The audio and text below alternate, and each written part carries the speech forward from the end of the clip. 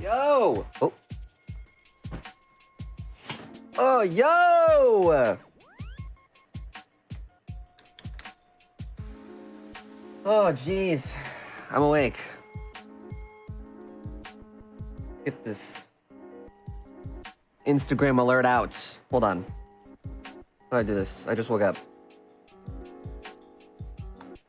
One moment. One moment.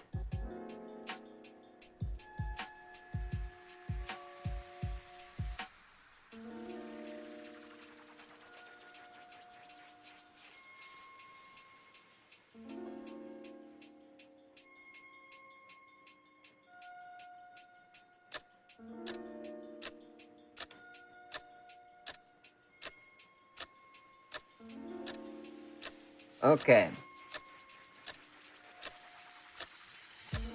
Wish there was like a preset that I could use for this. Ah! Dang it.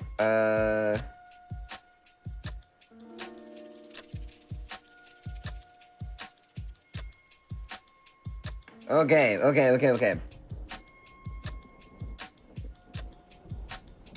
So. Yes. Good afternoon. Evening? Good evening. Yes. Hello. Sherby, what's up? So I just woke up.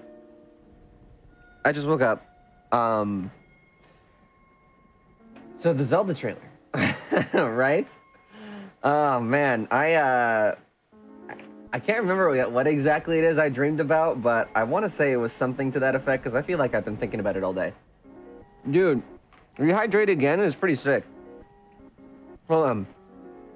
Let me pull this up again, and then I can watch it again just to remind myself what the heck just happened in this trailer.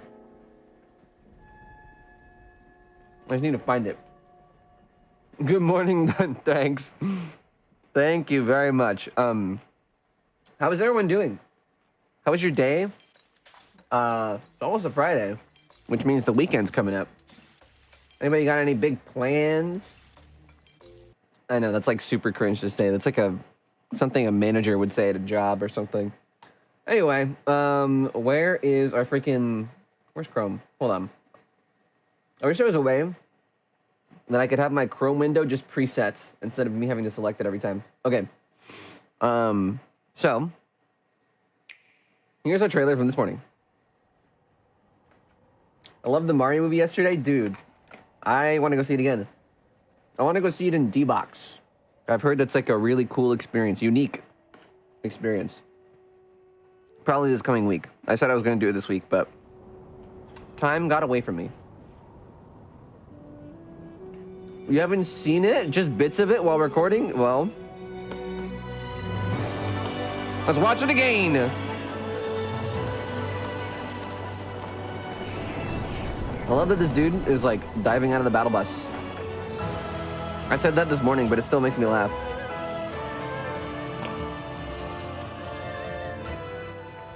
Also, I'm eating breakfast while we're watching this. It's funny, I was eating this morning too.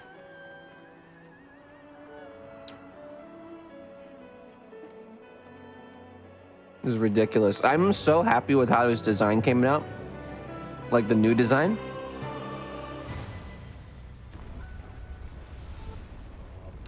Breakfast is whenever the hell you want it to be, Morks, okay? I don't have to abide by some socially made up human construct. Are you kidding me? Breakfast is when I wake up. Where's she going? God damn, dude. This looks sick. This looks sick. Something about the Zonai, I don't know. I'm sure there are plenty of discussions going on right now about what this all means. Zelda, we rely on your knight and that legendary sword he carries. Okay.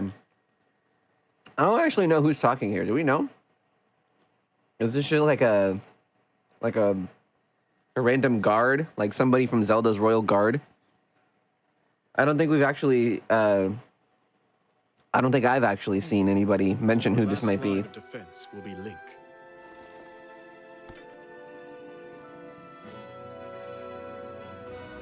Link. But you know, actually, whoever it is, I think they have a tear of light in their glove. That looks like one, right? Who the hell is this? Probably his own bodyguard. It's got to be somebody important to the story, right? Zelda, Link, and Ganon are teaming? How do you think? I can't imagine Ganon, like, based off of his design, doing that. Especially his dialogue.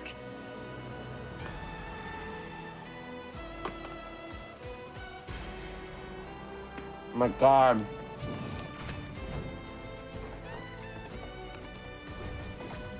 I'm such a little simp for broccoli. New original character could be.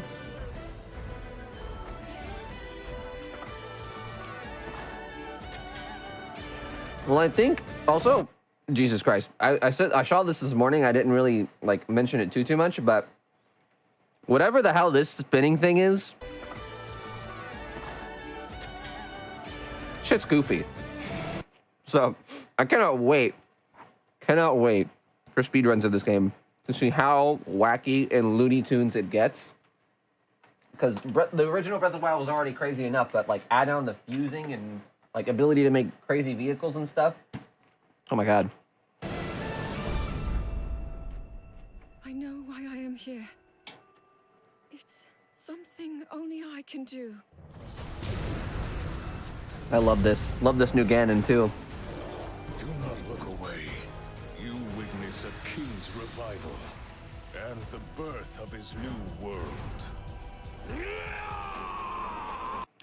Okay, as much as I like the design for new Ganon here, I still don't know how much I love his voice performance.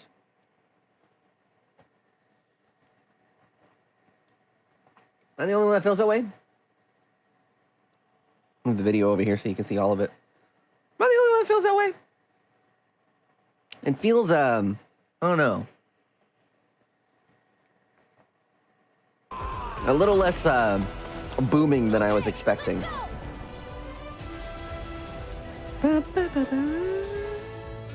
Also, I didn't realize this earlier this morning, maybe because I was tired, but these are not the champions. These are the champions' descendants. Alone. Except for Sidon, I guess. Well, you know, Sidon is a descendant, right? Is he, right? It's hard. God damn it. I probably sound so stupid. But, like, Sidon is a descendant, right? Like, quote unquote. The thing you said looked like a tear. To me, looks a bit like a Magatama. It looks like one of those, let me see. Is that what they're called? It looks like one of these to me. But let's see.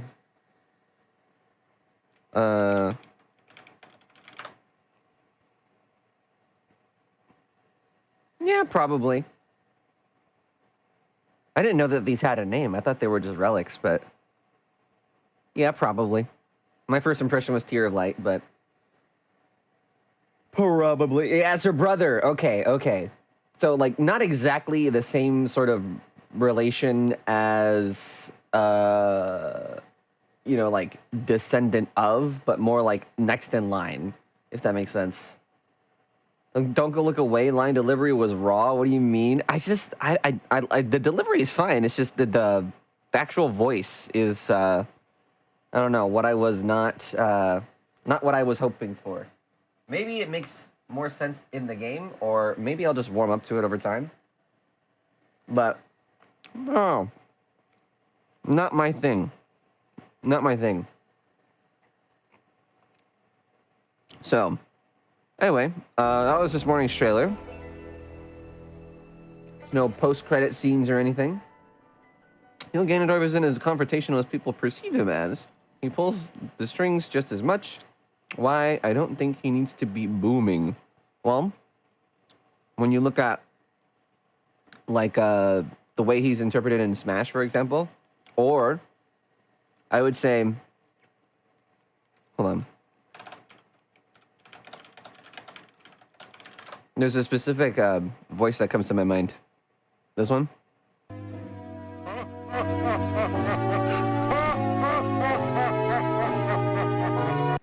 Now, I'm not saying that every Ganon needs to be the same, but in terms of the limited amount of voice performances that he has, this is the one that comes to mind. And obviously, even though it's just a laugh, you can tell that his voice, at least in this iteration, was definitely in a lower register. And I don't know. It's just this new Ganon is like, he's okay. Like I said, maybe I'll warm up to it over time. I just realized that you have Osu as a bookmark. Where is the Alec Plays Osu content? I've done it before. I've done it on stream before. You remember? Sino's new king. I was hoping for a master edition. Dude, what is this? Okay. So I pre-ordered this because I'm a sucker. But like, to be honest, for twice the price, I don't really feel like you get a whole lot out of this collector's edition. You get an art book, you get a pin. I guess it's like a couple of pins. And then a poster. And that's it. And I want to say the price for this came out to like $130. Nearly twice the price, if I remember correctly. I'm still getting it, but it is nothing compared to the Master Edition from the original game. I do not know how to spell. I never got my hands on one of these. Very sad. Very, very sad. But I did end up getting the special edition, which I think gives me everything that this has, except the Master Sword. If memory serves me right. I think that's correct. Smash, the game that makes Palutena look like a meanie? No, it doesn't. In some lines, I guess, but not the impression I got. Can't wait to get the MSS, the Master Sword. Is that what you mean? Master Sword, yes, yeah. I gotta wonder, like, why Zelda on your knight, is holding and it. that legendary sword he carries. Our last Infuse it, yeah, put it like a rock on it or something. It'd be funny if you could fuse enemies to your weapons and, like, smack other enemies with, like, a bokoblin or something. This is so sick, man. How do I not like this yet? Boom. Can't disagree that Smash isn't always the best characterization-wise. I don't know. Give me an example. I feel like it's pretty accurate for the most part. Sakurai does his research, I would say. I just noticed, too, in this scene, Link is jumping between these rocks like it's zero gravity or something. What the heck is that about? That looks so goofy.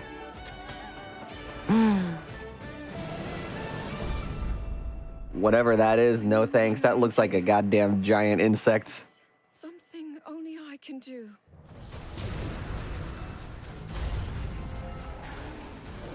You witness a king's revival and the birth of his new world. So that was Link's hands being calamitized. Link's arm. What the heck is that thing? Ah, Teba's so cute. But It's Teba, right? I'm not alone. Link, Legend of Zelda Nuts and Bolts, dude. final hope. I'm so excited for the goofiness of whatever the heck. Like, I don't even know, like, surely the game's gonna give me, like, pre-made recipes or something that I can make vehicles from. There's no way that I'm gonna be able to come up with something like that walking refrigerator on my own. Look at this. It's got like a moving arm or something. It's got wheels. Link is standing up here. Ain't no way I'm gonna come up with that all on my own. Isn't Minecraft? My God. feels mean-spirited to Pitt in guidance at times. She teased Pitt in Uprising, but always backed with concern. Yeah, that's the key thing. It was like at times. Overall, I think she's still pretty accurate to her character. Womp in Zelda. Lamau. You have to be creative. No! Dude, ugh. That part is always so hard because, like, even in Minecraft, coming up with stuff to build, despite having, like, literally every single tool you could possibly imagine, is so hard. So I'm hoping that at least for Zelda, maybe not, like, recipes or something, but, like, has a way that I can come up with this stuff without having to, like,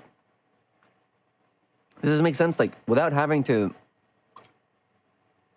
do all of the work of coming up with this in my head. Does that make sense? I don't know. I think I heard somewhere at least one of the FE characters is somewhat mischaracterized. Eh. Oh well. I'm gonna go ahead and say like 99.9% of the characters in Smash are characterized properly, but all this is kind of besides the point because all I said was that I don't really like Ganon's voice in this iteration. His Smash portrayals are obviously different, and his Ocarina of Time portrayal is obviously different. It's okay if I don't like it. Do I even need to mention Samus in Smash? There's absolutely nothing like Samus, yo mama. Alright, so there's also this like other video that came across my feed on the Twitters. It's called a leak. It says leak, but I think it's just a TV spot for Tears of the Kingdom. This is a guy who hasn't even finished Dread yet. I've been playing Metroid since like when did the DS come out? I don't remember. I don't remember when the DS came out. What year was that? 2005? 4? I'm not sure. Jesus Christ. That was my first Metroid game, was Hunters. But before that, I had also played the original Prime on GameCube. I just never owned it, nor beat it, like, all the way. Okay, so what is this? There. That's where I gotta go. How do I get over there? Oh my god. What is it? You can tell already, Neon, and I was gonna say, what the hell is it with TV spots like this having to use or feeling the need to use real live actors? I'm not convinced they're actually playing the game. There's no way a general audience would be. Okay, anyway. There. That's where I gotta go. How do I get over there? There! The fan! Ow! Wait, this person says, how do I get over there? And just falls off. And just falls off the railing in the sky. How do I get over there? Is there a way to like slow down this video? Oh, okay. It's just quality. That's where I gotta go. How do I get over there? There! The fan! At it! It flies! Okay, I'm sure it was intentional. Whoever put this trailer together, I'm sure it was intentional because I'm almost positive that when you start falling out of the sky, you can like do a glide or something and you won't fall to your death, but like it still looks funny because they don't show that part. Oh, you just messed with the wrong. Goblin. Go up there! Check What? this out. Wait, what is that? The Legend of Zelda: Tears of the Kingdom. Rated everyone 10 and up. Only on Nintendo Switch. What's up, Nan? Is there another one? This video is a minute long. Bro, they just have like 30 seconds of blank screen here. What the heck was this? Flies. Oh, you just messed with the wrong. Goblin. Go up there! You just messed with the wrong bokoblin. Check this out. Yo, what is this? Huh? This looks like Silent Realm or something. Why does Link have the freaking Mega Buster? Yo. Why are we going back to I think I just ate a pepper. Why are we going back to like Skyward Sword times here? This looks like the Silent Realm. I'm about to be chased by guardians or something. What is this, yo? And that's it? That's all they show? What does this man know that we don't? What does he know? What's he cooking?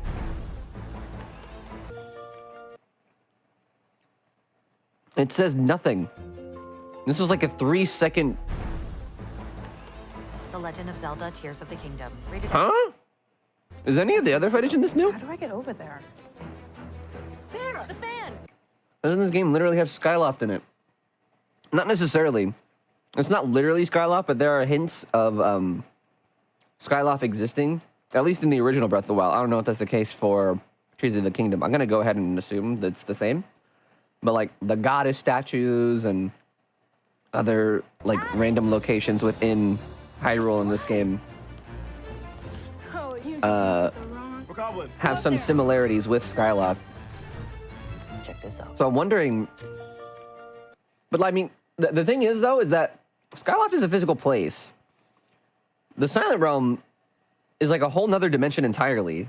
So this would be them bringing back a concept from the game that isn't like a physical location, which would be interesting. But I also pointed this out this morning. In this trailer,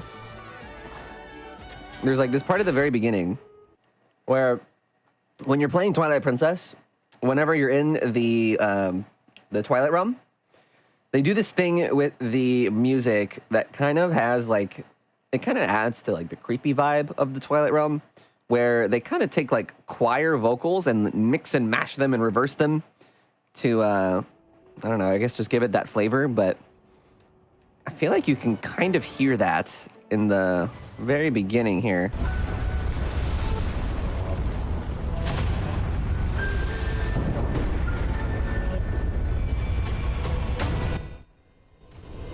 But I want to say, now that I say that out loud, I don't know if that's necessarily exclusive to the Twilight Realm either. I feel like I've heard that in other games too. I just don't remember where. I wonder what the requirements for the Master Sword will be. I don't know. Zelda.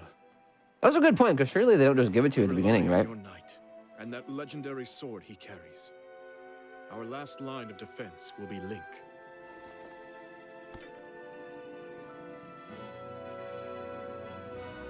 Link. My God. This game's gonna be insane. Yeah, it's a pretty widespread theory. Yeah. I remember talking about that back in like 2018 when Breath of the Wild was kind of new. And I still think that that kind of holds up. That theory kind of holds up. There are some aspects of locations from Zelda's past that, you know, are still there. Was this a trailer you've been waiting for? 100%. Although, some might call me a hater, and that's fine. But I don't feel like this is anywhere close to the same degree of hype that I felt for the original Breath of the Wild, like, campaign trailer. This was still really good, and the kind of trailer that I was hoping for. But I don't know. It just doesn't... I said it this morning, I don't think that there would be any reality where it would live up to the same degree of hype, because that was also part of the Switch's reveal itself. But I still think this is as good as it could possibly be. Because I was also not expecting to see Ganon's redesign, and now his body is all over the internet, no matter where you go. And everyone's calling him Daddy. Shout out to this Ganon design for being a fusion of my two favorite Ganon designs, Wind Waker and Hyrule Warriors. I love that bit. I love that bit of Hyrule Warriors in him. He's got like the long flowy hair and the bare chest, you know? Definitely very, very similar. I also like the dialogue. His little evil monologue. It didn't really leave as much of an impact on me this morning, but you know, witnessing the birth of a new king, that whole spiel is actually pretty badass. She's Pain, R.I.P. Nin. You like the bare-chested Gerudo hunk of a man, Alec? I do. I do. He's got painted nails, yo. And toenails. That's pretty sick. You witness a king's revival and the birth of his new world. So, I just have so many questions. Like, how is he back? Didn't he die in the original game? Like, decisively? Or am I misremembering? I'm gonna stop playing Pushmo Brain Dumb. Yeah. That game I have a certain tolerance for. Certain puzzle games will do that to me. What's up, Cynthia? I'm pretty sure that, like, my brain is telling me that Ganon was, like, dead. And now he's back. Somehow. Surely they're not just gonna be like, and then he survived. Okay, time to fight him again.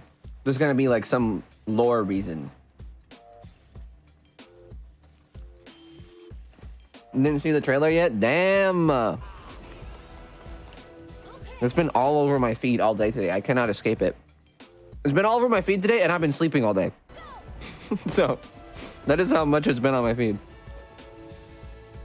I wake up and just immediately, like, 10 different posts from other people I follow talking about how daddy Ganon is. You are not alone. Please. Also, I think Riju is older here. Urbosa's descendant? I mean, she's a little older. But the question is how much older? So we were all under the impression that time had passed since the original game. But now it's like, how much time? You know? Is it a major plot point that Link and Zelda and Ganon all eventually get reincarnated? Why couldn't it be like that? I think the reason for that is because every time Ganon gets banished or whatever, it happens for a period of generations. And then when he comes back, it's up to a different version of Link and Zelda to re-banish him and let the kingdom exist in peace again for like however long. But there was one of the games, and it might be Breath of the Wild, where they say something to the effect of like he will never be defeated, he'll always come back, and it's up to like the hero and the princess to like save the kingdom or whatever. I want to say that was said at some point. Like I said this morning, I'm not like a huge Zelda lore person if it's not like the front and facing plot, you know what I mean? Imagine Ganon ate shit so hard in Breath of the Wild he reincarnated faster just so he could have a round 2 at the same thing. Yeah, he wants to run it back. Yeah, something like that. They're not wrong though, Vive. I am down. We are all down bad cataclysmic. I don't write for Zelda Universe. I do gameplay capture for Zelda Universe. Very different. You are our final hope.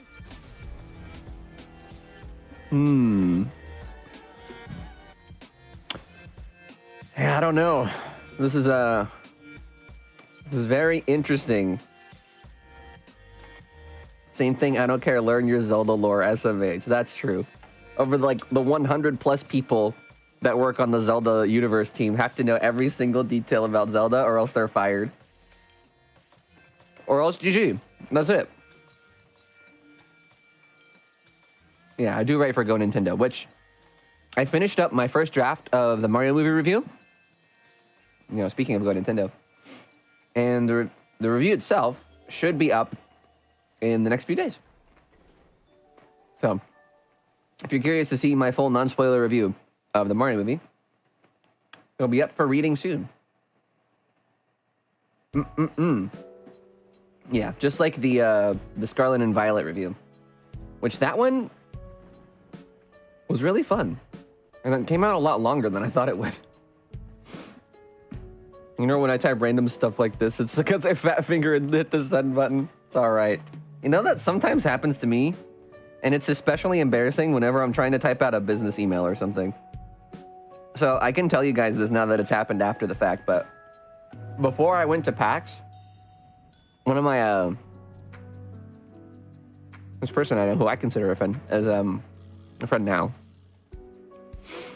she's part of the Discord staff, and she was asking me before I went, hey, do you want to be a part of this video that we're gonna be streaming, like we're gonna be recording for Discord? And it was, I don't remember what stream it was, but I was typing to her while I was on the stream, and she was like, would you be up for it? And I was like, oh, what I meant to say was, oh, 100%, I'm down. But I hit enter too fast or something. I don't know how it happened, but my message ended up being, oh, 10%. I am so down for that. And she was like, oh, okay. So they're like, you know, not like super interested, but like somewhat interested. And I was like, damn it. She ended up turning it into a joke, but I was like, oh my God, out of all the times. So anyway, I ended up responding to that with like, oh yeah, 10%. I'm so down.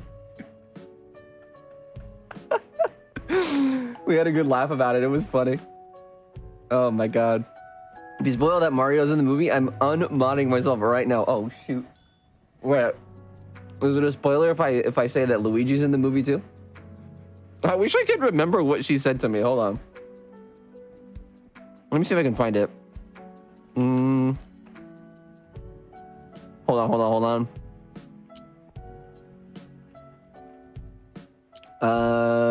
Yeah, this is like a few weeks ago. She said, would you like to be featured in a video that we're making? And I said, oh, 10%, I'm in. I'll try to wear something cool. Haha. Dang, 10%, where are the other 90? Lukewarm to the idea, if even. Pretty mild and cold. Could take it or leave it. Just like going back and forth. It was so funny. Holy crap. I forgot about that. That gives me a good laugh. Holy moly. So you were in the video? Yeah. Yeah. Have you not seen it? They posted it to, what was it? Instagram, YouTube, and TikTok. Show it? Have you actually not seen it? I mean, I don't want to be that guy, but like if you haven't seen it. This is literally me! This is me!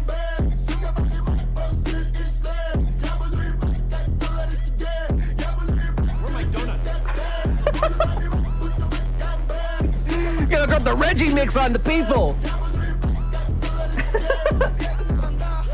Hell yeah. You haven't seen it? Okay, let me see.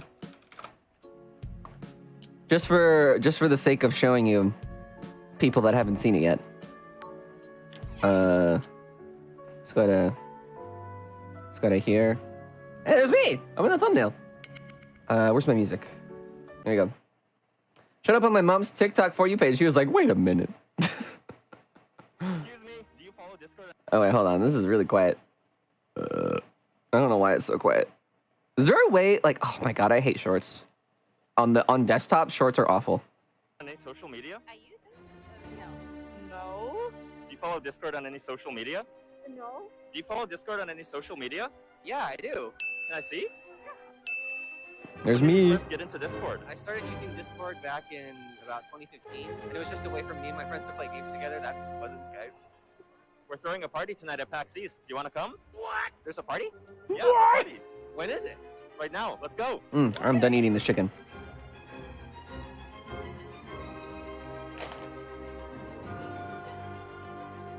Look at my damn dance moves, yo.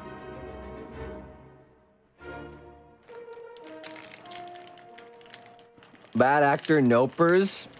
Oh yeah? Tell the YouTube comments that. They said that I'm a pretty good dancer. Look at this. See, I said I'm sorry for my bad dance moves, but look at these people. They're so nice. You were killing it. Don't worry. Pin this man. Yo, you were awesome. You were killing it, honestly. You saw... let me see. You dominated the dance floor. Absolute legend. Thank you so much. Crying emoji. Right now. Oh, really? Turns into Squidward. Listen, there was a lot of that stuff that I just...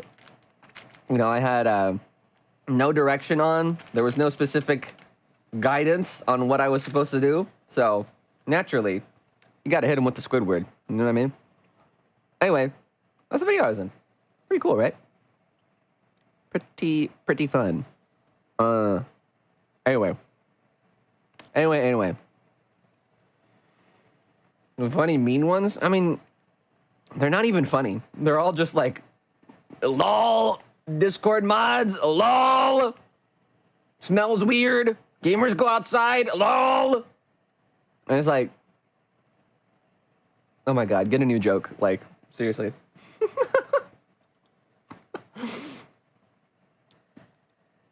You know, if you crop the logo of Tears of the Kingdom, you can get End of the Kingdom. Yo! Hell yeah. In the hood gone wrong. Totally didn't respond to your comment right now. Oh god. I lost the link. I don't want to go and find it again. Also, wait. Imagine they went up to me in the Alec cosplay. Yeah, right. They accidentally mistake you for me. Thankfully, I wasn't wearing the same thing as you. That'd have been really awkward. But you know, I was trying to find it this morning, and I'm kind of sad that I didn't. But I was trying to find, what is it? I was trying to find the hoodie. Hold on, the hoodie. Let me see. You know the one I'm talking about? There's no point in me trying to remember or like guess. There's no point in me trying to remember what color it is, because people tell me gray, people tell me blue, but I cannot find this hoodie. I know for a fact that I still have it somewhere. I just don't know where. And I tried to find it this morning, but I don't know where it is. It made me kind of sad because I kind of wanted to react to the new Zelda trailer with the same, you know, basically the same outfit as I had in the original one. But sadly, I couldn't find it.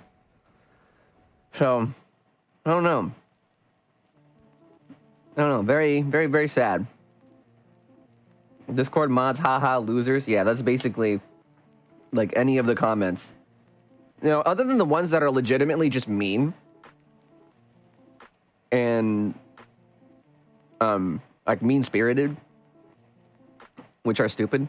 Most of the comments were like, haha, Discord mods, lol. But that, like, I would say like 30% of the other ones are complimenting me on my dance moves, so fuck you. What's your size? I can make you another one, Omega lol. I don't know. I mean, I think this one was a medium, but I was hoping that I could find it again to see how it fits me now, because I might be smaller. I don't remember. I want to say it was a medium. Let's go! Yeah, 6 years later, man. Look at where we are now. Look at where we are now. We had this whole trip down memory lane the other day. On where? I mean, it's on YouTube, it's on Instagram, it's on TikTok. So, any of those three platforms, really. Let's see.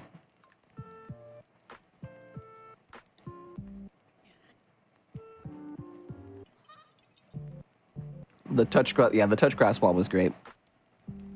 Oh yeah, okay, so it's like 30% complimenting my dance moves, 10% are talking about the touch grass wall. Actually, maybe like 20. And then the other 50% are just like straight up mean. Yo, what's up, Megalito? No, nothing like the smelly Reddit mons on a power trip. I know. I mean, nobody does in this video, really. And yet, they were still mean things. Imagine that, right? I swear I remember you saying the first person they ran up to and asked in this video was manager. Am I right remembering you saying this? Yes, so this is one of the benefits of hanging out with me at a convention. No, I was kidding. They asked me, and then the other person in that video was manager. And then the other girl in that video too was Tara. And she was my roommate. She was one of them, other than Dawn. So they were both kind of walking around with me at the time. And then the person who I know that's on the staff said, oh, we want to put you in this video, but You have a couple plus ones. Do they want to be included too? And then, of course, they were like, hell yeah, let's do it. Yeah, she was cosplaying Byleth that day. It was really cool. She does really, really great costumes. Love her. She's so nice. Is my answer not there? I don't think so. I didn't look. I didn't see. I didn't see. Looks like AI art. I don't care if I have proof of original program documents, get a new style plus ban. Actual thing on our art. Lamau. Lamau. I've heard really just nothing but negative things about the artwork subreddit. And just Reddit in general. Oh shit, wait! Oops, sorry, my bad. Somebody just posted this in the Nintendo Roundtable server. So all the people that were like up in arms about how Matthew Mercer could not be the voice for Ganon, I was kind of, you know, in the middle. I didn't really lean one way or the other, but he has come forward and announced that he is actually the voice for Ganondorf in Tears of the Kingdom.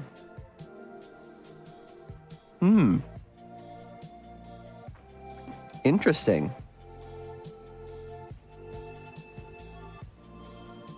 Very interesting. I presume you do not know the second person they asked them, the one with the green beanie. Oh, I do. Well, I do now. She's also part of staff. She's really cool. She's really, really cool. We caught up after I came back home. She's also really funny. She was making me laugh so hard every time when we were filming. It was a fun time.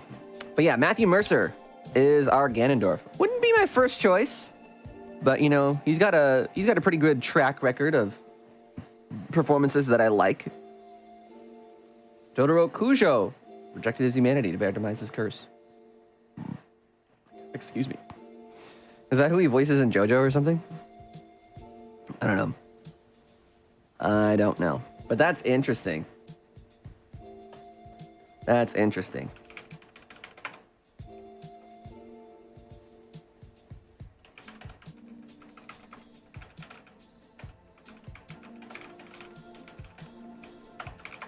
All right. Yeah, okay, that's what I figured. Well, that is all the Zelda I've got, I think. Unless I'm missing something. Any other announcements that happened this afternoon that might be flying under my radar? Like I said, I was asleep all day. I streamed this morning. We watched the trailer live, and then I went pretty much straight to bed. So that's been my day so far, and it's almost 8 o'clock. Jesus Christ. But I've just seen nothing but really just raving reviews about this game, and you know, it's crazy to think that we're less than a month away now, because it's the 13th officially, and it's a little less than 1 month away. Really, really cool. But Subreddit is going to be different, all under a circle jerk mentality, with all able to learn jokes like a Pokemon learns moves, 4 of them. Yeah, I kind of like to try to stay away from Reddit as much as I can. There's not really much value that it gives me other than popping in occasionally to see what wild question Ask Reddit is discussing. Those are actually kind of fun, but again, that's like once every other week or something.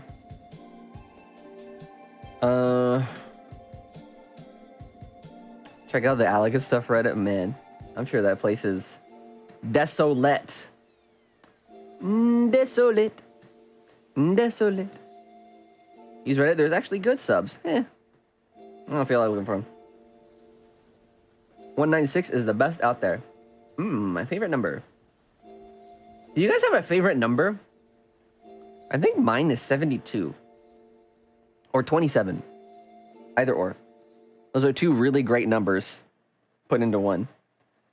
41, 27, 77. There's a lot of 7s in here already. What the heck? Something about the number 7 is just visually appealing to me. And I'm not sure why. The only thing I know Matt Mercer for is Crom and Smash Brothers and Sojiro. Didn't he voice Crom in the original game too? Or am I tripping? I might be tripping. Sojiro is from Persona, right? The like old guy. He might have. All right, let's see.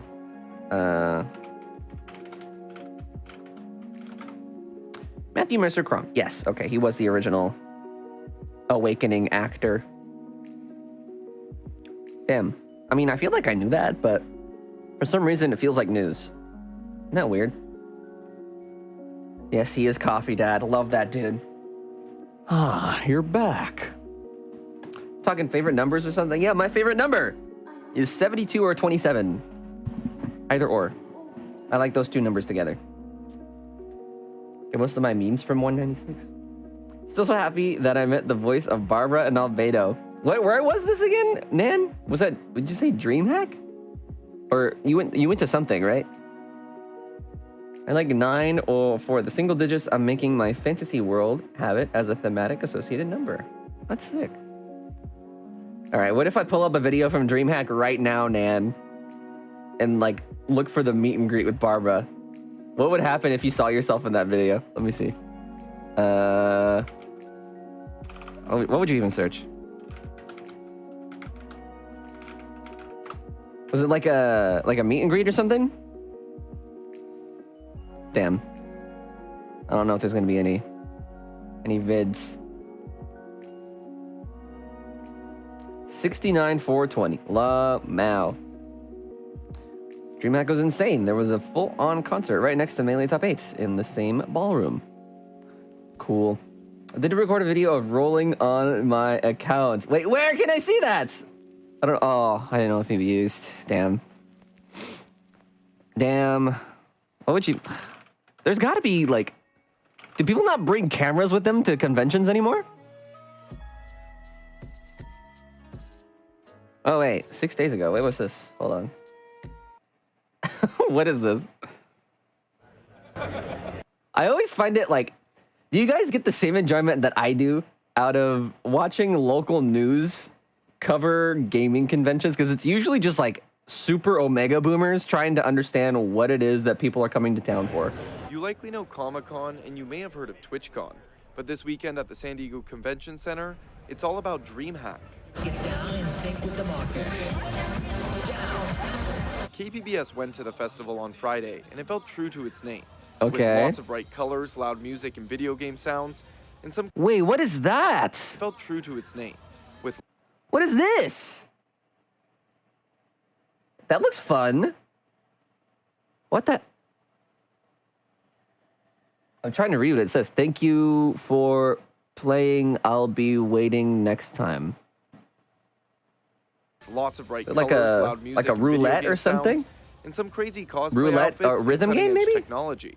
Edgar Castaneda flew in with his family from Boston for the event. Rocket League is the game we're here for, but there's other games going on. I met another pro player outside for Magic. It was pretty cool. So. Damn. Okay, I have a question, and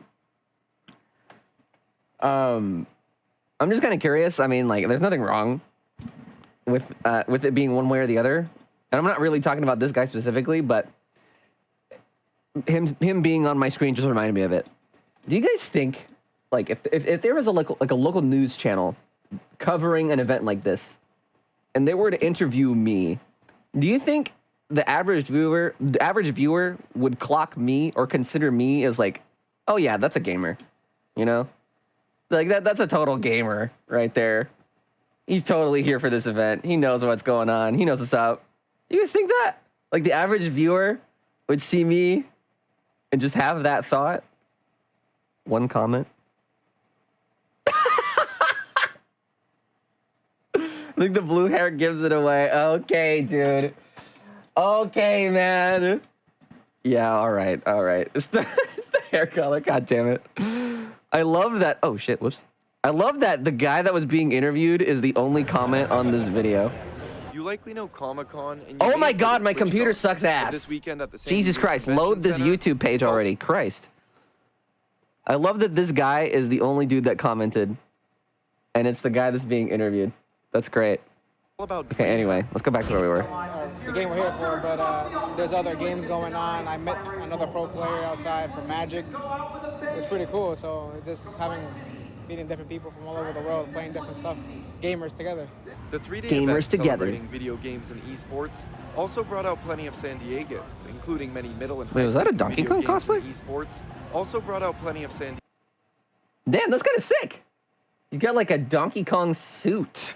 Diegans, including many middle and high school students who were given. What did he say? Also brought out plenty of San Diegans. Is that what you call people from San Diego? San Diegans? Including many middle and high That's school kind of students cursed. who were given free tickets and otherwise wouldn't be able to come. Well, now I play like the usual Fortnite, Call of Duty 2.0, but for classic, like Super Mario, the Nintendo old, those are fun. 7th grader Okay. Alana Lara was at DreamHack on a field trip with her Millennial Tech Middle School's production team. She says video games and esports aren't such boys clubs anymore, and she's proof of it. In fact, her school is starting their own esports team, and she plans on joining. Lara says she's had the passion for as long as she can remember. My whole life, basically, because my dad had me when he was young, so he was still like playing video games, and then I grew up playing them with him. It's the first time DreamHack That's sweet. has been in San Diego, and organizers say it will be their largest ever event in North America. The timing makes sense.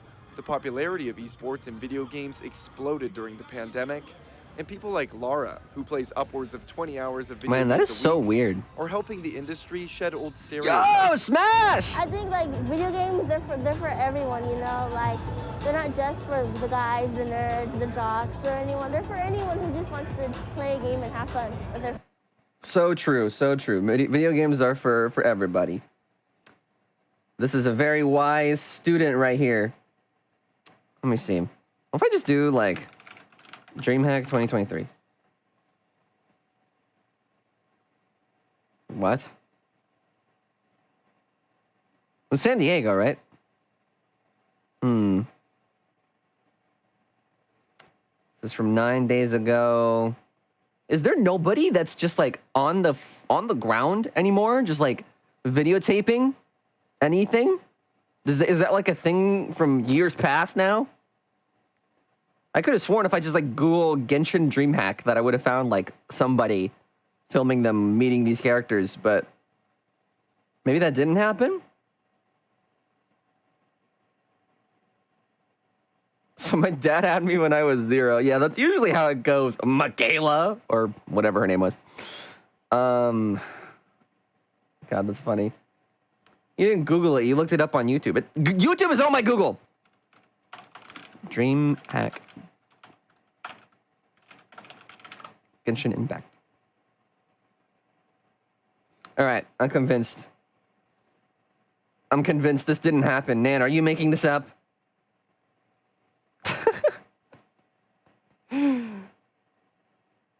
Dude, what is this garbage content that I'm seeing on my... What the hell is that? Somebody made a video about somebody else's ad? What in the world? Sunny V2? Yeah. I watch their videos every now and then, but... Lately, I've been more into, like, what's the word? Like creepy or like supernatural content. I love watching that at night, especially since I'm awake at night so often lately.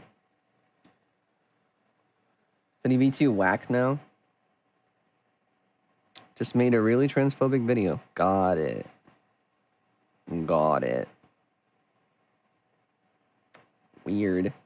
Yeah, I'm convinced that this didn't happen, man. I don't know. Do you exist? Does DreamHack exist as an event? I'm not even sure. Not even sure. Okay. I just sounded just a bit phrased poorly, not straight up transphobic. I see. You know what I want to do? There was this Nan, you're back. I was just talking about you for like 5 minutes. Oh my god. There's this video that I really like, and it's like Comic-Con or something. Trying to remember, but like on the topic of local news, trying to cover video game events like this. Oops. Comic-Con guy. Is it this guy? Wait a minute. I feel like I'm on the right track. This dude is everywhere, though. Jesus Christ. You get some garbage content if you really scroll down on your YouTube searches. Oh my God, what am I looking at?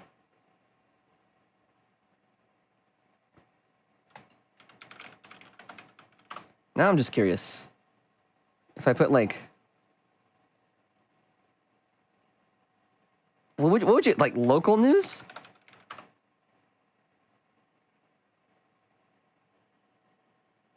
What's this? It was a DreamHack Austin?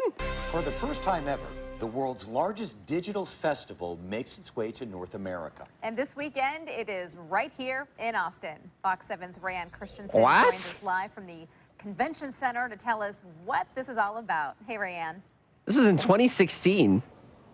Hi guys, more than I was a 12,000 baby. gamers all over the world are here in Austin. This is for what is called DreamHack, one of the largest digital competitions. The pros are here and many other people are here as well. They're competing for thousands of dollars in prizes and money. Now, getting paid to play video games is actually really a thing. Okay, dude, that... Oh, geez, what? Oh, God. That is so cringe. What in the world? Like, I know she's just like reading the script and she probably didn't write it herself, but Jesus. Hold on. Video games is actually really a thing. What did she say? Getting paid to play video games is actually really a thing. Yikes. Yikes. Well, it's not Fox News. It's a like a subsidiary that's owned by Fox. They don't really broadcast the same kind of For the first time content. on It's a local American version, soil, DreamHack makes its but it still has that same sort of like boomer, like people get played to play video games. That's crazy. I wish I could do that, but I have a real job. way to Austin. DreamHack is huge. You know, like so that. The fact that it's over here for the first time is massive. Aaron Capps is one of those competing this weekend with his team. Wait. Is this where the Battle of the Five Gods happened? I think I was here. Temporal Storm. It's a full-time 2016? job. We get winnings, we get sponsor money, and then we go represent the sponsors. He says being a professional gamer is no easy task and requires working every day. Anywhere between 4 to 10 hours a day, depending on what we need to do. That's what we're paid for. And come game time, Okay. the pressure is on. Oh, it wasn't a DreamHack. Okay. It might have been at the same location, I think. Depending who shows up for the match. And usually online, there's anywhere between 40,000 to 100,000 people watching. DreamHack has been around since 1994 and is the world's largest. You guys ever wonder, like, how many times have I gone into public and been a part of, like, B-roll for a news story? Obviously, I'll never know the answer, but it's a fun question to ponder every now and then. Party in Sweden, and this year for the first time it's in North America. They decided it was finally time to jump over to the U.S. So when was Battle of the Five Gods? 2015? They decided Austin was a good place to do it. Friendly atmosphere, accommodating people, you know, really helpful. Organizers say bringing it to the U.S. was a gamble, but with more than 12,000 tickets sold each day, it's paid Yikes. off. That meets our expectations. I know we've sold out most of the days. For Aaron, he says this is his first DreamHack event, and it's a gamer's dream come true. I love video games. Who doesn't love video games? And if you get good enough to play them and get paid to do it, why not? People never God believe bless when I the tell them that gamers. I make a decent living doing this, and I do. BYOC, bring your own controller? Bring your own computer, and many people did quite that. It was quite the sight to see at the convention center today. March Many people brought in 2016. their own computer screens that were really large. They also had really big towers. Some even brought their own chairs. Now, tomorrow the festival is sold out, so if you do want to check it out, they still did have some tickets available for Sunday. Mike and Rebecca? I hope. Look at this, look at this, look at this. You want to see something? Boom. That was my view of the event when I was there. Boom. There's another one. Boom. Well, I guess you can't really see. But, we got the commentator desk going. Jesus. There we go. Nice and big. I miss when those two did commentary. I feel like once they quit, that's when I stopped caring about Melee. They made it interesting. All right. Let's do TwitchCon. That's got to be cringe, right? Computer. Bring your own computer. Jesus, I know. Oh, man. This is all going to be like content creators. Man. What, like... Comic-Con. Oh, wait! You know what would be, like, prime for this? E3. What is this? The Electronic Entertainment Expo is once again blasting ears and eyes at the LA Convention Center. This year the focus is on the new video game consoles, unlike the other years. Susan here is measuring up both the PlayStation 4 and the Xbox One. Susan? Yes, but Christine, every year they don't necessarily have one to unveil. Sometimes they're still building on the old platform, but we're talking about 2 new consoles. So you say you love your Xbox 360, or you find you're happy enough with your PlayStation 3. Yeah. Did this year's E3 give consumers a reason to buy the newest gaming consoles? Let's take a look. No. E3 is loud. It's a visual You know, I was actually at this show. assault. It's crowds, it's hype, it's kind of obnoxious. But how else to display the latest in high-tech fun, including the new game platforms? Here's Oh, the pitch yeah, for PlayStation 4. It's so advanced. It's literally the most powerful gaming system ever created. Now the pitch for rival Xbox What? One. It's the all-in-one entertainment console that combines the best What? Look at this. They have the person's name, and then they put Xbox One underneath it. Lisa Gurry is an Xbox One. all of the entertainment you love, all in one box. It's available this November. Xbox One costs $500 versus PS4's $400 price tag. Neither console allows gamers to play old Xbox or PS games, but some pundits in this privacy-sensitive era worry about Xbox One's near constant online demand. There's an always Oh, yeah. connection, or you need to connect to the internet every 24 hours to update your At Annoyed Gamer. I forgot that that was a thing for the Xbox One when it was first revealed, is that they were trying to make it so that you had to always be like online. game. If you want to play a game, you have to register that game before you can What were play they it. thinking? It also damages... Yo, wait, I also forgot that the badge thing, like the lanyard for that year was Wii U themed and it had Wind Waker on it. That's enough to boost I wonder if I still PS4's have mine. pre-orders over Xbox One. I don't know why I'm looking around my room. PlayStation, because they're not crimping on the gamer style. You can still trade games with friends, buy used games, so definitely PlayStation 4. But that's the initial advantage. Recent history Okay, I have a question. I have a question for everybody watching right now. What do you think about using the phrase gamer? Or I guess it's not a phrase, but like the word gamer. Is it cringe? Is it not cringe? Is it cringe by association? Would you consider yourself a gamer? I kind of use it ironically whenever I'm talking about myself or like the things that I do. I don't know if I would like identify as a gamer, you know? Well, I guess I would. I don't know. It's one of those words that I'm kind of like, depending on the day you ask me, it depends. Like, it depends on the day what I will think about that word. And today, I don't know. It feels like it's kind of cringe just because I'm watching all this local news stuff. Cringe if used unironically in general. Depends on context. Okay, so if somebody, put it to you this way. If somebody says, like, it walks up to you, and you're like, you know, going back and forth, you're playing 20 questions or whatever, you're breaking the ice, like in class or something, right? And this person will just assume that they are well-intentioned, they're not a mean person, you don't know anything about them, but they're in class or like at your job or whatever, and they're like, yeah, I'm a gamer. I like to play games every now and then. What do you think about that? Like, what's your first impression on that person? You know? Because, like, I hear that, and I think, okay, if they're calling themselves a gamer, then it's got to be like they played Ocarina of Time when they were growing up, and then like they kind of fell off after that, you know? But that's just my lived experience. Whenever I go to like, you know, a new job or something, people will call themselves gamer who like aren't really, you know? Like to me, a gamer is somebody who like still actively plays video games to some extent. But the people that I have worked with in the past and like gone to school with, like played it when they were younger, and then like I guess just kind of carry that with them into adulthood, just to kind of like have a thing to say in conversations like that. So I don't know, you know, like this is me. I was looking at Fox News just now. It's the local branch, so it's okay. We're safe. Depends on context. I'm a gamer. I play The Sims. I mean, that's fine. That's fine. It doesn't matter what games you play. I'm not here to gatekeep and say that you should play like a certain kind of game or something. But it's just in like when I've seen that brought up and used in my own life, usually it's those kinds of people who like have kids now and never play games but did when they were like 7, you know?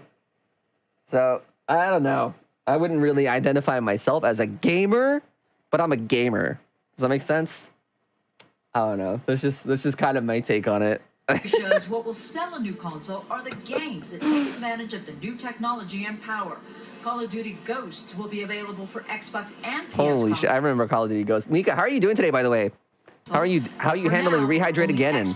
12 hours later, nearly. Disney's Fantasia music. It's a mix between dancing, conducting, and casting a musical spell. Man. There was this one game at E3 2016 that I really wish did not get canceled because it looked really cool and it played awesome, like on the floor. It was Fable freaking Legends. I still have the bracelet for it and everything. Well, I did. I lost it. That is a funny story, but I'll talk about it another time. But this game looked so fun. Let me tell you the story of heroes. Not looked at new fan art yet, Laval. Is a history of heroes. Well, the good thing, Mika, is that the longer you wait to do that, the more good art will pile up, and the more you'll have to look at when you eventually do. So, that's a positive, am I right? Corner of the land they come, seeking to make their name. God, I wish this game was not canceled. Same for Scalebound. Perfect of skin.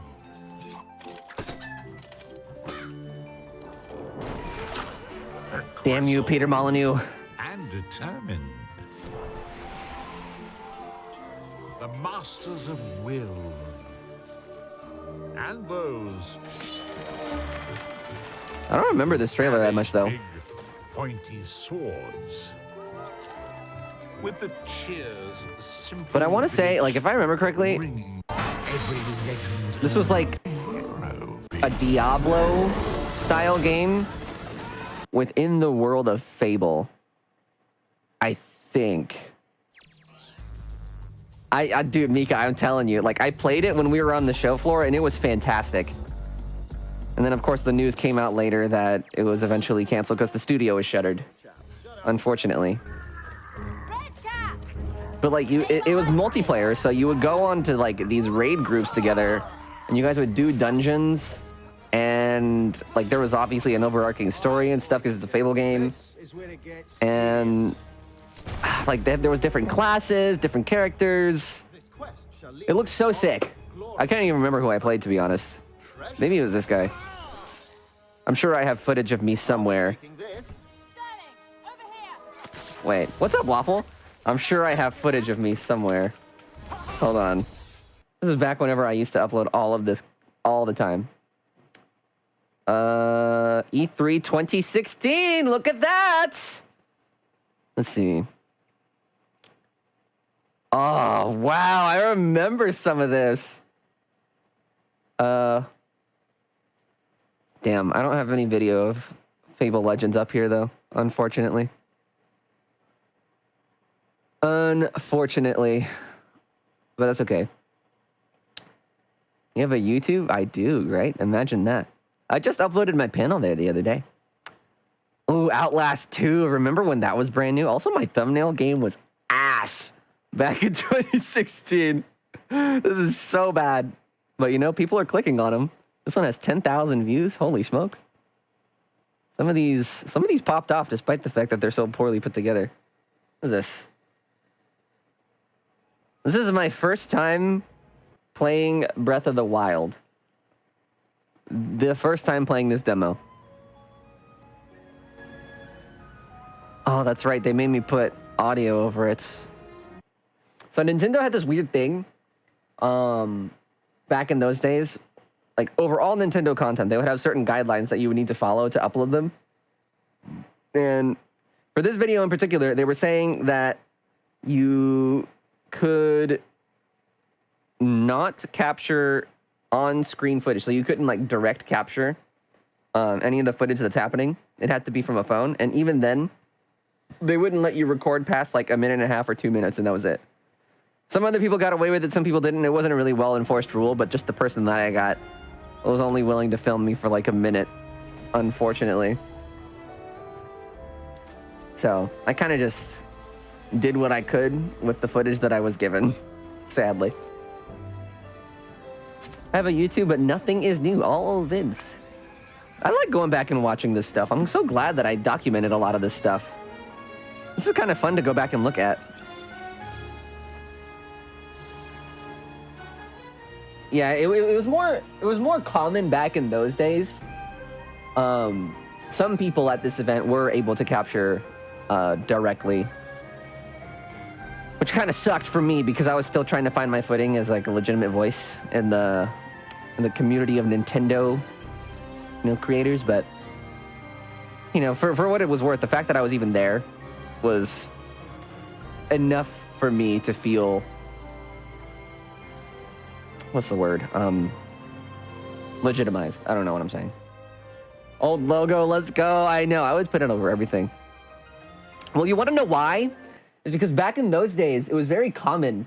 I don't know if it still is anymore, and to be honest, at this point, I don't really care. But back in those days, it was very common for people to steal the videos that I uploaded. Because I would get, I don't know, like, again, I don't know if this is still a thing, but there was a time where you could go into your YouTube dashboard and YouTube would tell you, like, this person's content sort of matches your upload. Is this the same thing? And I was like, holy crap. So I would start putting my logo on it, like, enough to where it wasn't distracting, but also hard to edit out. And it was for the purpose of that. It wasn't something that I wanted, but it felt like more of a necessity. But eventually, over time, I just kind of stopped caring. But isn't that crazy? Yeah, no kidding. No kidding. It was no joke. That is a legitimate reason why that was there, like, at all. So anytime you see this on a video, it was because at the time I was more concerned about like people stealing and not crediting me for the work that I did to like either record or like edit whatever it is that I was making. That's why you see it on some of the old reviews that I used to make, because that happens pretty often, especially on those kinds of videos, and then especially whenever it was at a time when Nintendo was sending me copies before the games would come out. People would scan the internet for that stuff all the time and just re-upload it whenever they could. And also, I didn't want to get in trouble by Nintendo. So that's why I would do that. Fun behind-the-scenes stories. Am I right? Especially TikTok. Oh my god, I can't even imagine. That place is like a breeding ground for stolen content. Anything that's short-oriented, like YouTube Reels or Instagram, or YouTube Shorts and Instagram Reels. Also, like, very, very prime for that. This is a tour of the 2016 booth for Nintendo that year. And look at this. Look at how close to the action that you get back then. I was like within maybe 20 feet of Miyamoto himself and Bill Trinan and the rest of the Treehouse crew. That is so sick. Also, I cannot remember this lady's name. Maybe I should make this bigger. Does that work? Okay, yeah. I can't remember this lady's name, but she was one of my favorite people over at the Treehouse whenever they used to do that. Yeah, within throwing distance. Maybe that's why they moved them. Or like they're not really as present anymore on the show floors. But now that I think about it, I think this was the last year that this was considered a press event before it went public. So maybe that's also why. Perhaps. Why do I want an acrylic pin of the old channel logo? I bet I could make it happen if I really wanted. Like put it on the fourth wall shop or something. Dude. This is so fun to go back and look at. What the hell? I don't know what they were talking about. Oh, yes. Nerd bros are crazy, I know. We've talked about it on the podcasts every now and then, but I really just, I don't like the fact that E3 went public like it did. It kind of just, I don't know, I don't want to say ruined the vibe, but it definitely brought a different sort of energy to the crowds, you know? So it also just got a lot, like, more crowded, and I don't know. I feel like it just kind of negatively impacted the show. I'm not even sure why they made that decision, to be honest. But there it is, Breath of the Wild. Also, hey, what the hell is this? What is going on here? Wait a minute. Wow, was I standing right next to this man the whole time in that line and I didn't realize it? Hello? For context, I never met Yo Schiller until like late 2020, like December of 2020. So this was almost 5 years before I even knew this guy. Was I standing right next to him this whole time? What in the world? That is weird. That is him too. He's got the glasses and like the hair. That's totally him. What? I was right next to him in 2016. That's crazy. That's crazy. Yo, someone clip this right now. Send it to him. Tell him that, I don't know. Tell him something. Should send him this? I should. I really should. Here's the long line for Zelda Breath of the Wild. Okay, so the funny thing about this is that back in those days, Nintendo did not give their brand ambassadors like I don't want to say a way to skip the line, but not like they didn't give them a way to make appointments to play games. So me and Roger's base and Roger's friend Jaren, we all stood. Jaren is the one that was like the producer for what was it called? The Legend of Zelda Symphony of the Goddesses, like that orchestra tour. And same thing for Pokemon Symphonic Evolutions. He was all like part of the planning team for that. He was part of the management, so to speak. But we all stood in line, and we waited for like 7 hours to play this game. So this line looks like it wouldn't be that long, but it totally is. It totally is. Oh man, this is so weird. I wonder how many other faces that I could possibly recognize here now that I know way more people in the space.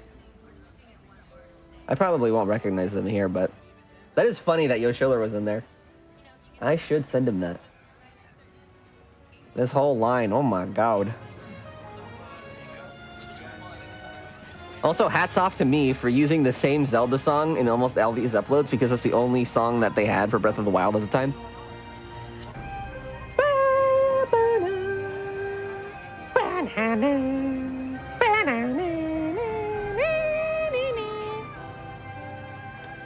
Wow.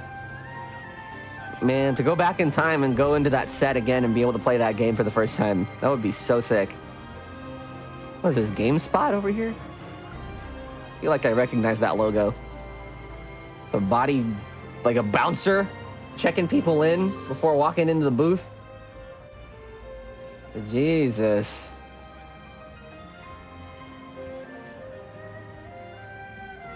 Oh yeah, this is when, I think this is the year that Final Fantasy 15 was also announced. Oh my god, that is so weird. So many faces too. Look, this is what this go for. You can smell the nerd sweat. I don't think, listen, I don't remember if it is or not, but I don't think this was the year that they went public. Maybe it is. Maybe it's not. I'm not sure.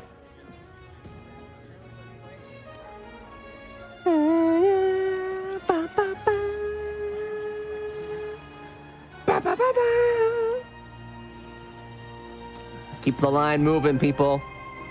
That's right, that's right. Nobody's allowed in this room. I don't know what that guy's hiding. Oh my God. It wraps away all around this entire building. Good Lord. Also, my camera was booty cheeks.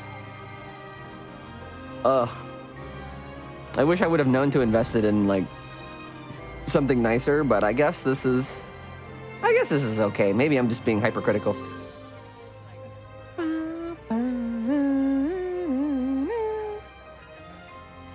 You know what? Now that I think about it, I think this is the year that went public.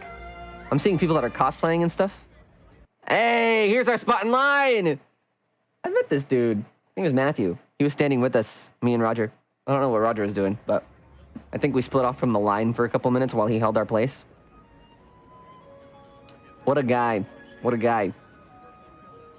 Oh yeah, and then they capped the line. Memories. Memories. That's wild.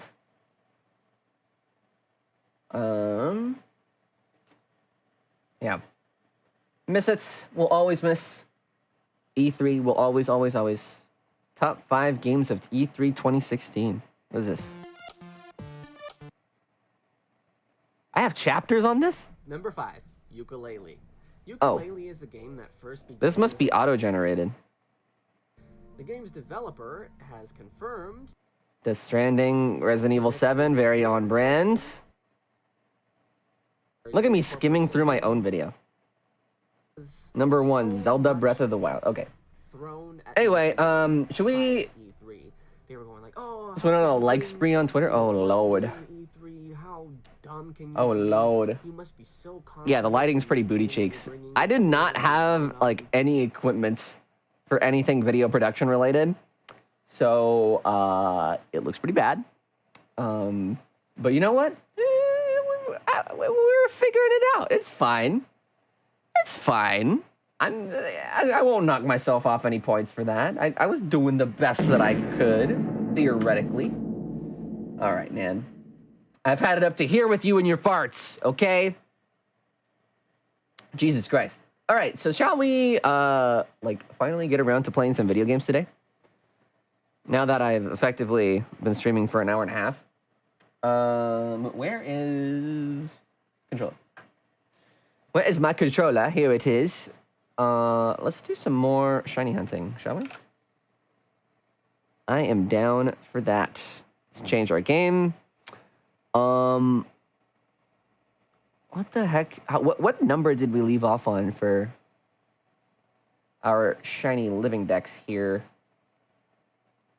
I don't remember. Oh, God damn it. We're hunting Capsa Kid. Forgot about that. No! Oh, God. We'll find it when we find it. Okay, so 74 out of 107. On to the next one. Jesus Christ. Okay, where is my button? Here we are. Yeah, we were talking about that earlier, Miko. Somebody in the Nintendo Roundtable server that I use for the podcast sent me that in the chat earlier. And boy, isn't that just news to have. Now the debate can finally be settled on who is voicing Ganondorf in this game. It's Matt Mercer. Pretty cool, if you ask me. My controller's running out of battery. Yeah. I did not know that he played Ganondorf in a web series all those years ago. That is a random fun fact. He put that in the thread, and I was like, what? Is the VC channel called a round table? What is it called? It's called the recording room. So no. I actually didn't know. I had to go look. Oh my God, excuse me. Name an anime. He's done a voice in it. Yep. He's done a lot of video games too. At least ones that I've played. He's a multi-talented man. All right, let's see. What the hell is my... Thank you for that. What is the recipe for this? Every time I hear the name Matt Mercer, I always associate him with, like Mork said earlier, Crom, or Macri. Or Cassidy, I guess, as he's known now. Pretty crazy stuff. What is the goddamn recipe for this sandwich? Had it here somewhere. Here we go. He was Link for Halloween as a kid too. Yeah. Yeah. It's pretty cute. But weren't we all, Matthew? Weren't we all? I wasn't, but I'm sure a lot of people were. 1, 2, 3. Okay. Salty. Sick. Whew. Yeah, it was Mario, and then there was one year where I was Charmeleon. It's a little bit of a, what'd you call it, a deep cut in the Alec and Stuff lore, but there was one year where I wore a Charmeleon costume. I don't remember why Charmeleon specifically. I think I just liked Charmeleon, the middle evolution. Now, some people might consider me basic for walking around in a Gen 1 starter costume, but for those people, I would like to remind them that at the time that I was cosplaying, or wearing that costume for Halloween, Gen 1 was the only generation that existed. So, it was pretty slim pickings as far as what was being manufactured and able to be worn on Halloween. Shoutouts to Ryza 1 on your Switch. I know, shoutouts to me for like actually going and remembering to go download that. I could have very easily have forgotten if not for the fact that I sat down at my table and like my laptop was open and I saw your name and I was like, oh yeah, I'm supposed to go do that. Over on like on Discord is what I meant. I don't know if I have any photos of myself with the Charmeleon though.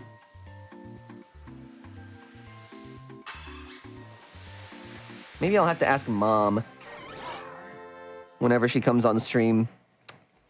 Shoutouts to Alec remembering Ryza 1 and not his last Saved Royal, forever forgotten. Forever lost to time, RIP. So the next time you boot up Persona 5 Royal, I just want you to know, Morks, every time you see Joker on screen that he's just like me, for real. I see fan art. What kind of fan art? Do I dare ask the question? Yes? No? Oh God. Oh Neptune. Oh mama. Does this thing have like a different colored hat or something that would be identifiable from a distance? What Persona 5 characters am I most similar to? Futaba, easy. Futaba. Daddy is more like it. Oh, okay, dude. Oh, okay, what is going on here? What kind of stream is this, eh? Or Haru? Nah, Futaba 100%. Nan is too much goblin. Has too much goblin energy because of Haru. Another one! This game really doesn't want to see me win, huh? You'll see art if you look at my Twitter likes. Nan, now! Futaba and Kasumi. I wouldn't do that to you, Nan. Kasumi's the worst, so I'll consider me associating you with Futaba a mercy, if you will. Preying on your downfall. Seriously, dude, this game, oh my God, really hates to see me out here winning, dude. No, I'm like getting everybody but Capsa Kid, Cynthia. It's driving me crazy. It's driving me crazy. All right, man, what do you want from me? What is that even supposed to be? Like, I whip out... Oh, I guess... Hold on. I think I get what you mean. I'm gonna whip out my bowl. Where do I keep my bowl? Here? I love the My Pet Mice one. My bowl. I really wish that the game would stick them where I placed them when I removed them from the battle team box instead of putting them where they were last placed. What is even the point of that? It's so dumb. All right, and then this goes in the raids box. Someone tweeted that the last time Ganondorf was in a mainline Zelda game was Twilight Princess 17 years ago.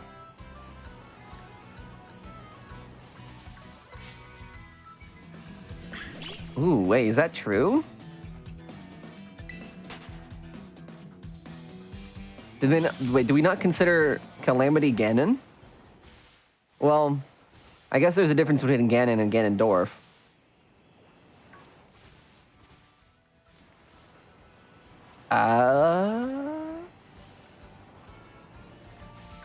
'06 was 17 years ago. Shut the hell up. Get out of here. Get out of here. Leave. Leave. Leave this place. My Jesus. And you know, I was alive. We were both alive before that. So what does that make us, huh, Mika? Who knows? Who's counting, really? God. He was in Warriors, which is very arguably mainline because Nintendo can't timeline. I don't know. I mean, the original Hyrule Warriors, I think, is very decisively non-timeline, but Age of Calamity, I guess. You know, I don't know. I don't think Age of Calamity necessarily is. It's more of like it's more like a what if kind of story. But it definitely feels more legitimate than Hyrule Warriors did. Yeah, I could agree to Age of Calamity being debatable. I guess it depends on what ends up happening in Tears of the Kingdom, right? So, a little bit longer. We have to wait a little bit longer to find that out, the true answer.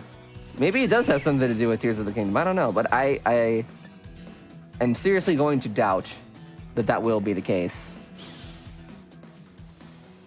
Which is stupid because this is the perfect lead up to how some things are in Breath of the Wild.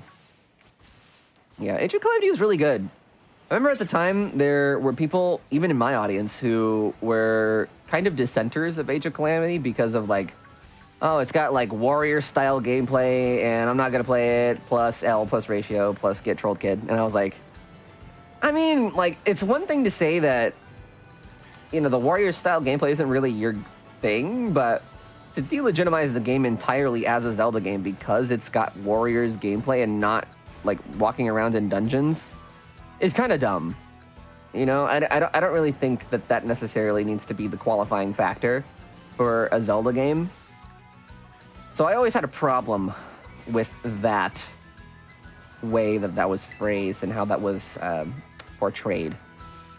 References to the Great Sea that didn't freaking exist, but temporarily exist during Warriors. Yeah. I mean, I will say it would be really cool in Tears of the Kingdom if Zelda ended up getting, like, literally any of the powers that she was given in Age of Calamity. I thought her, like, just combat readiness in Age of Calamity was just so sick. She was one of my favorite characters to play alongside Sheik. Or wait, was it Sheik or was it... I think... It's one character. She was like a ninja character, and it was like Sheik, Paya, or somebody. I don't remember. Impa! Yes, it was Impa. Thank you. Yeah, I played Impa for like the majority of my playthrough of Age of Calamity because she was so fun. So fun. The gameplay puts the W in Warriors. Take this from someone who has like 150 hours in Strikers. Lordy Lord.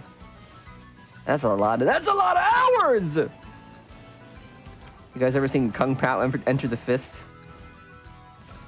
That's a lot of nuts! One of my favorite movie quotes. Played it like 5 times. It's crazy. I remember playing the demo and I was kind of lukewarm on it, but I think it was just because I didn't really know the story and all what was happening around me in the time. I'm not even sure why I made a video on that, to be honest. When does the demo end again? I don't remember. It was so long ago. I think that must have been like early 2020 or something when that demo was out. Is it just the first jail? I don't remember. You'll have to go watch. Or like just download it and find out. I'm not sure. This was so long ago. I feel so bad whenever people ask me about my past stuff that I've done for content and I just don't remember. It makes me feel like a damn fool. Like what? You don't remember the thing that you did? That you spent hours doing? Probably. Or making or editing or something? I decided to not shiny hunt this stupid thing because I hate it, but its evil is cool though. Well, happy for you. What's it like to feel happiness? Meanwhile, I'm going to be over here absolutely straining my eyes and squinting 24/7 just to see if I can find the small, minute difference in this thing's color palette. Oh my god. If I could just find one, then I'll consider today a victory. My content is playing Pokemon Sword and Korean with a level 5 Landorus. Well, looky there. How many views did you have, Nan? I know you didn't really do that many videos, but you know, in my experience, the people that I've talked to in my life that are like, yeah, I used to do YouTube, but like only 1 or 2 videos. You'll go back and look at their content. It's got like 10K per like all the 3 uploads that are there. And I'm like, keep going. Like, what the? I wish I got 10K views every upload. That'd be pretty cool. But, like, yeah, that'll happen to me every now and then. Like a friend or something will just tell me that randomly and they'll be like, yeah, I don't really do it anymore. But my content popped off though. 87 views, that's good. That's really good for somebody who'd like invested practically no time into, I'm sure, like promoting any of that. Be my 88th right now. Okay, I'm a little busy right now. I got a sandwich timer going. Oh, that is... okay. Damn, dude, I thought I saw one. Rip. Rip. I've seen 5 people use the Squidward, oh no, he's hot meme next to the new Ganondorf, as they should. Yep. Isn't that something? Isn't it funny how like ubiquitous that SpongeBob has become with meme culture? How does that even happen? There has to be a video essay or something from somebody that's more well-educated than I am, talking about how, like how that even happens to us, like as a society. SpongeBob memes are everywhere, but why is that? Why is it literally the most prominent piece of media in all of meme culture? Everything is a SpongeBob reference. The only other thing that I can think that comes somewhat close is The Simpsons. But I think the people that are using The Simpsons memes are probably a little older compared to the average internet user. You know?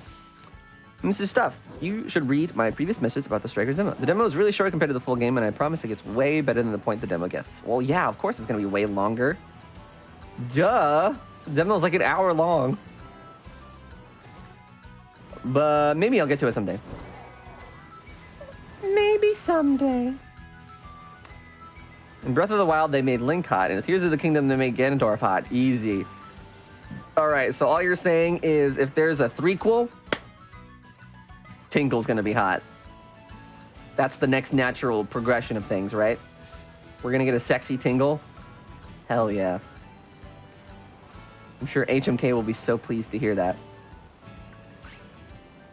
Because SpongeBob is full of relatable and just funny quotes that can apply to multiple situations. That can't be, like, the only reason, right? There's got to be some sort of, like, psychological reason. I don't know. Maybe I'm overthinking it. Hot Beetle? Bruh. What am I reading, dude? What is that? Oh, Jesus Christ. I don't know if the world would be ready for a hot beetle. Demo goes like a quarter of the way through the first jail. The rest of the jail is really good, and the second and third jails are literally my top 2. So what you're saying is I should play it in a couple years, whenever I have time. Some people remember SpongeBob, so they resonated with it more. Like, a lot of people remember other shows and media, too. Right? Oh, man. Just thought of something. Motherfucker makes fun of Reddit, then scrolls on Twitter for hours. Twitter's even more of a hellscape than Reddit's. What? What kind of a Reddit brain take is that, dude? Are you kidding me? Ah, Jesus. Somebody save Cynthia from the depths of the internet. She's drowning. Beetle is ugly? Yeah, Beetle's kind of... He's... I would call him creepy if not for the fact that he's so jolly a lot of the time. Hitting him with the... Hi! Sorry, but when transgenders is trending worldwide, that's a hellscape. Are you sure you're not mistaking the trending tab for... Like, here's what'll happen. Usually, whenever I see people talk about what's trending, they'll say like, OMG, blank is trending. Here's a picture of this. But in reality, that thing is not trending because a majority of the trending tab for any user is algorithmically generated. So for me, a lot of that, wait, I don't even know. What's trending right now? Let me see. What does Twitter think is trending for me? Where do I even look for this? I never look. Explore. Here we go. Like for me, it says Ganondorf is trending. Paramore is trending. Suzume is trending. Squid Game. Kill Bill, I guess. Oh, maybe that's like maybe that's like Doja Cat or something. It says associated tag is Doja. I don't know. But that's what I see. And also, what does trending even mean? Things trend every single day. I don't really think that has any bearing as to like what's actually being discussed. Like right now I see Yankees. The New York Yankees is the top trending thing. And I'm sure for the majority of the website, we're not talking about the Yankees. It's got to be based off of like how many tweets about this subject are tweeted within the last hour or something. Doja and SZA coming out with something next year. Oh, yeah, that's probably why. Wait, that's kind of sick. I thought she was working on a new album or something.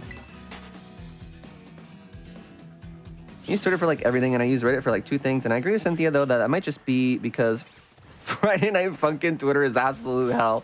Yeah, that could be. That could be the reason for it. Who's Bill, and why do people want to kill him? I don't know. You gotta rest assured that if there's ever a person named Bill, in any horror game or movie or novel that you're reading, probably gonna die. Just saying. Bill Cipher? Who dat?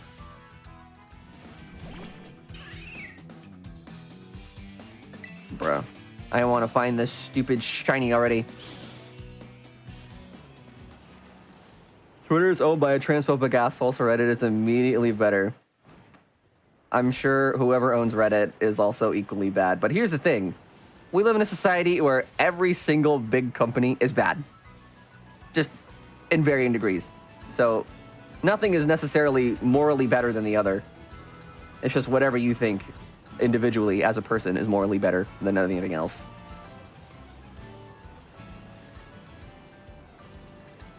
Sadly, I eat chocolate every now and then from Nestle. Does that make me a bad person? I don't know. Who knows what Nestle does? I've heard really bad things about them, but poopy doopy, I guess. Am I ever gonna find this thing? Jesus Christ, dude.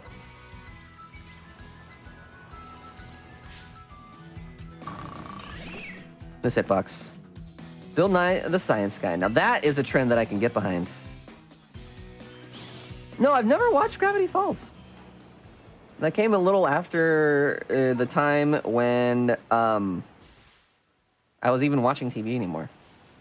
I remember it being on TV, but at that point I was already so into just watching stuff over the internet that I didn't care to catch up on it. But now that Disney has their own service, Disney Plus, I guess I don't have an excuse, but at this point, the whole entire series is kind of come and gone, so I just, like, whenever there's a series that's that big, it's intimidating for me to even want to start, so. Bum, ba-dum, ba-dum, bum, bum, bum, bum, ba-dum. You can watch the entire Owl House series on D Plus now too? Is that where that moved? I thought Owl House is the one that got nuked, or is that a different one? I remember there was like some like show or cartoon or something that got removed from a certain streaming service, and people were really upset about it because then at that point there was no way to watch it. Was it Owl House? If so, that's kind of exciting. I have no idea how bad my communities are. Why am I attracted to the communities that are just the worst? That's funny. Huh? No, it was like, what was that streaming service's name? It was like something to do with Cartoon Network, right? Well, maybe that's why it's not coming, because it's on Disney Plus. Probably not Cartoon Network, but isn't there like a show or something in the Cartoon Network sphere that got canned as a... My brain is telling me that it was like a frog. Like there was some relation to frogs. Boy, I don't know.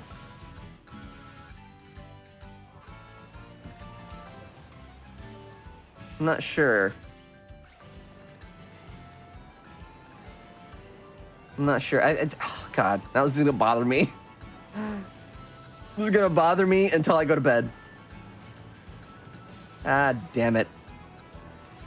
Show about frog. Okay, dude, hold on. Hold on. Frog. Cartoon. Canceled. Okay, it's not Smiling Friends. What the heck?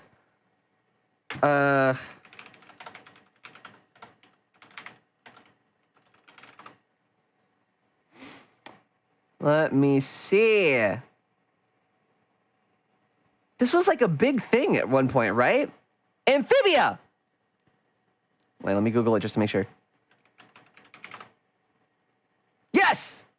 I remember the character, because she has like the curly hair. Yes. Okay, so that's not Disney Plus, but you saying that reminded me of that. Okay. Okay. Is Amphibia Disney? Wait, what the? Oh my God. What is the freaky... Ah! Surely someone in chat knows. Okay, so there was like this thing last year that a lot of people were freaking out about, and I don't mean it in like a way that's like, you know, dismissive of the love that people have for these shows, but it was a thing that people were upset about for a while, and that I think it was like Cartoon Network's like something where those shows are broadcast or streamed. A lot of those shows got removed from like whatever platform that they were on. And maybe it's not Amphibia, but there was like a big show on there. What in the world? Oh my God. This is, I'm gonna lose my marbles. So it's like that. I feel like I'm the old guy just pointing at like a random spot at a corkboard. Warner Brothers. Is it Warner Brothers? You mean HBO removing a bunch of animated shows for no reason? Was it HBO? Bro.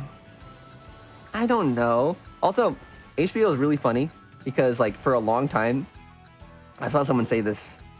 For a long time, HBO was kind of considered like associated with quality programming. for a large majority of the streaming industry. And now they're going to be rebranding because they're merging with Discovery. And now they're just going to be called Max, removing the HBO entirely. And the new service, Max, their slogan is where you go to watch HBO. Why even put that in your slogan when you can just keep it in the name? That is so dumb. Who comes up with that? Somebody got paid a huge amount of money to just throw for content. That doesn't make any sense. Oh my god! And I just subscribed to HBO Max like a few months ago, and was just raving about how good and great it is. And I'm sure it still will be. But oh my god, that naming convention is terrible. That is so bad. How does that even happen? Infinity Train! Infinity Train! Yes! That's the one! Thank you. Thank you, Squidneck. Oh my god. You just added another wrinkle to my brain.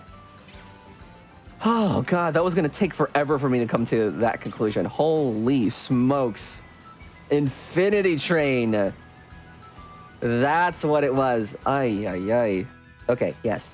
So Infinity Train was part of that whole, like, thing. Sorry, Blondie. Listen, you were saying, how do I get Infinity Train? Like, I don't watch a lot of these shows. Like, they all just kind of blend in my brain. Like, I don't watch any of these. But also, you guys said Amphibious, so I'm just going to point that out. I'm not saying, like, it's your fault or anything, but, like, you guys said it, not me. I would not have come up with that on my own. But Infinity Train, yes. Oh, my God. So, like, what was the thing with that? I got nuked for what? For, like, were there what more gay kids in it, and the old people were just like, oh, we can't have that, and then just bada bing bada boom, it's gone, or like what? I'm sure whatever reason it is, it probably won't be good enough, but I'm just curious. I've heard really great things about Infinity Train, and I can't say I remember what the synopsis is, but I remember reading it and thinking like, wow, this sounds really interesting. It's like the new Pepsi logo. They dumped a bunch of money on a really terrible redesign. God. Nothing brings me more joy than watching companies throw for content like that. Because then it just reminds me, like, for all the times that people say, like, will tell you that you won't make it in the world, and, like, the world is, like, skewed this way and blah, blah, and, like, you know, maybe some of that's true, and maybe some of it is skewed against me, but I will say, there are people in power that do way worse and make way bigger mistakes than I ever could. And I'm going to hold on to that for as long as I can. For all the times when my boss would come up to me, my old managers would come up to me and be like, you got to do better, man. You're slacking. Like, you can't be doing this. And next time that happens, if that ever does, you know what I'm going to say? I'm going to say, oh, yeah? Well, if Marvel can go an entire arc, an entire series of movies, and in, what's the word they use? Like, we're in the fourth, what? The fourth, I'm just going to call it arc. If they can go an entire arc phase, throwing for content and writing and producing the absolute worst garbage in their entire careers, then I think I'll be fine for, like, not working as hard for a day. Okay? If they can make that colossal of a mistake, then I think I'll be fine. That's what I'm going to say next time. Oh my God. Well, there are worse things that can happen, all right? Come on, boss. What mistake? The CGI! Obviously, the CGI is like the big sticking point for a lot of people, but I just personally think that the writing is really bad in a lot of Phase 4. I specifically had this feeling come over me when I went to go watch the new Doctor Strange. That movie was ass! Oh my God, it was so bad. I loved Doctor Strange, and I loved WandaVision. It was great. I watched the entire series as it dropped, and I was just so enamored with that whole entire universe. And I was like, wow, both of them in the same movie. That's going to be so sick. And then you watch it, and it's like, why was this even made? Oh my God. I mean, I'm not really one to say whether or not CGI is good or bad. I will say it looks different, but I'm not really like the voice of reason when it comes to that. But oh my God, there is just there was just so much stuff that was just straight wrong with Doctor Strange. And maybe that feeling was amplified because a month or two prior, I had went to go see Everything Everywhere All at Once. And that movie is perfect. And it is a way more engaging, a way more original, and a way more unique story set in a multiverse than Marvel has ever done. That is what Marvel should aspire to be, that singular movie. So whenever I went to go watch that, and I was like, wow, this is great. And then I watched Doctor Strange, I was like, wow, this is ass. What was that? This is terrible. I mean, there are some things that I liked about that film, but by and large, like as an overall product, that was terrible. It was so poop. Jesus. I don't know how or why that ended up happening, but ay, ay, ay. Welcome to Alex's Bad Opinions. No, dude, like that is a universally agreed upon points that Doctor Strange, the most recent one, is not good. All right? I mean, you can disagree if you want. That's fine. Everyone's entitled to their opinion, but man, it is nowhere near the film that Everything Everywhere All at Once is. That film is just by far a way better overall product in every way. Every single way. 100% to the T. And I would go as far as to say, objectively, it is an objectively better movie. Oh my God. Maybe I should have just waited to go see that movie after I saw Doctor Strange. What's up, Cosmic? How you doing, dude? Long time no see, am I right? Saw you yesterday in our discussion stream. Because we're here disagreeing with you, I don't think it's universally agreed upon. Well, yeah, but like some of you also like to just disagree with me for the sake of doing it, right? But I'm not saying that's what you're doing. Here's what we'll do.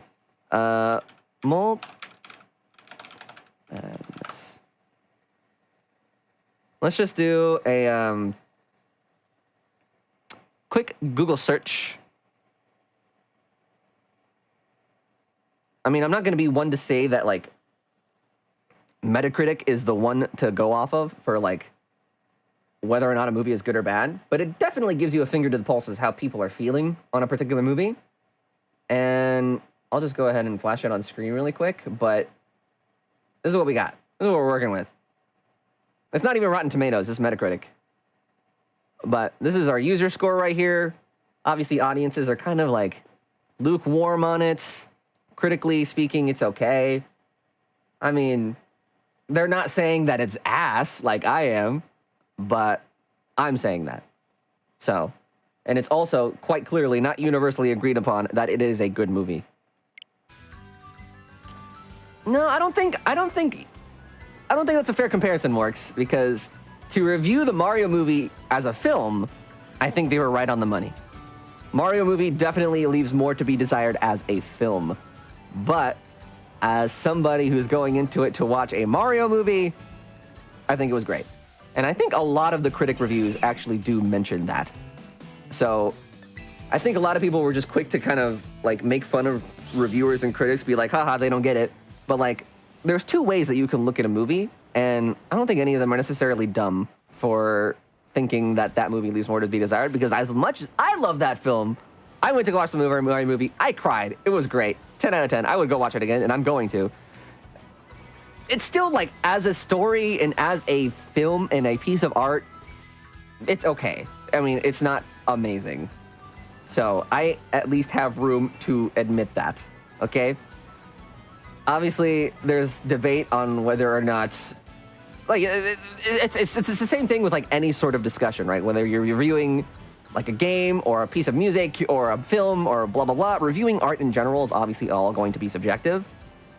But you can, at the very least, isolate what parts of a story... This is so hard to say because like anybody could just say like, no, that's wrong. That's just wrong. But to look at the Mario movie, there are definitely some things that I feel like objectively are not good. You know? I am not going to be the one to say that Illumination is not capable of any wrongdoing. But yeah, what Mork's saying is exactly my point. Anybody can say anything about reviewing a piece of media and say, no, you're wrong. Lamau, get ratioed.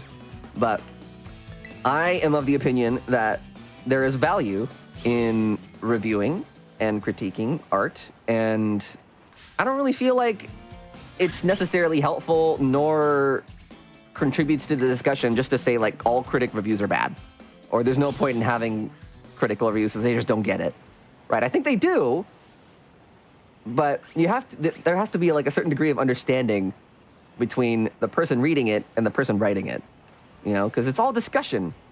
It's all people stating their opinions and all that.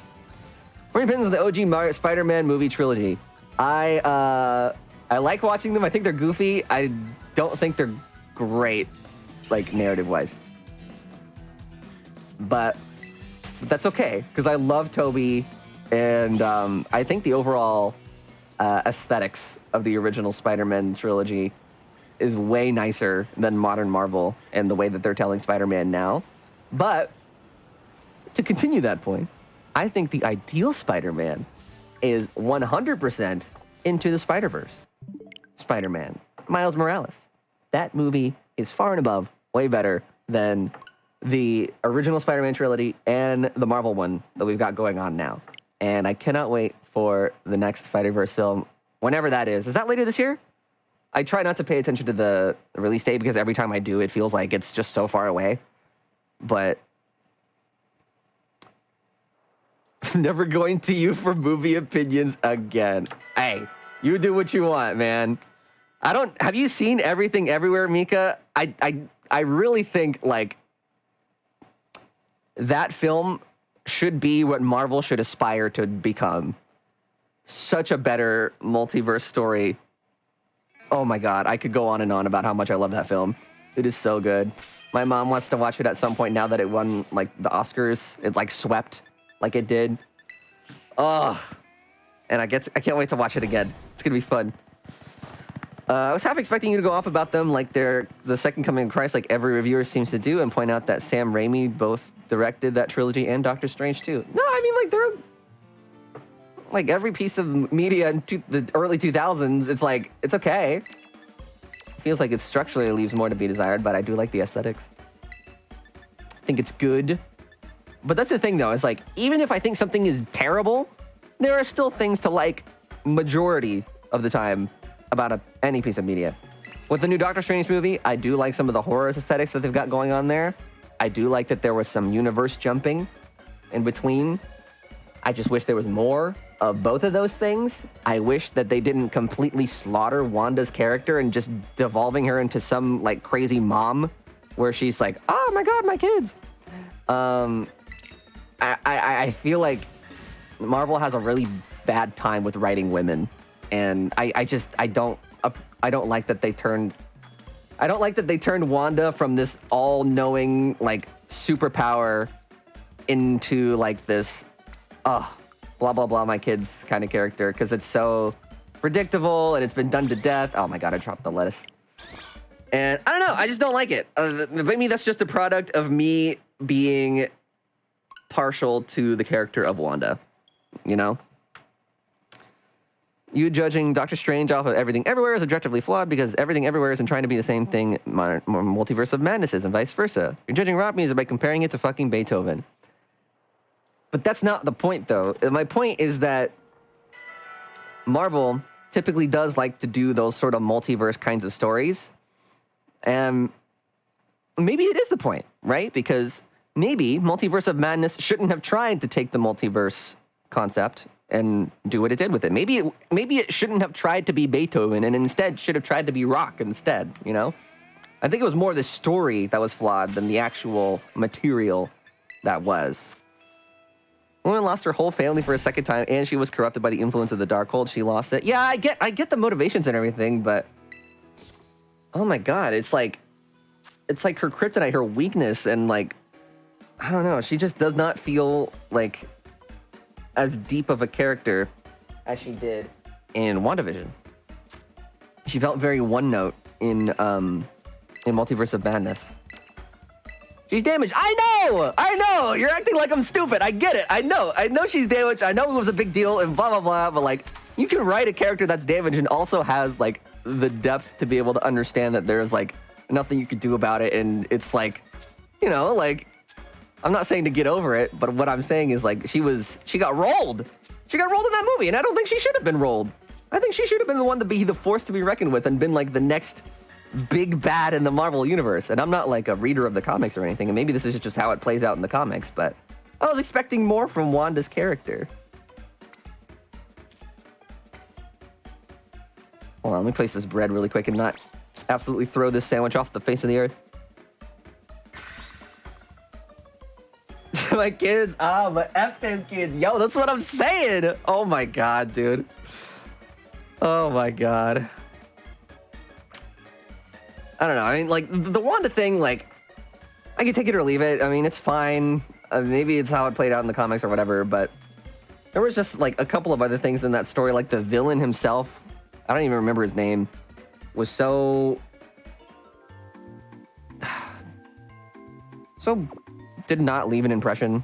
I don't, like, obviously I don't even remember his name. It just felt like there was not enough time to explore the concept of them, like, going from universe to universe and exploring all those possibilities that they should have, right? Because you have that sequence where Doctor Strange is kind of like universe hopping, and they spend all of, like, maybe 2 minutes showing that, and then the rest of it is based off of, like, this new, like, anti-universe or whatever.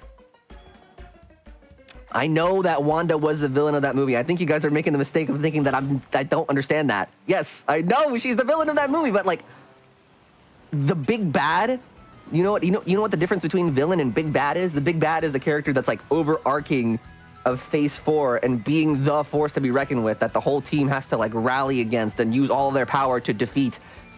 And she's not that, you know? Why are you calling someone else completely unrelated villain? Because he was terrible. He was a terrible villain. The bald guy? Who even was that? They rolled him, and his motivations were ass. Like, what even was that? Kang is okay, I guess, but, like, I don't know. I haven't seen every single piece of media that Marvel has dropped in Phase 4, so I guess it's a cardinal sin for me not catching up on all 150 hours of that.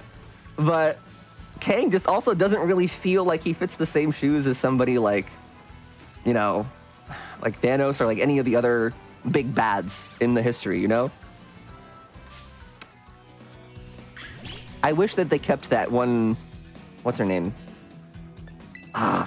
What's, like, from WandaVision, it's like the lady, it's like the, what's her name? They were feuding, it was her neighbor. Oh, God damn it. Yeah, Agatha. I was gonna say, I wish that Agatha would come back in that movie. She didn't, but, oh well. Stop forgetting names. Write more memorable characters. What do you want me to say? No, I'm just kidding. I mean, I don't know. Just left more to be desired. Like I said, I don't think it's a terrible movie. I was speaking hyperbolic, so sorry about that. There's stuff to like about it. It's just not...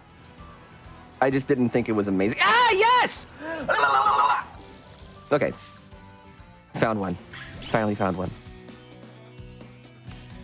All right. I think I've made the mistake of accidentally speaking ill of a Marvel film in a general audience. My bad. I didn't realize that there was no room for discussion here, guys, okay? I'm not saying that it's, like, throw it in the garbage and it was just an awful, awful, terrible, 100% not good time. There is things to like about it. I just don't think it was a great film overall, you know? I could say that and also have the room to say, like, well, I did like this and this and this, okay? The same thing for any other review on the planet, unless it's, like, a 0, okay? I can speak ill of Wanda if I want. I liked the character. I thought she was cool in WandaVision. I did not like the way that they wrote her for Multiverse of Madness. It's at least better than Thor: The Dark World. I have not seen that film, and I've heard nothing but negative reviews about it, and for that, I don't think I will. Oh my God! All right, so we're at 75. Hold on, let me update our counter here. 75. Anyway, all this to say, watch Everything Everywhere All at Once. That is a fantastically perfect film. Dex count, we need to say 75. 75. Maybe we should do that for like movie night or something. One night. I would be down for watching that again. Oh, I'm gonna cry. I'm gonna weep like tears beneath the moon. Thor movies were meh and bad in that order.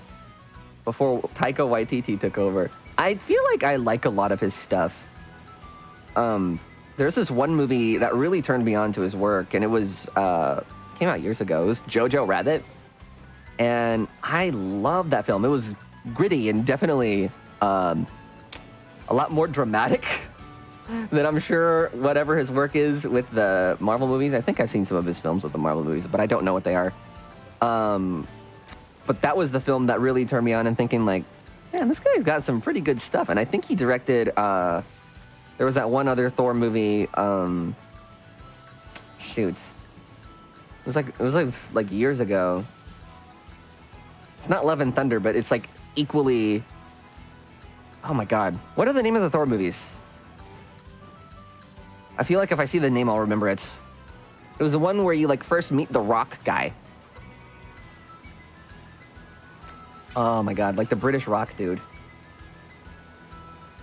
And he's like fighting in a Neo city, and then they're hunting him. What the hell is that movie called? Ragnarok. Is Ragnarok Taika Waititi also? We're being raided! I don't remember. Oh, Yo, what up, that's a good Owl? thing. How's it going? Then welcome, everyone. I want to say that Ragnarok was a Taika film. Because I think the dude that is like the boulder guy is Taika, right? All one of me here. Thank you, dude. I appreciate it. Any raid size is welcome here, dude. Very, very much appreciated. Hope you're having a good one. What were you playing today? Tell me. Tell me. How'd your stream go? All the things I would like to know. Korg is played by Taika. Ragnarok and Love and Thunder are both Taika. Did I see Love and Thunder? I want to say that I did. I think I went to go watch it with my mom.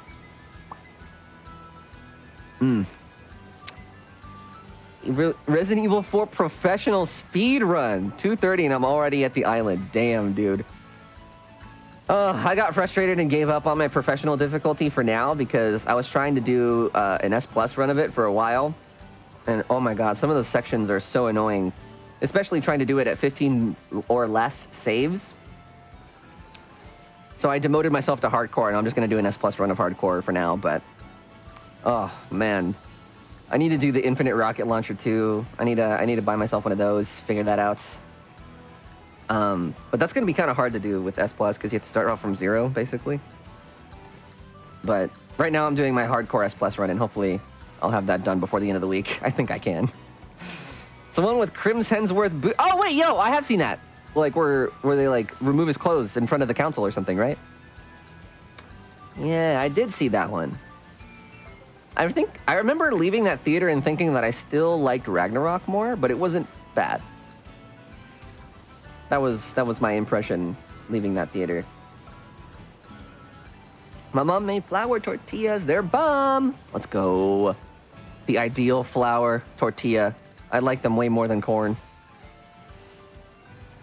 There's an infant Tommy gun. Yeah, I do have that one. You can pick that one up from the storage pretty quickly. So I've been using that and the hand cannon in my hardcore run. But man, on professional, you know, like doing the cabin, and I am not even... I gave up around... what is it? I was just doing it yesterday. The water room. Oh my God. I died at water room, and I was like, okay, I'm done. So I'm just gonna come back to it later. I already did my S run on professional, so doing an S+ run was just kind of like a bonus to see if I could do it. But maybe eventually I'll come back to it when I feel like doing the 15 or less saves thing. But cabin is a real struggle. I don't know how I'm gonna do this without the infinite launcher. Yeah, man, it's pretty difficult. I mean, I will say the hand cannon is pretty handy if you've got the aim for it. Or if you have the gas mask. Equipping Leon with the gas mask is also really nice. It enables, what's it called? Aim assist for all difficulties.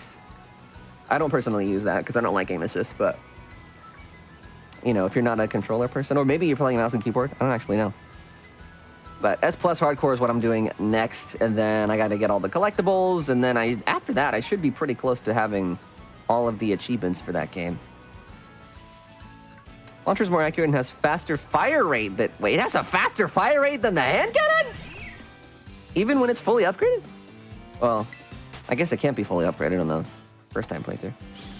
Weird. What the heck? I have not used it in this game, so I did not know that. I shot my phone on my balls. I want to die. Why is life so hard? Good shit. Good luck on your future S+ run and get them cat ears. Yeah, God, I know. Oh, Jesus. I am... I don't know when I'm going to want to do that, because, like, I got so frustrated yesterday. I ended up quitting and just doing hardcore, but hopefully sometime in the next month or two before Zelda comes out, I'll want to do that S+ run, because it's doable. It's just, oh my God. Oh my God, it's so frustrating in some of those parts. Zombies just grab you, or I guess Ganados just grab you from like 10 feet away. Or like they'll do that thing where they grab you and then they grab you while you're shooting, so you'll still take the damage even though your shot landed. Oh, that's the one that really just throws me over the edge. I'm like, damn it! No! And then I cry. But anyway. Vibe is having a stroke. True. Very, very true. That man's going through it every now and then. But it's okay. He saw the Mario movie. So if this is how he goes, then at least he got to see the Mario movie. I got 3-hit comboed to death in water room several times. Oh my God. The ones where like, it's specifically always the old ladies for me. Whenever they do that thing where they do like their spin attack and they hit me 1 and then I'm on the ground 2, 3 and then I'm dead. They hit you with the 3-hit combo too. Oh my God. I hate those. Though, okay, that and getting grabbed after I already shot the person and still taking damage are the two things where I'm like, nope, I'm going back to the main menu, reset. This is not worth it. You saying that just remind me how glad I am that redheads aren't in Breath of the Wild and hopefully stay that way in Tears of the Kingdom. What's wrong with redheads? I love redheads. One of my best friends growing up was a redhead. She still streams here on Twitch for probably more than I do, I think. I don't know.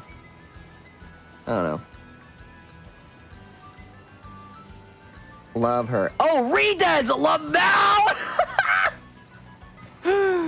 All right, guys, you heard it here first. Morks hates redheads. What the hell, man? That is so rude. Can you believe it, chat? Morks hates redheads. Unbelievable. I'm reporting you. I'm reporting you to Wendy herself. Jesus Christ, man. Just wait till Misty gets a load of this. Ay, ay, ay. Unbelievable, man. Redheads are cool just for the record. My man's just like, wait, before the redheads come for me, I gotta clarify. Y'all are cool. I eat Wendy's all the time. I swear I'm on your side. Oh my God. Didn't you say gazing aloud on the server because the random image I tried to post? No. No, I would never say that. You kidding me? Not even as a joke. I don't remember why I said that, to be honest. I think it was something like that your image had in it, if I remember correctly. Oh my God. Yeah, gaze ain't allowed. Leaves own server. Made it home. Let's go! Cosmic! All right, then I'm gonna head out. All right. Take my bottom half with you. Wait. Okay, wait. That's not what I meant.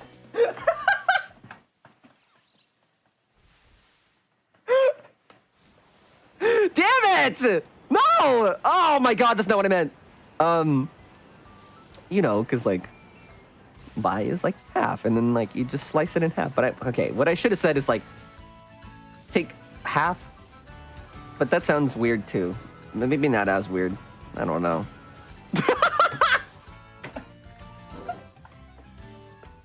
Oh my God, Cosmic, why do you have that emote? What is that? What is that? Oh, Jesus Christ. Oh my God.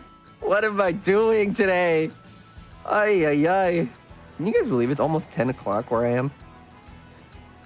Okay, I said the bottom half because I had initially thought that saying take a half of me sounded weird. And then for whatever reason, in the moment, I just thought that that would not be as weird. And then I said it, and then it ended up being even more weird. So that is my... God damn it. That is my reason for that. Okay? All right. I'm glad we've clarified. Go us. Proud of you. Very, very proud. I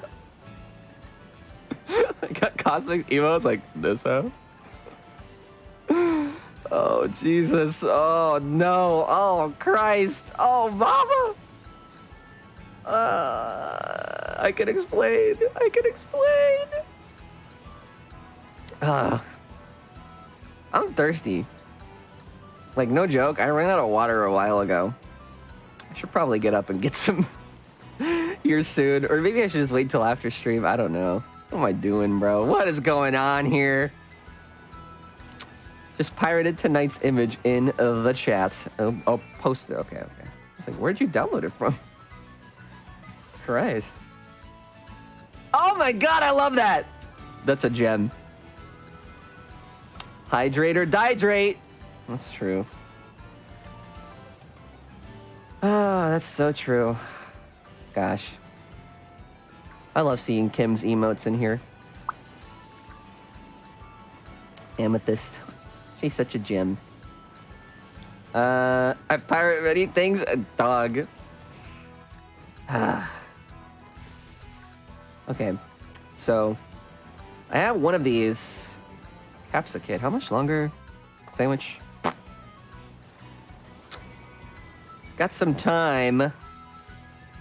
This is the only shiny that I've seen so far in this chain. Do I keep this one? And just full send it on another sandwich? I'm gonna run out of Herba Mystica if we keep doing that, but I suppose whatever helps make this hunt shorter, I'd be okay with. Do you have any recommendations on what I could use as the image for the random image joke on the tier list? Oh my god, no. I am not as much of a random image connoisseur as somebody like Vibe or Waffle or like literally anybody that has hopped onto that trend now. I am not. I don't have it. I mean, you know something? Like, I would make the argument that Vibe has dropped 2 random images today because I posted a reply to Nintendo of America on Twitter this morning with a cat image. And then he replied with a similar cat image. And I thought that was really strange how he had a cat image in reply ready and waiting for whenever I made my post this morning. So I am just going to point that out and say, I think Vibe is what we would call an overachiever. He's ahead of the curve in terms of the random image usage for the day. It wasn't random, it was on purpose? I don't know. Cat images for everything? Dude, I wish I was that good with them as you are. I posted it and then I came back to my computer because, you know, usually whenever I post something and reply to Nintendo America, people that I don't know also reply to it. And I was like, oh, who is this? And I saw it was Vibe, and I was like, hey, what the hell? And I saw the image of the cat, and I was like, okay, dude, how do you have this, dude? How do you have this just under your belt already, whipping it out whenever it's needed? I am so confused.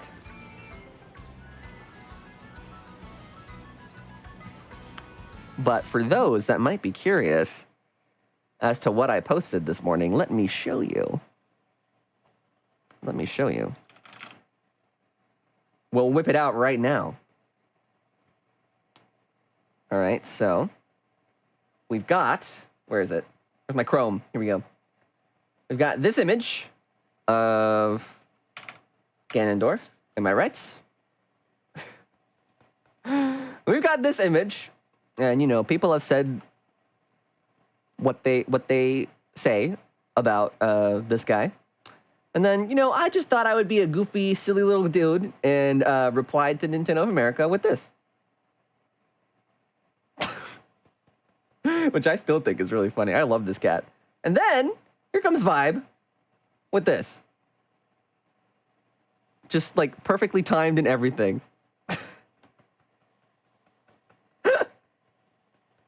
Hell yeah, we're going to that game. Hell yeah, brother. Oh my God. It brings me joy. But you know, like, I feel like I'm saying the same thing that everyone else is saying, just like, you know, just a little different with a cat instead. I feel like it lightens the message a little bit. Softens it, if you will. So, I thought I was being silly and goofy, but then here comes Vibe. Just perfect reply, right in time. So, that's what I'm talking about. That's what I was talking about. Anyway, can't wait for Tears of the Kingdom, in summary. Cannot wait for that game. Now I want to do more replies like that, Vibe, just to see, like, how prepared are you with these cats? What is there ever going to be a scenario where I can post something and you won't have a reply that's cat-themed for it? I must wonder and ponder this. You know? Ganon Daddy, that's right! I am so excited because, what is it, May 12th? Yeah, I should be live with that game on May 11th, which is a Thursday. And unlike some of my other preview streams where we stream it a day early, I think for that game, we might just be live all day. I can't imagine me getting tired of playing that game on stream for anything, really. And I'm looking forward to playing it very, very much. Streams are going to be long and hearty after the release of Tears of the Kingdom, I think. Barely reply to you anyways. Rude.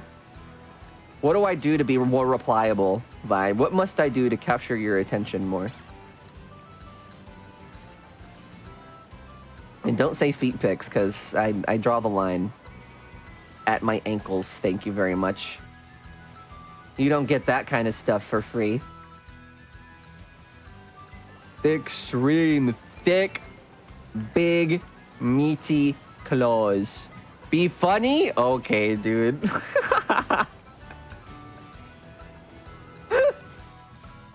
Wow. That was so rude! Well, you know what, Vibe? Not everyone's funny 100% of the time, okay? And you know what? No feet. You know what would be really funny is if I did post feet, and then you thought it was funny. Then you would engage. And then your message would be pointless. I would have proven you wrong. We were talking about grippers this morning. Oh, yeah, that's right. Ganondorf has painted toenails.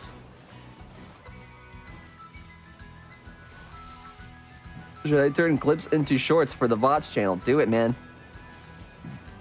I've only used shorts once on YouTube, and it's mostly because I don't feel like editing.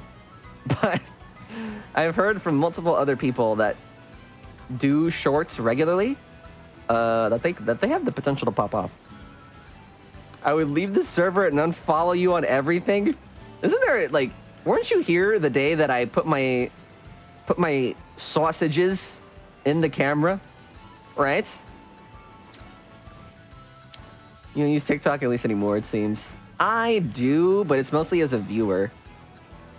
Like I said, I think I stun-locked myself because the last TikTok I made blew up way more than I thought it would.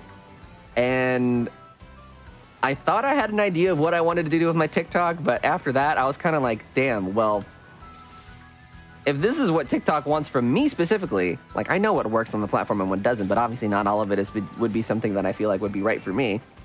But if this is what TikTok wants from me, then I don't know how much value that brings to my life. So I'm not sure what I want to do. I could definitely make more videos like that, but I don't know. I don't know if that's what I want to do, if that would bring me joy. You know what I mean? Because it's not always about the numbers. It's always, for at least me, more about what I find entertaining and what I enjoy doing, rather than chasing, like, clout or numbers or, like, anything like that, you know? And we're talking about a lot of behind-the-scenes stuff today, but, you know, I'm an open book. And that's kind of why I haven't really posted anything lately, because I don't want to be, like, a meme page. you know? Even if it was to give me a lot of numbers and followers and whatever, I don't really think it would matter to me all that much. But it was funny reading those comments. It was also kind of wholesome. Other people tagging their significant others and stuff, being like, it's us. So cute. Where is the timer? There's very little time on the sandwich left. Is there a minimum time for something to be a short? I used to know this. I want to say that a short needs to be less than 60 seconds. And I think you also need to tag it properly so that YouTube knows that the video you uploaded is a short and not just a portrait video, you know? So I think it also needs to have something in the description that along the lines of tags that tells the system, like, okay, this is a short and we will publish it as a short rather than just a video. Does that make sense? I know the max is a minute, but I need a minimum because some of these clips are really short. Oh, minimum? Ah, geez, I don't know. I don't know what the minimum would be. I just know the maximum. I like my posts on Twitter. It'll be sad. I'll be sad for nothing and then post some random thing and be like, Lamau. Inside vibe, there are two wolves. One of them is a meme lord and the other one, depression. Yeah, you need to tag it at, like, the shorts and yeah, you get it. You get it. You've done some research. If I had to guess, though, for, like, a minimum, I would probably guess, like, 1 second. Because I don't think it's possible to upload something that's less than a second long. That would be my guess. Could be wrong. Hello? Can I find another capsicum with this sandwich, please?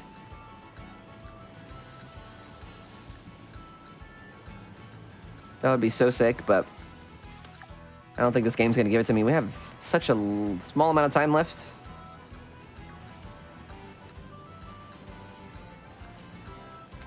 Dude.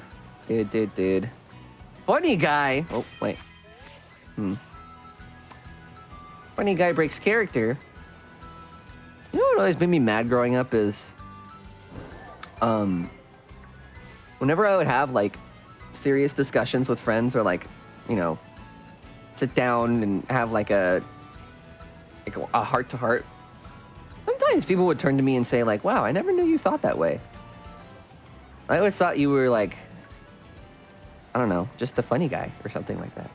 I don't know why, but that would always make me mad. Like, a little bit.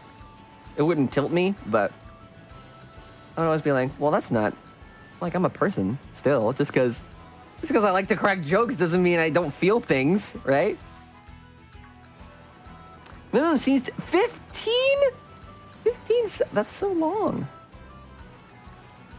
That's got to be different than TikTok. I feel like TikTok videos can be real short. That's crazy. Well, there you go, 15 seconds. So I guess maybe like a clip compilation would probably work better. When I finished watching the movie yesterday, I said to my friends, now I watched the movie, I could blast the soundtrack, and then proceeded to show the soundtrack saved to them. I have it in my library, and I saved it immediately, like 20 minutes after it dropped. I remember because I was ready for New Music Friday. And it's so good. Also, Brian Tyler, the guy that did the score, I was shocked to learn that he did the scores for Avengers Age of Ultron, Assassin's Creed 4, I think. It was one of the Assassin's Creed games. And, oh my god, there was one other one that really surprised me, but I can't remember. But he has a history, which I thought was really interesting. Which I guess it makes sense, because like you consider Nintendo looking for somebody to score their movie, they're probably going to put somebody on the docket that's got some experience, but I was definitely not expecting any Marvel associations. So maybe I should make like 3 or 4 mini compilations. True. There you go. Debating whether to cook dinner or just go to bed now. Dinner. Dinner. Well, it depends. What's for dinner? Some kinds of foods I get less excited to cook, and others, like, I'm so ready. Cynthia, please type that into Google and tell us what comes up. But I'm tired. Okay, well, what is it? What is it you're cooking? Is it easy? Is it quick? Or is it neither, but is it delicious? Find that sometimes there ends up being a trade-off, and some days it's worth it and others it's not. It depends on how tired I am.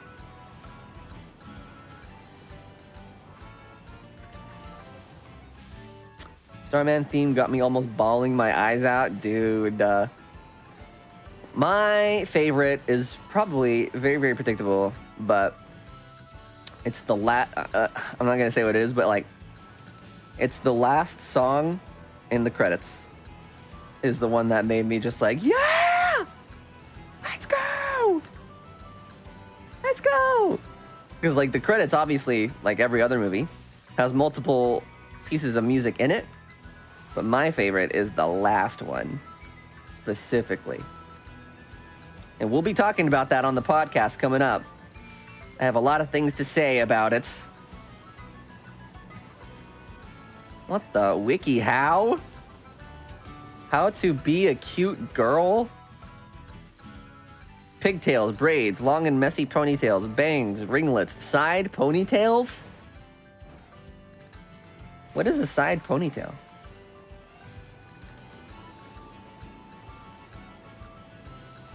Wait, what? Yeah, what is that? I know, that was so sweet, Bob. I took a photo of mine whenever I saw that.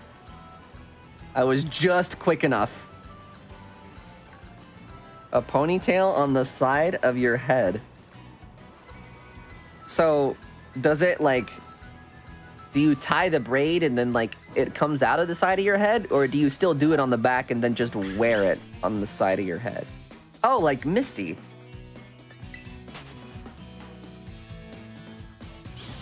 Does she does it on the side, right? Well, I guess it wouldn't be like the side, like right here. It'd probably be closer to the back, but not exactly the back of your head. Ah. I didn't know there was a term for that. I thought it was just ponytail. And that was like a catch-all for every single variation of ponytail. Weird. I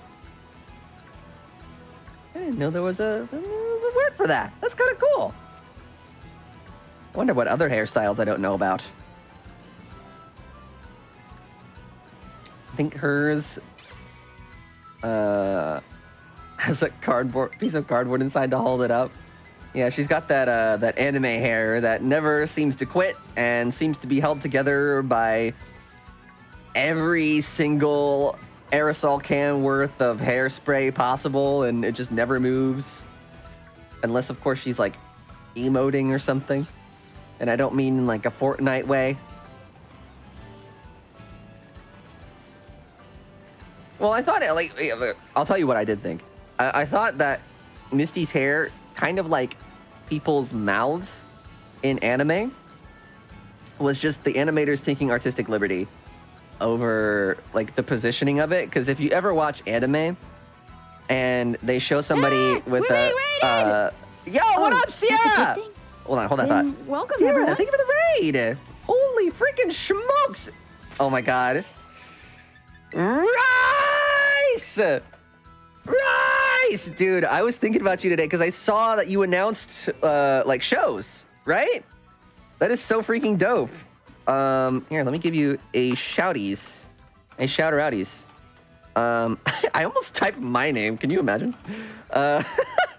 We're going on tour. Yeah, I saw that. That's so freaking dope. That is so cool. Congrats on that. Congrats. Everybody drop Sierra a follow. She's great. She's been on the podcast before. You've probably seen her on stream before if you've been around here long enough. She's awesome. Love Sierra. She's super cool. And she's in a band. She's in a really sick band. With sales ahead. Go check them out. We were just talking about a lot of things today, Sierra. If you and your community want to join us, we're talking about, number one, the new Zelda trailer. And number 2, I was talking about the Mario movie and how we're going to be talking about that soon on the podcast. We're going to do an entire spoiler cast about all of our thoughts and theories on the Mario movie that's coming up this weekend. So we're going to be doing all that. Obviously, we're not talking spoilers right now, but, you know, we're just talking about the movie in general. Got to do the spoiler cast. There's just so much. You can't avoid spoilers without discussing in length. Yeah, I know. There's a lot of stuff to talk about, and I'm just excited to have everyone on again. It's gonna be a fun time. Hey there, stranger. Yes. Thank you for the follow. But congrats on the tour. Thank you for tuning in with us, and thank you for choosing me out of all the people on the internet to come and raid. We're doing some shiny hunting here. So as you can see in the top right of the screen over there, I don't know how to point that way. We have 75 out of 107. I'm going for a full shiny living dex in Scarlet and Violet. Once I hit 107 and have every single form in this game, I will have 9 generations worth of a shiny living dex because I have everything else. Oh, I'm so close. We just need to keep powering through. It's feeling like a slog in some parts, but I think we can do it if we just keep going and try not to think about it too much. Thank you for the follow, by the way. Sinisters. Cool name. Cool name. I heard Mario's Italian. Yeah, that sounds familiar. Sounds right. Also, wait. The tutorials that you guys went to, did you guys get these? These are popcorn buckets. And they're bigger than I thought they would be. And they're tin. Isn't that sick? You chose not to buy? I should have. Dude, there's some people in my audience, and I think Vibe is one of them, who have gone to the AMC theaters since, and they said that they're sold out in some places, which is kind of what I was worried about. So I bought one for me, and then my friend Sam, Sierra knows Sam, she wanted one because she wasn't going to go see the movie at an AMC theater. She was going to go to Cinemark. Imagine! So I got one for her too. And now here we are. That people got them all in the first weekend. Okay, I'm sorry. I will point out that I'm not taking more than I need. I only took one, and the other one's for Sam. Okay? That's it. Past me may have picked up 2 for myself, because, you know, I have this problem with collecting things that I probably shouldn't. But, you know, I resisted, and I think I've gotten better as the years have gone on. So... I think that's an overall good thing. Welcome, everyone. Rob? With the raid? What's going on, dude? I did not know you streamed, buddy. How are you, dude? Good to see you, man. How was your day today? How was your... What'd you do? Wait, what? It's like 10 o'clock. How are you still awake? Dog, that's crazy. Thank you for choosing me, dude. How is you doing? Tell me, how is this stream? What'd you play? What'd you do? All the things. Little Sonic Adventure 2 and Among Us. Oh my god, I haven't played Among Us in forever. Forgot that game existed. Among Us. Don't they have like a hide and seek or something in that game now? I think I was just talking about this not too long ago. Something like that. I don't remember. But anyways, so to recap, then to wrap up the whole section of us talking about the Mario movie, got a review. Oh, I dropped one of the cucumbers fell, but I couldn't see it. So I wrote up that review. It's gonna be live on Go Nintendo, coming up pretty soon, hopefully in the next couple days. I just got to go through and edit. We've got a spoiler cast coming up on the podcast for the Mario movie, and I'm debating whether or not I want to do a discussion with Zelda Universe on the new Tears of the Kingdom trailer. Oh my god, there's so much. This has been such a busy month for me. Between Boston, doing the panel there, doing like everything else that weekend, coming back, going to go see Taylor Swift, and then coming back, and then writing this review, going to go see the movie. Streaming obviously takes up time. Recording for the EP is coming up. I'm gonna be doing that soon. And then obviously there's like the new spoiler cast coming for the Mario movie, and debating on whether or not I want to do the goddamn episode on the Tears of the Kingdom trailer, which I did not expect to be this soon. And then I also have another event that's coming up later in the month, which I can't talk about yet, but you guys will hear about that soon. So, oh my God, how do I do it? Sierra, how do you do this? I know you're probably very similar like me, where you just keep busy. I need someone else in my life that has this similar level of just doing stuff all the time. How do we do this? How are we alive? You're gonna ask me the same thing, dude. I swear to God, like the past like month, every time I end stream, I just lie in my bed and go to bed, and then I wake up, and then the day just like hits the ground running essentially, and it just doesn't stop. Oh my God, it's fun but also tiring at the same time. How do we do it? How do we do it? Man. You need to yell into the void about the struggle. I am here. It's a fucking mindset thing, dude. Yeah, that I was talking about this morning, but like my problem is that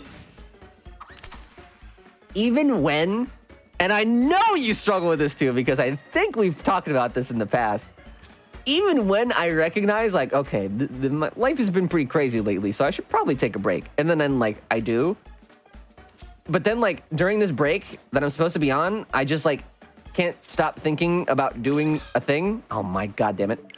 I can't stop thinking about like work or like doing something or like, you know, I don't let my brain rest, and it sucks ass. Oh, I hate it. I wish I wasn't like that. Like even whenever I was on vacation in January, when we were in Disney, I was still working on stuff. I was working on the direct that was going live later that I was video editing. I was, you know, we were taking photos for merch, and I was also, you know, going back and forth with photography with me and Bae, and she was like taking photos for her and stuff, and I was like trying to get this all together, and then we were also like wrapping up the recording, and I also put together my media kit just because I guess I just like had free time one day while I was in the hotel. Why would I do that? I did. It's so bad. I just tried to type yep, and it didn't send like that. What the fuck? But yes, okay. All right, yeah, maybe I do need to talk to you at some point soon, here. Now that we're going into the full swing of recording, hopefully soon. I need your opinion on certain things. Just because I feel like I respect your opinion musically, you know? I feel like you've got a good mind for it. But, hey, congrats on the tour. Hope it goes well. And I hope to see you guys in Texas again soon, because I will be at that show. Streaming on OBS is better than streaming on Swabs. I've heard that for years, Rob, but you want to know something that keeps me from doing it? Is, I just don't want to set up everything again. Oh my God, I get so anxious about the idea of switching clients because I have everything set up exactly the way I want it in Slobs. And I know OBS is probably just better, but if I could just pay somebody to do it all for me, then I would do that in a heartbeat, because I do not want to do that myself. It sounds stressful. Question, will the Heartbreak EP be all covers or like your past songs, or will it be original? You will have to find out. You'll have to wait and see. We're still finalizing things on my end, but the length will still be the same. It'll still be 7 tracks long. We're just finalizing kind of like, you know, how we want to do things and like the best approach to like recording certain aspects of it, and just overall trying to be as what's the word I'm looking for? Try to make something that feels more inspired than the last time I did it. You know? I try to do that with every aspect of my life creatively. If I do something and I choose to do the same thing again, I want to try and make that next attempt to be bigger and, it sounds cringe to say it, but like more ambitious than the previous attempt. Does that make sense? You know? Like with the direct this time, I feel like it was bigger and flashier than the last direct before it. And that's what I try to do. Maybe it's not sustainable long term, and maybe there's a point where some things will just naturally have to plateau, but that's at least what I try to do. Pay me, Smile, I won't do it. Okay, sure. I'll pay you nothing. I'll pay you nothing for nothing. Smile. I appreciate having you in chat, Sierra, because I feel like you get it. Like, whenever I talk about this stuff, I worry that I sound like a crazy person, but I think you, like, totally get it. How is it being ambitious cringe? Well, like, it's more like the word choice. And maybe it's just me being self-conscious about the things that I do. But I think wording it with the word ambitious makes it sound more important than it is, which at the end of the day, I don't really feel like, you know, we're moving mountains or anything with like, in terms of the things that I do, right? But maybe that's just my own imposter syndrome kicking in. I don't know. Maybe you guys have more worth in these things than I do. But I try not to overstate how...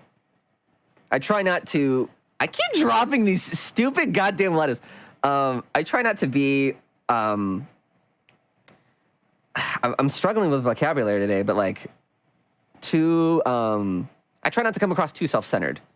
You know? Because I'm not. And I don't want other people to get that idea either. I promise you. I am way more critical of myself than anybody else will ever be. But... I try not to come across that way. So, it's you being self-conscious about the things that you do. Well, I hope it comes across that way. Oh my God. Jesus. Sorry. See, I think this is all just in my head. You're probably right. You're probably right. Well, the first thing that comes to my head when we talk about the direct was the squirrels and how we found out that that song was got copyrighted. That's true. Yeah. Man, that direct was so fun. There's such a, I don't want to say pain, but like there's so much work putting those together, but it's so worth it every time. And it seems like you guys really enjoy them. I want to do one of those again someday in the future when I have stuff to show, obviously. When I have stuff that's worth talking about. Hey, yo! Let's go! Drop that Reggie mix, baby! Now, this was a lot of work. I had to pay these squirrels so many nuts. So many nuts. Oh, and we got the Reggie mix up in here, too? Whoop! Anyway. Well, you heard it here first. The Heartbreak EP is going to have... Ha! We're going to do the squirrel song. I'm just kidding. I mean, technically, where is it then in your head? Everything you experience is in your head. That's true. But what about this? The concepts that exist in my head are based off of things in the real world. So where does this idea begin and where does it end? This is a thing to think about. Am I right? I promise I'm not intoxicated right now. Oh my God, yes, it's a song. Yes, it's a song. Gordon Ramsay, look at you right now, bro. You know what? Look at this. No, I'm just kidding. I'm not going to bring those out again. What's up, Citrix? Good afternoon, evening. Again, long time no see. I remember seeing you this morning. It's good to see you again. How are you, dude? Now that it's sunk in, what have your thoughts been on the Tears of the Kingdom trailer from the day? Good? Bad? Could have been better? Maybe? I don't know. Full thoughts. Let's hear them. All right. Boltzmann's brain? Is that a theory? Bum, bum, bum. Bum, bum. Oh, oh. Was so awesome, dude. We spent, like, not only the latter half of the stream this morning talking about this trailer, but, like, an hour and a half of the beginning of this stream talking about this trailer. And I feel like there's just so much to discuss, so much to talk about, so many possibilities and doors that... Okay, why is this so hard all of a sudden? Also, I need to start with the pickles and cucumbers. What is happening, dude? I've never had this much trouble with the sandwich. Okay. Never had this trouble with the sandwich. Oh my God. What is this clip, yo? Okay. Hold on. Well, you heard it here first. The Heartbreak EP is going to have... Ha!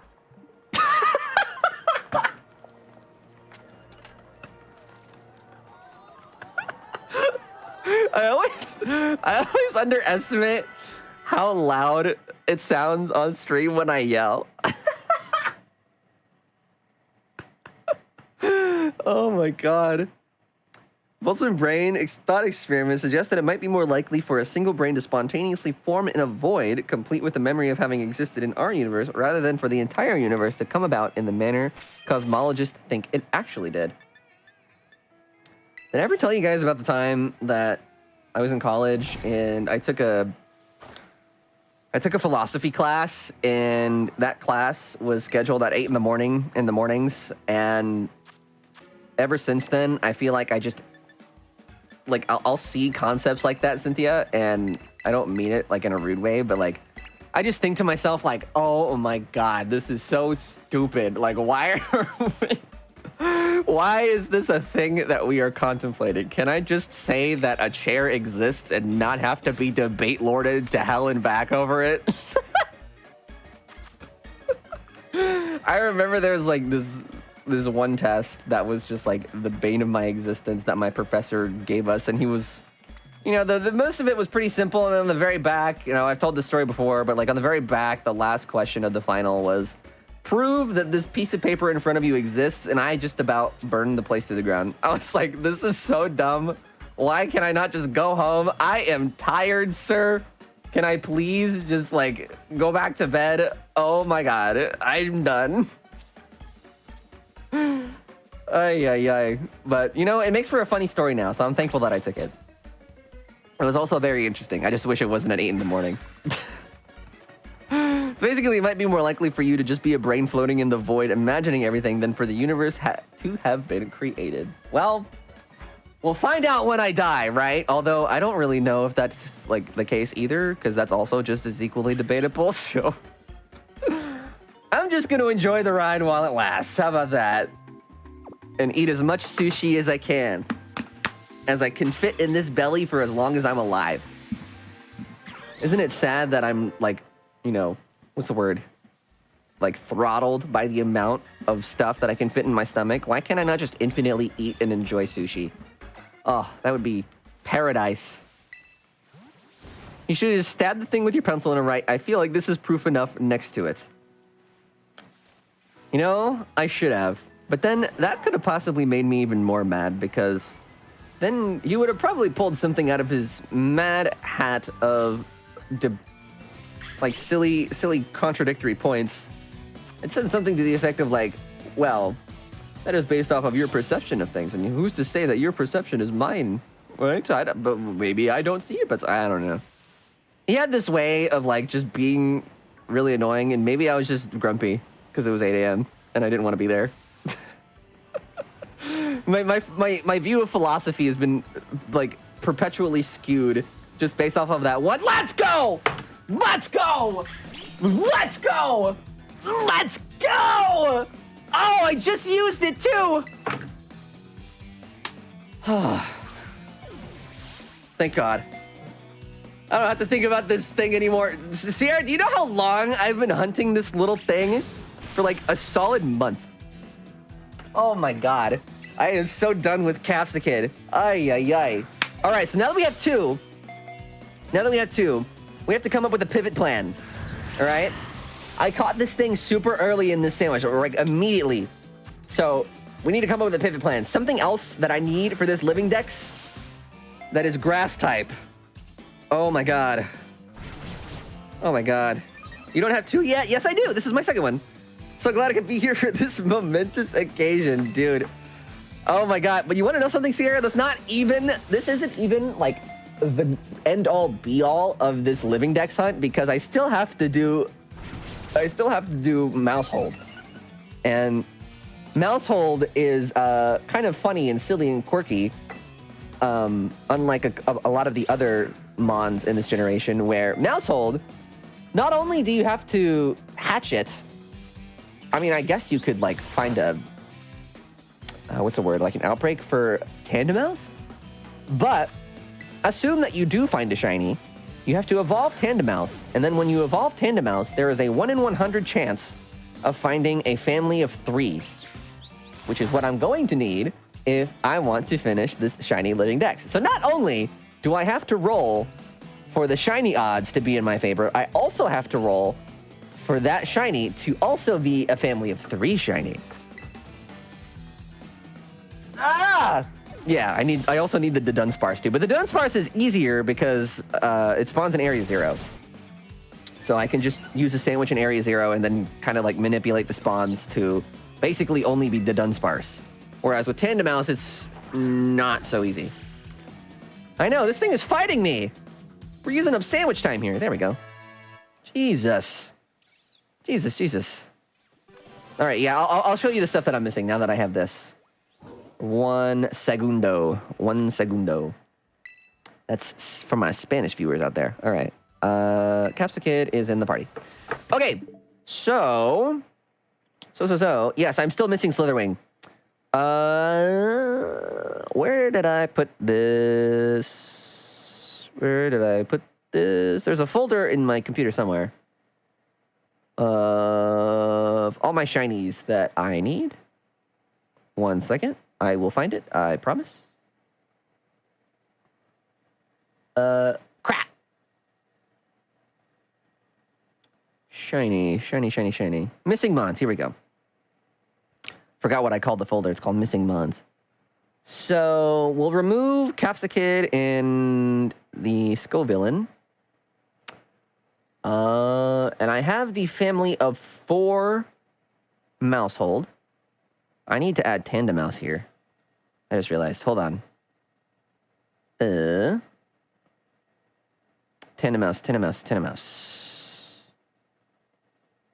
I will put this on the screen in just a moment. Yeah, where the hell is my... There's a folder in here somewhere. With all my shinies. Okay, here we go. Let me just add the Tandemaus back, because I had Mousehold in here before I got that hatched. Okay, Tandemaus. Here we go. So, I will take this photo here. What's up, Mango? How are you, dude? Good to see you. All right, so this is what we're missing. We're missing, how many is this? Does my folder say? Missing Mons. This is a total of 30. Is that right?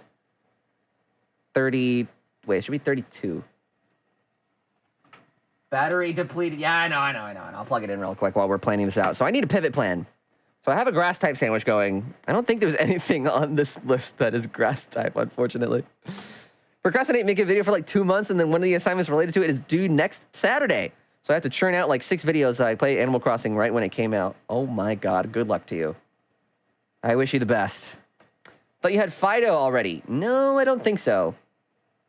I don't believe we ended up finding one. I can double check in the game just in case, but it's hard to keep track once you get over a certain amount of shiny counting. So it's possible, but I don't think I do.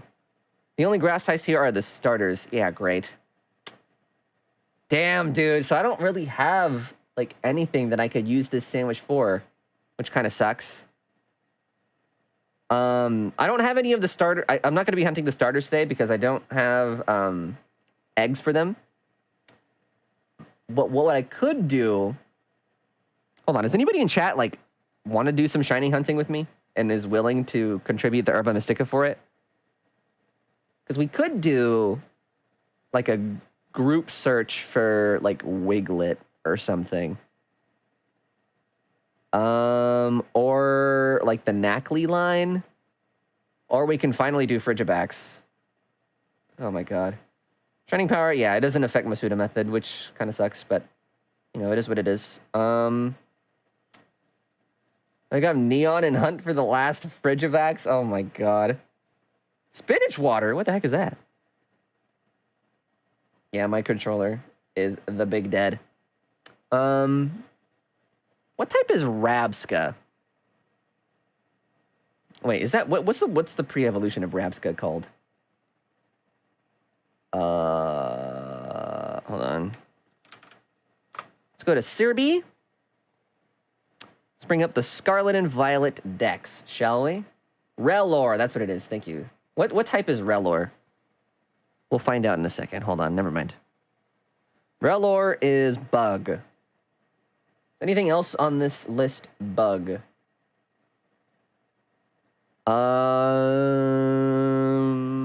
Slitherwing bug? Is that even on here? Did he add it? Bug. We could do bug.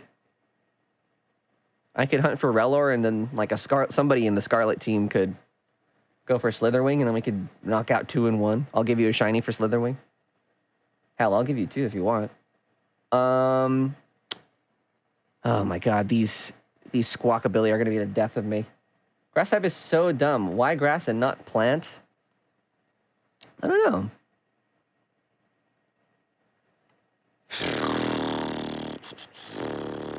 Yeah, I think we're getting to the point in these hunts where a lot of these don't have a lot of cross-pollination. Joining the party? Okay, sick. Squidnick, do you have a spare Herba Mystica for that? Because I have 1 left, and that's obviously not enough on its own. Maybe go poison and get Grafii, and it's pre-Evo. That's true. I'll leave it up to Squidnick, because we could either do Bug, and then he can hunt this, and I can hunt Relor. Or we can do Poison, and then we could both be walking around the Glimwood Tangle, or whatever it's called. Am I thinking of the right thing? Is it it's... Fuck, what's it called in Paldea? It's like the forest. You know what I'm talking about. I think Glimwood Tangle's from Sword and Shield. What's up, Hyper? So we could do that, too. Tag Tree Thicket, that's what it is. Yeah. Okay, yeah, Glimwood Tangle's from Sword and Shield. Okay, now that you say that, it's totally... Yeah.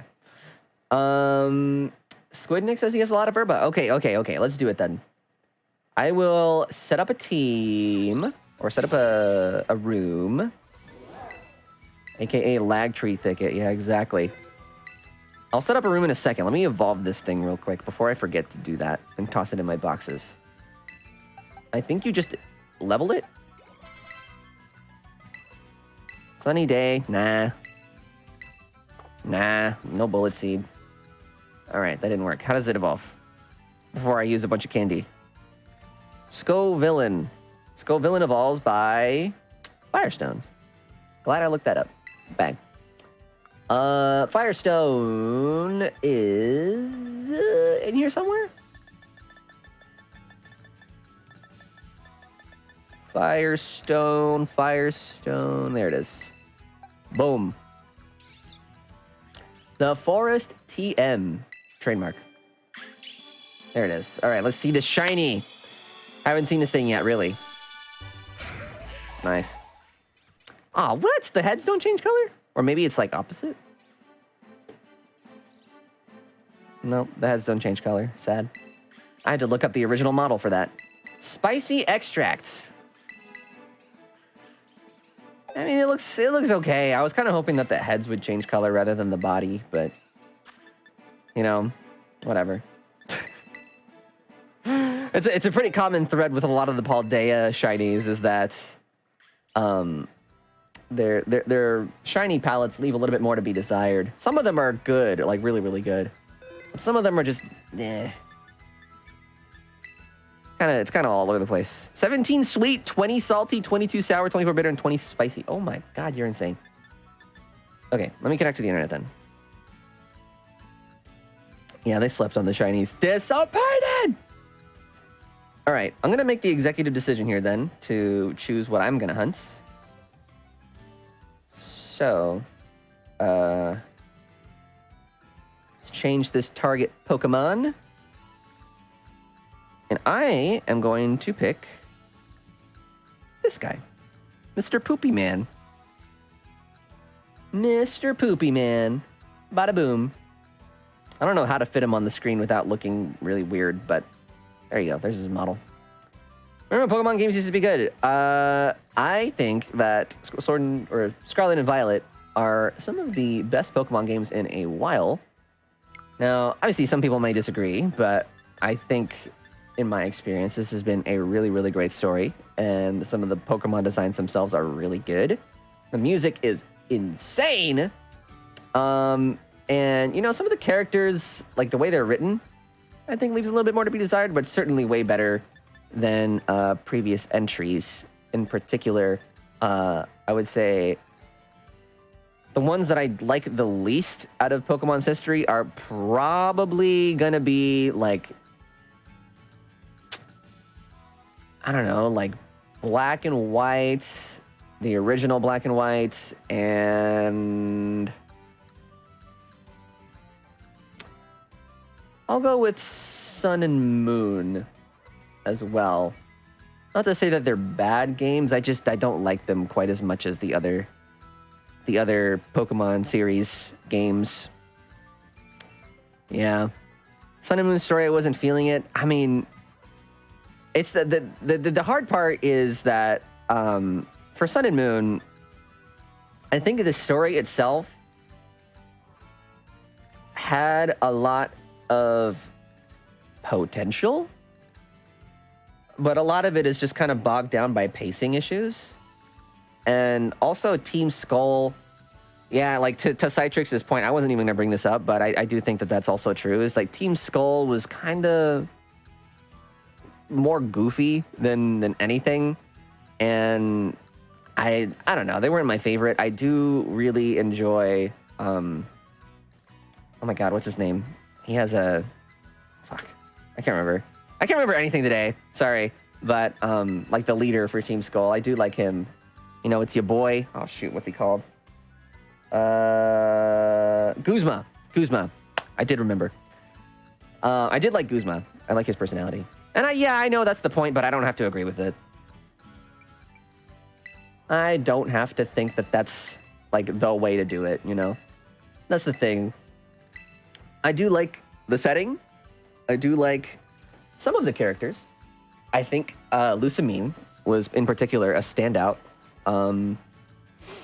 But like overall, I don't know. I don't feel like Sun and Moon were necessarily quite as strong as some of the other entries. If I had to pick a least favorite, it would definitely be the first Black and White. But I don't think it's by any means the worst. Post game against all the bad or the past team bosses was good. Now I am not talking about Ultra Sun and Ultra Moon because I have not played that one and I can't really have an opinion until I've done that. But the original Sun and Moon, in my opinion, had a few pacing issues throughout the story. Not to say that it was bad. I still think my review from all those years ago is still true. A lot of my opinion on that. It's just if I was to change anything about that, I would kind of maybe like keep the action going a little bit more frequently throughout the story. First Black and White was my first Pokemon game, so I'm biased and I will die defending it. Yeah. I feel like that's something that's pretty common. Oh, I need to move, Relor, sorry. Pretty common amongst Pokemon fans is that usually you'll pick the Pokemon game that like was your first or, you know, something close to it. Here you go. There's the code. Sorry. I didn't realize you were waiting for me, Squidnick. What's up, Cyberbird? How you doing, dude? Ultra Sun, Ultra Moon had pacing issues, but that's all I can say about that. Yeah. That's the thing is, like, I don't really think there's necessarily, in terms of the main series games, a bad Pokemon game. I don't think any of them are really just, by and large, bad games per se. There's just more to love about others, and some things about some of them that I don't necessarily like. But that's, like, the most that I can say, and I think overall, Pokemon's been pretty consistent over the years. Obviously, some of the earlier games are a little different, just based off of the era that they come from. But modern Pokemon is definitely pretty consistent as far as what to expect. Gen 1 and 2 are, yeah, the original games themselves are really not worth revisiting.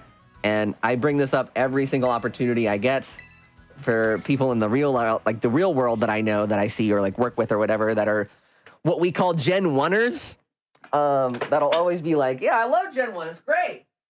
And I'll be like, yeah, that's good. I mean, if you're talking about like Fire Red and Leaf Green, and these are the kind of people that probably didn't play those either, and I don't know. I mean, they're entitled to their opinion, whatever, but like, I think objectively those games are just broken. in a lot of ways, especially Gen 1. Oh, man. I think, yeah, I wouldn't say that I don't like them per se. It's more of like, I think they got the definite case of the nostalgia glasses, you know? Because like I said, I do feel like objectively some of those games are just genuinely broken. And maybe that's attracted to them. I don't know. In which case, then that would be totally valid, but I personally don't. Gens 5 through 7 were the absolute peak of Pokemon, in my opinion. I will die on this hill before I bend on this matter. Okay, all right. That is definitely an opinion to have. All right, hold on. Let me see what we need here, Squidnick. So we're looking for Relor. Relor is going to be a bug, right? So let me pull up Sandwich Simulator. Let's throw this on to the scene, all right? Let me look at this recipe really quick. Now that I've done this more recently than last time, I feel like I have a bit more of a head of what I'm doing. So cucumber, pickle. I just realized you can't see what I'm doing. All right, cucumber, pickle. Let's turn on multiplayer mode. And now what is bug? Bug is cherry tomatoes. Oh no! Oh god, it's cherry tomatoes. Oh, these are the worst things to stack on top of a sandwich. All right, so I'm going to assume that Squidnick has pretty much every herba. So we're just going to do 2 salties, which would be all bug, but we're in multiplayer. So that means that I would also have to bring something here. So what about mayonnaise? Okay, I'll bring mayonnaise. I'll bring mayonnaise, you bring the herbas. And that should be good. Okay. I will bring the cherry tomatoes and the mayonnaise. There you go. Waiting for Nintendo to hold a contest for fans to make Pokemon entries. That could go away. I just like the charm of playing the older games. The sprites are ugly, and I love it. Oh my god. Freaking old style... what's like that one artwork of Aerodactyl? Aerodactyl is straight up ugly in the original games. So is some of the other like Pokemon, like Charizard's pretty ugly. Oh man, some of the fan favorites for sure. Too salty, yeah, too salty. Gen 1 Golbat is also pretty. I wouldn't call him ugly. He's just goofy. I beat Red in Crystal and Elite Four in Yellow, so I'm something of a gamer myself. Oh, I used to love Crystal. I don't know if I have my copy of Crystal still. I probably don't. But I'm a big fan of like the third entry games, typically. Listen, when the subway bosses from Unova take up a solid 30% of my brain, I don't think I could say I was only... I don't think I could say it was only 6 and 7. Right. Pika pick. Shoutouts to Japanese Mewtwo. Oh god, Mewtwo's been done dirty so many times over the years. Cyberbird! Thank you for the sub! Pleasure to keep you with us. Holy. It's been 39 months since I subbed Alec, isn't that Jesus. like 3 years or something? And I only show up for like 2 days a year. Absolutely bonkers. That is absolutely bonkers, dude. But hey, you want to know something though? I don't know if I say it often enough, or maybe I do. You can tell me if it gets old ever, but like, I really do appreciate, even if we don't see people like you, and when I say people like you, like people that don't tune in quite as often, even if we don't see each other that often, the fact that you even think of tuning in at all, much less, or like even much more, I guess would be the term, much more that you sub for that long is crazy to me, and makes me feel so lucky as a creator that you even think that of me. Not only that you're worth the time to revisit, that I'm worth the time to revisit, but also I'm worth the... like anything, like even just that, like anything above that is crazy. So thank you so much, dude. 39 months. That's 3 years and 3 months. 3 years and 3 months. We're almost at 3.5 by, what is it? April, May, June, by July, it'll be 3.5 years. That's crazy. You do get compliments like that, Cynthia, please. Jesus Christ. All right, I haven't actually finished Black and White 1 or Black and White 2 yet because I started with Gen 6 and playing without the old gimmick of the day they do nowadays is so disorienting to me. Well, I mean, if you ask me, black and white is okay if you miss them. But, I mean, you know, if you ever do end up playing it, come back and let us know. Come back and let us know what you think. I feel like those are definitely the, like, what the Pokemon community considers the new divisive games. They can't really make up their mind. They change it year after year. It used to be Gen 3. Now it's Diamond and Pearl, and who knows what it'll end up being. I'm sure give it enough time, the community is going to love Let's Go and think it's weird that people didn't at some point. I don't know. The Pokemon community at large generally doesn't know what it wants. One of my favorite gym leaders was Roxy from Black and White 2. I will say, like, as much as I wasn't in love with the story of those games, I did like the design visually of the gyms as well as some of the gym leaders. I guess you are my little. What the hell's this? Come here. Somebody think of the gifted sub to Luis. The Luis Dragoon.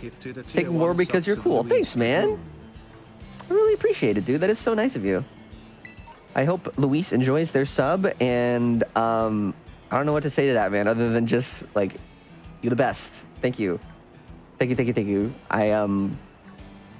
They better stay for 39 months. Yeah, or else we'll find them. We'll come and hunt them down, god damn it.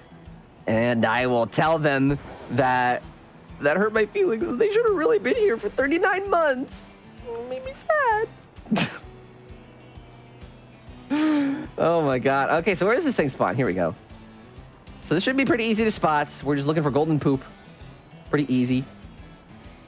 I have a bad habit of completely forgetting whenever someone compliments me. Like, I get complimented by someone, and my brain is like, yeah, we don't do those here. And it's like, never happened 5 minutes later.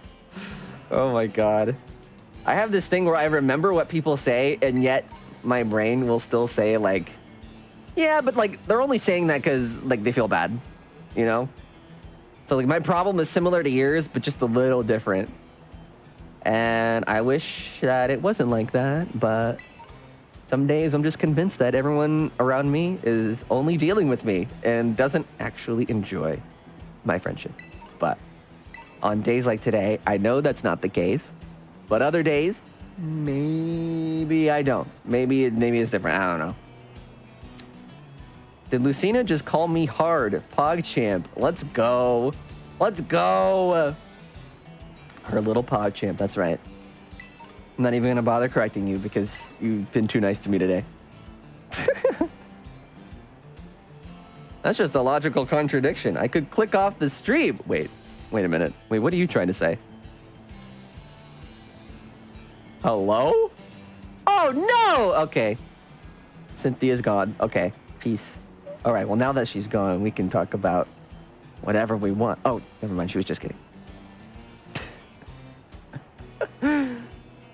We were just going to say how cool you are and how much you mean to us. Yeah.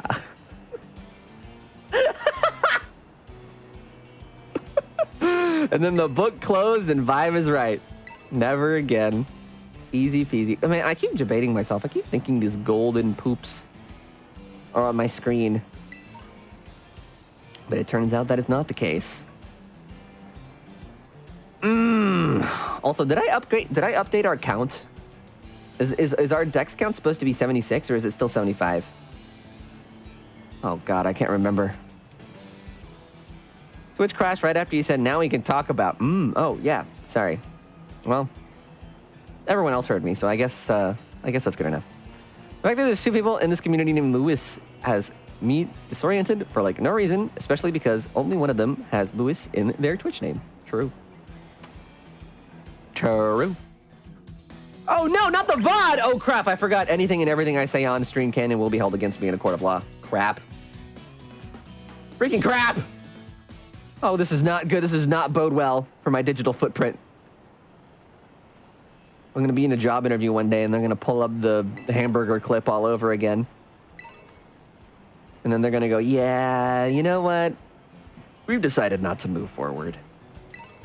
I can't type, so excuse my spelling errors. I'm so exhausted. It's midnight. Wait, did your spacebar end up working on Twitch now? Like, did you ever figure out that mystery?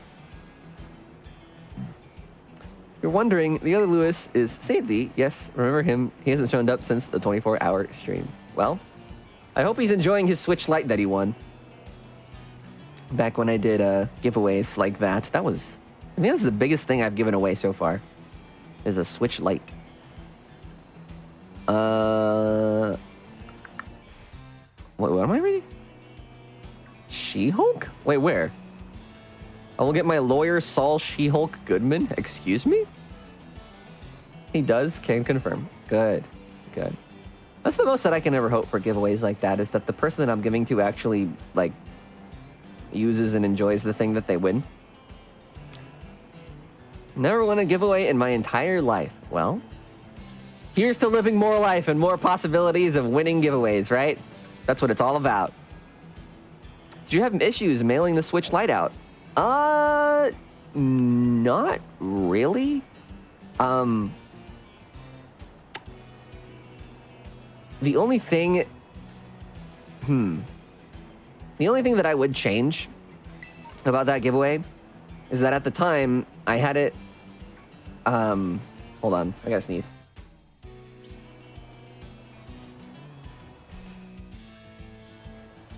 Okay, it went away. The only thing I would change about that giveaway is that at the time, I had it set to where anybody can win internationally. And for me personally, I'm very glad that someone internationally did not end up winning, because I am pretty sure the fees in, like, the fees that are incurred when it comes to shipping something like that internationally are pretty pricey compared to domestic shipping. So that would probably be the only thing that I would change for something of that nature, is to just keep it within the US, and I think Canada would work too, but I think Canada also have fees, so maybe not Canada. I don't know. I don't have any plans on giving away something that big soon, so I have time to think about the logistics of all of it. Remember winning a contest for a free code for Kingdom Hearts 3? Nice.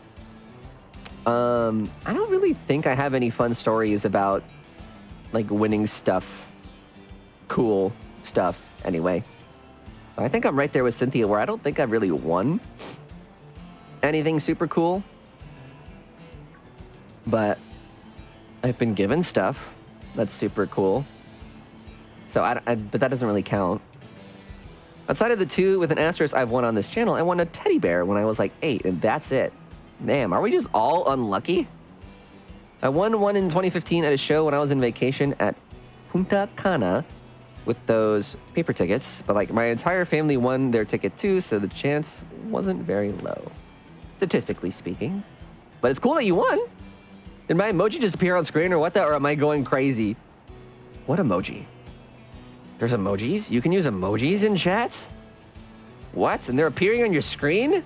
Cyberbird, what's going on, yo? I think you're losing it.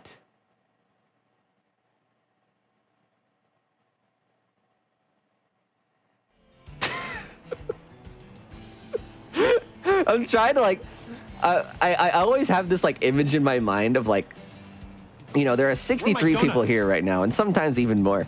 And I always wonder in my head of, like, doing creepy things like that.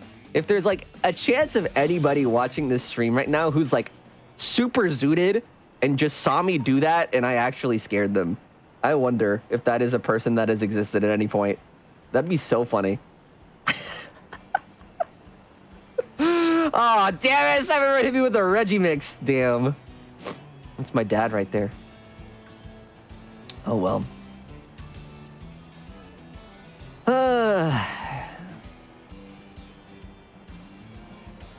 Speaking of Yukon, I have a Channel Point Redeem recommendation, if you'd hear me out. Okay. I will allow this. I have not never won something cool. I have not never won something ever. I mean, I think I'm the same, but whatever it is that I may have won in the past is obviously not something that sticks out in my mind, so. It's quite possible that we're living the same life, Cynthia, in that regard. Been able to save up for a good Channel Point prize. Oh, you have, huh? You have. You think you have, huh? Watch it be like mod for a day or something. That would be pretty crazy. All right, where is this stupid bug? Still got a good chunk of sandwich time left here. Squidnick, anything? Any thoughts of slithering? Any sightings? Probably not. You saw it? You're losing sanity? Bro, that is impossible. There's no way to get the emotes to appear on screen. That'd be insane. That'd be insane, dude. Like, I specifically remember that one in 2015 because it's been the one before my 7-year-long losing streak. How is it a losing streak? Are you like actively participating in giveaways? Because it can't be a losing streak if you're not actually participating, right? Since there's obviously not 60 people active in chat, I propose a lurker hello redeem for the majority of people who watch your streams to be able to interact with it still. I think it's a good idea. However, where I struggle is like making people feel in any way obligated to say something, because some people are uncomfortable with that. And obviously I don't want to make people uncomfortable. So, you know, if that's where their comfort level's at, then by all means, it's gotta be that. They just gotta be left to their own devices, I guess. Convinced Alec is view-botting his stream? Oh, totally. Totally. Where are they? Where? Bruh. I've had people, even when I had like 25, 30 viewers at the time, people would always, like, even in the server, right? Every now and then, someone will be like, hey, yo, why is nobody talking in chat, right? Nobody, like in parentheses, right? Because obviously not nobody, but what that ends up meaning when they say it is less than what their expected amount is. And what my view is always is that the number that you see on screen with like anything, right? With like follower counts on Twitter or like viewers on Twitch or like YouTube views, anything is always going to be way higher than the amount of people that actually engage with that content. So you can have like an account with like 50,000 followers on Twitter, and yet every tweet that they post only gets like 50, right?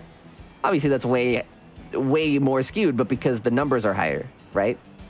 Or for like a YouTube video, right?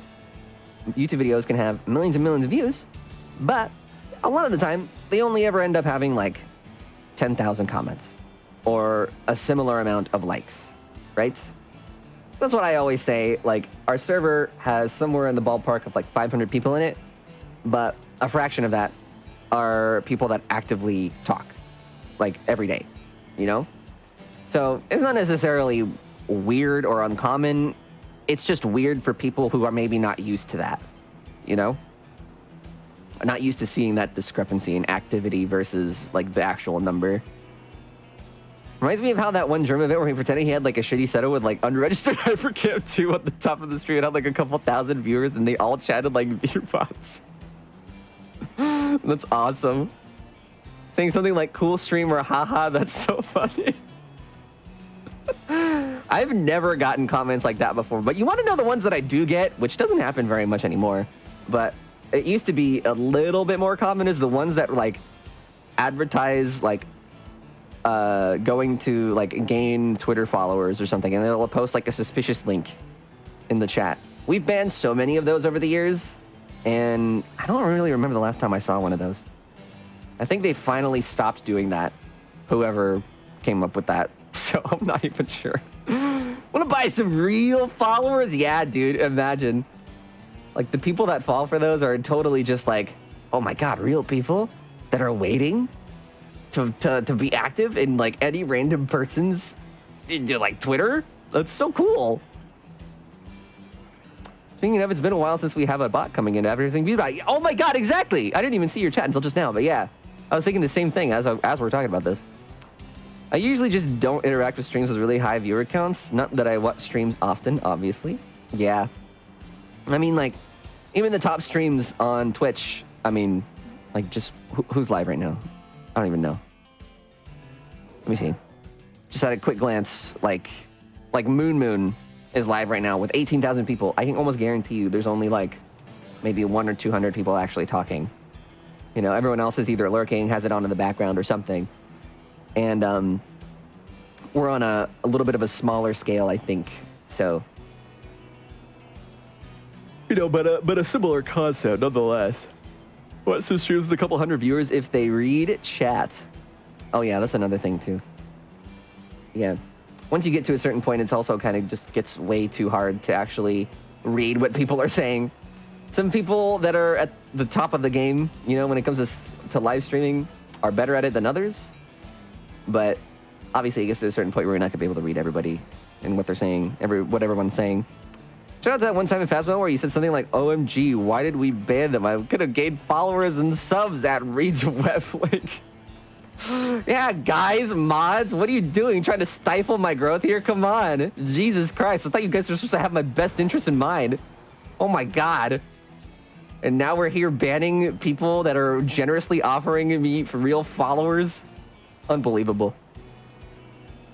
Loki has a really active chat, but he still reads it like he recognizes me and other people. That's commendable. But man, it is so hard to do. Like even for me, like whenever we have like big events, you know, like the Direct or subathons or things like that, where there's obviously a lot more people tuning in than usual.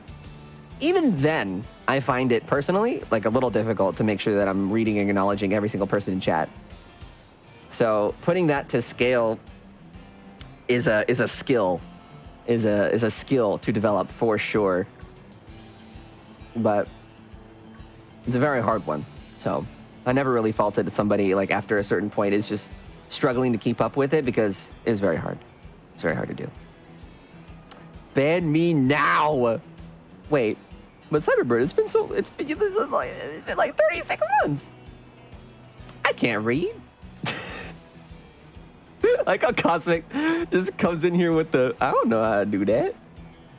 Aye! What is that? Hey, we got the golden poop! Yes. Yes. Poggers! Poggers! That is the golden poop that I was waiting to see all day, baby. Oh my God. Yes, gaming. Gaming. Okay. Also, I don't know. Okay, so is that 77? Does anyone remember? Hold on. What was my stream title? 74? And then we found the first. Then we found the first Capsule Kid, which was 75. Scovillain is 76, and this would be 77? Right? Am I doing my math right? Because I have not changed my title ever since we started stream. And we found 3. So it should be 77. I forgot to update it when we found the second Capsule Kid. I was too focused on talking to Sierra because she had just raided us. Not that it's her fault or anything. All right. Let's fly to Area 0. Cool. We got the Relor. Pog. I will help you find this Slitherwing. Oh my God. Shout out to the guy that came into the stream in one of the remake marathon streams saying exact thing, just like, ban me please. I don't know what it looks like. Yeah, that was weird. I always get really like odd vibes when people say that.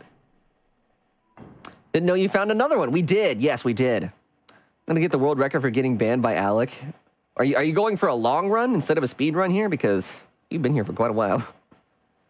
All right, let's update this target Pokemon. We are now looking for Slitherwing. Let me see if I can find this thing's render real quick. Here we go. I have 2 different renders for every Pokemon, and I think I like this one more. It shows the color a little better. Cyber out here out in World of Long Plays. My dude is taking the scenic route. There we go. Just move him up a little bit. There we go. Look at that little guy. So cute. All right. Where would you like to go? 3? Do they spawn around 3? Oops. I just clicked a button. I don't know what that did. I just clicked a button on my OBS. Did anything change? No? Okay. I think we're good. I didn't break anything. Doing it once I get mods. Speedrun strats. Well, unfortunately, you already have 24 hours added to your speedrun because you were mod for a day.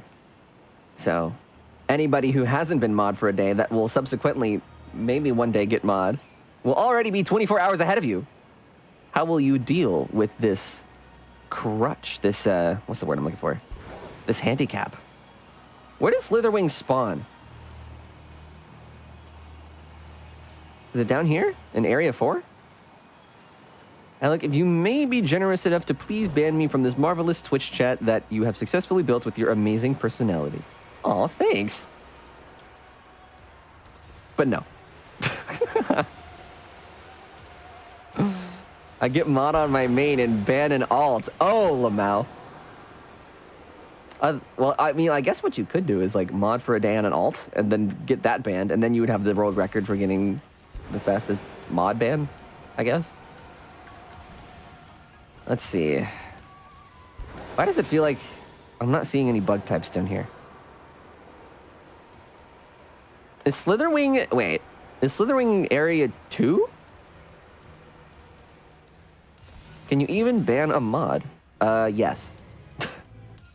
How do I know this? I think Nan redeemed getting banned once, and then I had to remod her. And it was like a whole ordeal. Ban me or you're a poop face? Okay, that's rude. That's rude, but you're gonna have to try harder than that. Please don't try harder than that. Cyberbird, I don't want to do it. I don't want to do it. You're gonna make me be like that kid with the water gun meme on the beach where he's like crying because he just want to shoot. All right, let's see. Slitherwing. Time someone out of your choosing for 10 minutes. That's toxic as hell. Oh my god. Your mom told me that you have to ban me? My mama? My mama? I was just talking to her this morning. Unbelievable. Now this lady's out here making demands on my behalf? Well, I guess it would be on your behalf. Crazy. Gonna be like Jesse with a gun. Goddamn right. Standing at the doorway. Oh, that scene makes me so sad. For some reason, though, like, as sad as that scene is, it makes me want to watch it again. Because it's so good. Oh, man, that's crazy. What does shiny Venomoth look like? I want to make sure that I'm not missing out on any potential shinies, just in case. That's it. My dad works at Nintendo. He said if you don't ban me, he's going to delete all your shiny Pokemans. Oh, crap. Not those! I mean, I was kind of genuinely worried about that for a while because of that bug that was going around, but it seems like it's very, very, very rare and very unlikely that it'll happen to me. So now we're back hunting for things. Oh my god. Okay, what color is shiny Venomoth? Why don't we do this real quick? Shiny Venomoth. It's blue! Oh, that'll be really easy to find. Okay. Thankfully, it's the shiny Pokemans and not the shiny Pokemons. Oh, true. True. I can let go of the Pokemans, but the Pokemon, oh man. Then we'll have an issue. Squidnick, where are you walking? In this cave? I want to make sure that, like, we're in the same general area.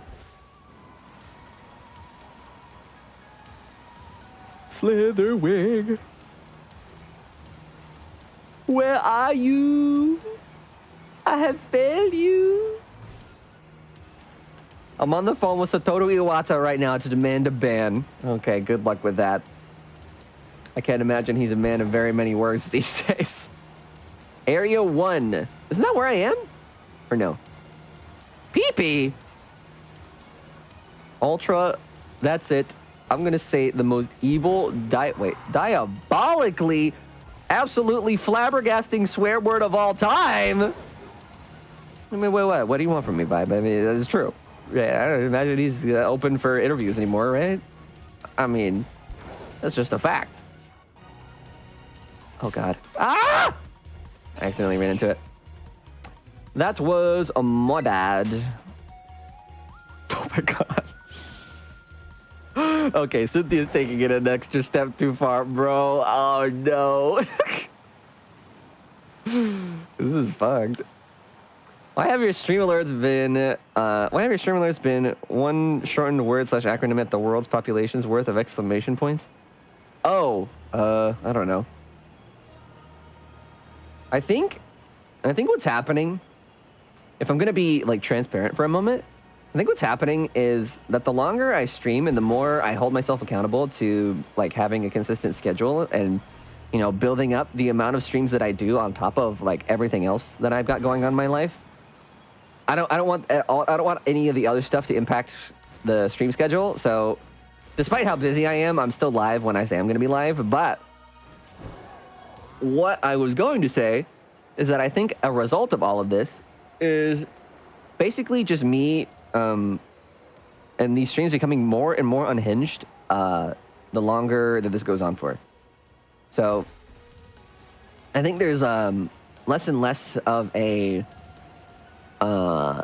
worry on my end to come across as like super professional or like super you know, put together or anything like that. And all in all, just becoming more yeah, unhinged, I guess. I don't know. I don't know what other word I can think of. It's all been downhill since the Udi stream. That was fun. I still have my Udi. It keeps me warm. I don't think I'm going to be using it anytime soon because it's about to get hot as balls over here, and I don't like that. But, you know, it lasted me good during the winter, and I am thankful to them for that. So, huge shout-outs to Udi for being so nice to me. Remember when I only followed Twinks followed you? Oh my god, how do you have a memory for this? Dude, I forgot. I remember that, but I would not have thought about that had you not brought it up. That is crazy. Yes, balls are hot. Wait. No, well... Yes. Okay? Like, in a... You know what? Never mind. I don't even think that's worthy of offering an explanation. Just, yes, sure. Because I recorded the VOD. Well, I was the one doing it. I was streaming it, and yet you still have somehow a better memory than I have. How does that work? Is it maybe because you watch everything twice? I don't know. Haha, made you say it. Oh, yeah, well... You know what I'm thinking. I don't have to say it. You don't have to say it. Moki has like 10 times your viewers, and his alerts are just huge stream, do not miss, and stream up unimaginable proportions. Please be in presence.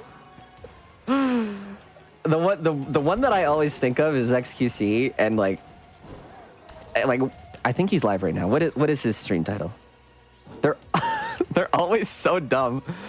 His is click now, drama, news, don't miss it, ice cube emoji, ice cube emoji, ice cube emoji. So yeah, I think the longer that this goes on, the more similar in like maybe they're in the same boat where like they stream so much that they just like don't even offer to give any of this a thought anymore. But it's like the longer that you are broadcasting, the less of a, I don't want to say filter because it makes it sound inauthentic, but like the less of cares that you have for how something comes across. So don't be surprised if you tune into a stream from me a month from now. That's just like, I don't know. I ate a Hot Pocket today. Tune in, AMA. Big news, big drama. Gone wrong at 3 a.m. You know, like titles like that. It's probably going to be something like that. I don't know.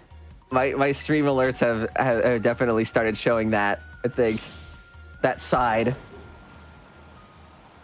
Oh,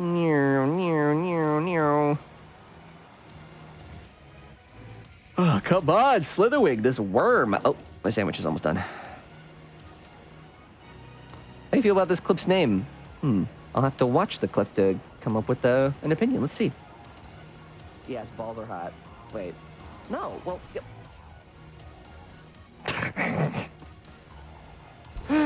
I don't think it deserves a name. I think it speaks for itself. So I think you're right. If I get taking attendance, say here in chat notification, I will be dead. I did something similar like that years ago. I would say Wait, there was this trend. Oh my god. Okay, wait, hold on. Is the sandwich done? Ah, I'm pressing all the wrong buttons. Okay, the sandwich is basically done. Oh my god. Let me get on.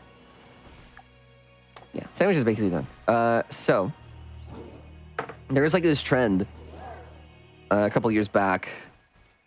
Was it on TikTok or something?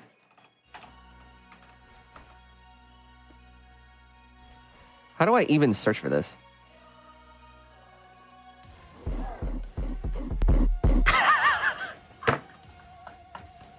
There was this trend of like inserting this stupid spinning gorilla onto like any random video.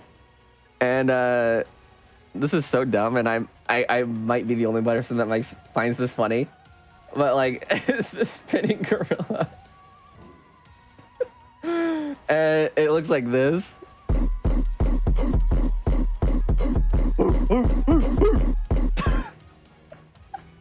So for a time, my stream alerts would just be like, chat spam, and then people would. It was so dumb. What's the next recipe? Probably the same thing. Probably the same thing. Because Slitherwing is the only other Paradox mod that I'm missing. But let's take a look. Right? Let's take a look. Put it as a redemption right now. That would give you guys too much power, I think. Okay, here. So, we got Relor. Great. Great. Still need Slitherwing. So I guess we could do poison. And try to get Grafii and Shroodle. But, oh my god. Hunting in the tag tree thicket sounds so dooky. So, I don't know. I'll leave it up to you, Squidnick. What do you feel like hunting? So we could do Grafii and Shroodle. We could also do Fido and Doxbun. A couple places to hunt them. They're both fairy. Knackley and that whole line. I have the middle evolution, so I need 2 of those. Or we could just keep doing Slitherwing. Up to you.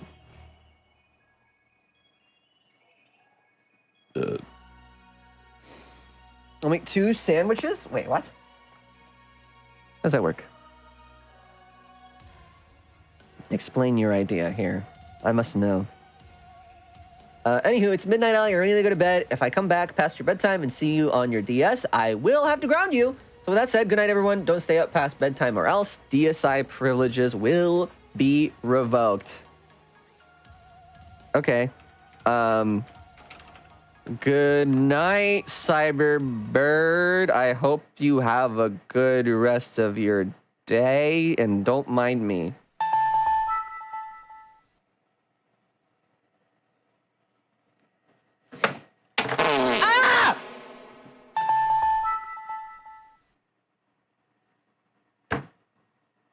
Why do I have hotkeys like that on my computer?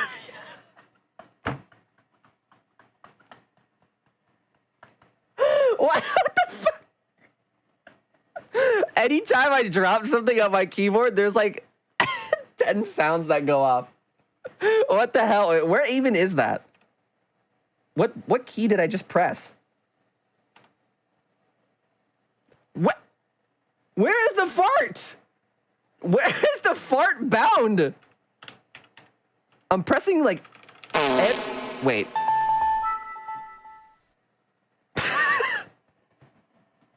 What is it? Okay. For some reason, it's bound to the number key 7. I don't know why that is. What the hell is wrong with me?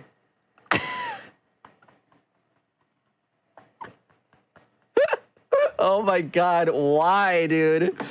Why? Okay, Squid Dick is probably sitting here waiting for me like, Jesus Christ, dude, come on. Oh my Jesus, how do I fly there? Where's the thing? Okay, here we go. It's like sandwiched between our icons here. Zoom call story? Okay, long story short, there was this time that I was brought on to a new job, and it was a remote job, and so like to do all the training I had to be on this call over Zoom. And I don't know if you know this, but Zoom has this way of giving people, like you have the option to give other people control of your desktop. So I was in this program, and this lady that was teaching me was like, "All right, I'm gonna log into your laptop if that's okay." And I was like, "Oh yeah, totally, sure." And then so I gave her control of my computer, and at the time I had all of my soundboard shit bound to the arrow keys on my keyboard. But I was okay with it. I was big chilling because I was like, "There's no like," I didn't even think about it at the time, but like a reasonable person would think there's no shot that it would work the way it does. But hold on, the story gets better. So she's over here, like, going through this program and teaching me how to do it. And she was like, okay, so I'm going to show you something. And then, like, I guess, like, on her end, she used the arrow keys to, like, navigate something. And then just, like, immediately just, like, turbo farted in the Zoom call. And I was like,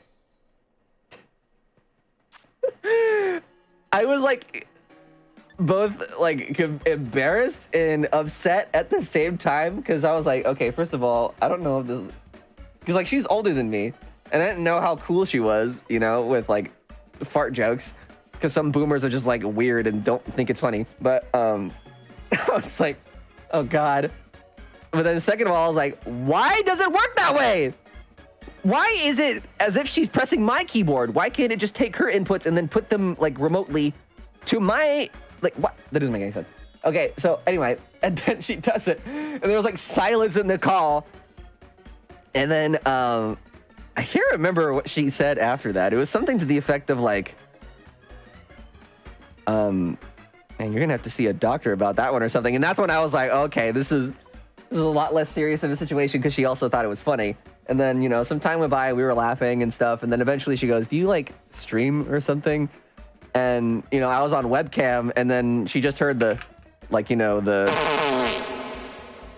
I mean, like, looking at me, I mean, probably right, but she was like, do you like stream or something? And I was like, I try not to bring it up at work, because I don't want to be that guy, and I also don't want my coworkers watching me, unless we're friends, right? But at that point, she kind of pulled it out of me, and I was like, yeah, and she goes, I could tell. I was like, okay, wow. First, the universe, for some reason, decides to debate me and like completely just allow that to happen, just fart in my training session. And then second, she raffle stomp dunks me in the middle of a Zoom call by saying, yeah, I could tell. I got double rolled. Like, excuse me? So yeah, I went to bed very, very, like, I went to bed a different person that day. Also, what do you want me to put in here? What do you want me to put in here, Squidnick? What are we making? God, I can't believe I got double rolled at a job, dude. I don't work there anymore, thankfully, but oh man, that was a while ago. What? Okay, so tell me what to do. Tell me what to do. What do we? You see what I mean? Just words are just coming out of my mouth with no no cares as to what I'm even saying. Oh man, just thought of another joke to be added to the list. Gee, I wonder which one. Oh my god. All right. So if we're looking for Slitherwing, let's make poison. Okay. So what do we need for poison? Let's throw this into the sandwich simulator. All right. So we're gonna need for poison green peppers. So where's my sandwich? All right. This is gonna be the green pepper recipe. So we'll clear. Cucumbers and pickles. This is green. 1, 2, 3. We'll do 2 spicy this time. There we go. And then multiplayer mode is on. I'm gonna need to bring something. Yogurt? Okay. I'll bring the peppers and the yogurt. And then you got everything else, just to kind of make it simple. All right, green peppers and the yogurt. Where do I keep these things? Green bell pepper. There, I passed it. 2, 3. A yogurt. Yogurt. And I'll bring the Pika-Pig. Monkey's recent string titles, Getting Good Again, Getting Back in Melee Shape. I will PB shortly. Monkey Zane Fridays Moist Moguls Edition. As big as ever. Words can't describe how huge this stream is. So, Like, don't think about your stream titles very much. Yeah. I think I'm in my chaotic era for my Twitch streaming career. I think that's what we're approaching here, ladies and gentlemen. So apologies if things get a little bit more weird and wacky than usual. Oh no. Did that just fuck up the entire thing? Oh no. We'll find out in a second. Maybe it ends up being fine. This is a multiplayer sandwich after all. All right, let's see. Sponsored by Moist Moguls. What is that? Is that the Ludwig team?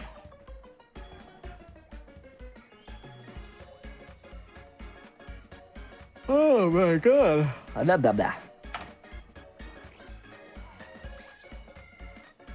Oh, wait, I missed it! Oh, wait, it didn't show yet.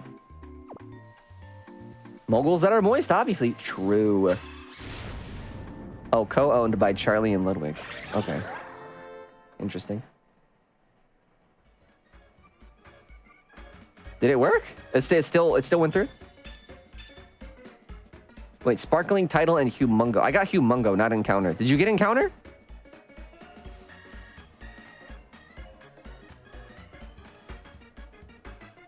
Wait a minute.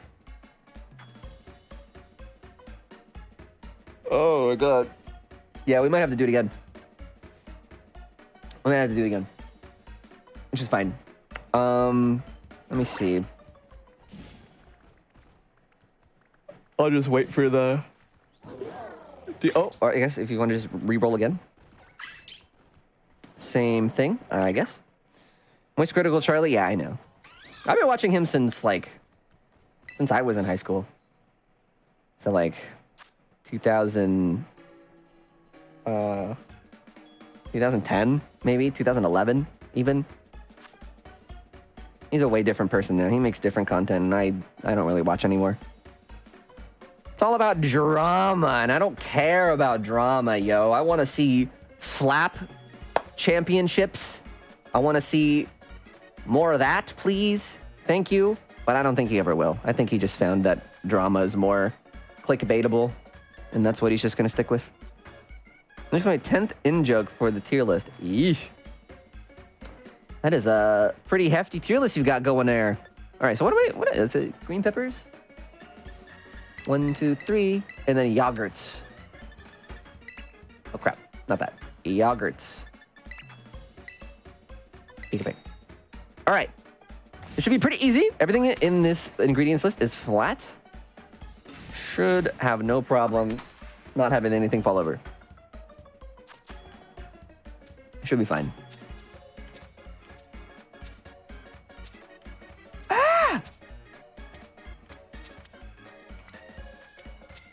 All right. Speaking of after stream, can you do me a transparent version of your @ logo for me to use as the cover image? Sure. No! Not the green pepper falling over! Okay, surely this one works, right? Oh my god. I think that's gonna mess it up too. Oh no. Oi no.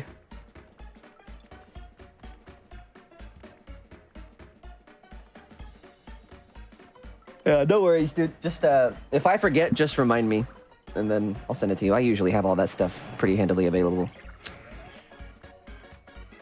It's okay, I'm not saving. Okay. His Milky's friend, and also best melee player in the world. FKR 2 years straight now. Zane just announced to be sponsored by Moist Moguls after having left the Golden Guardians. Interesting.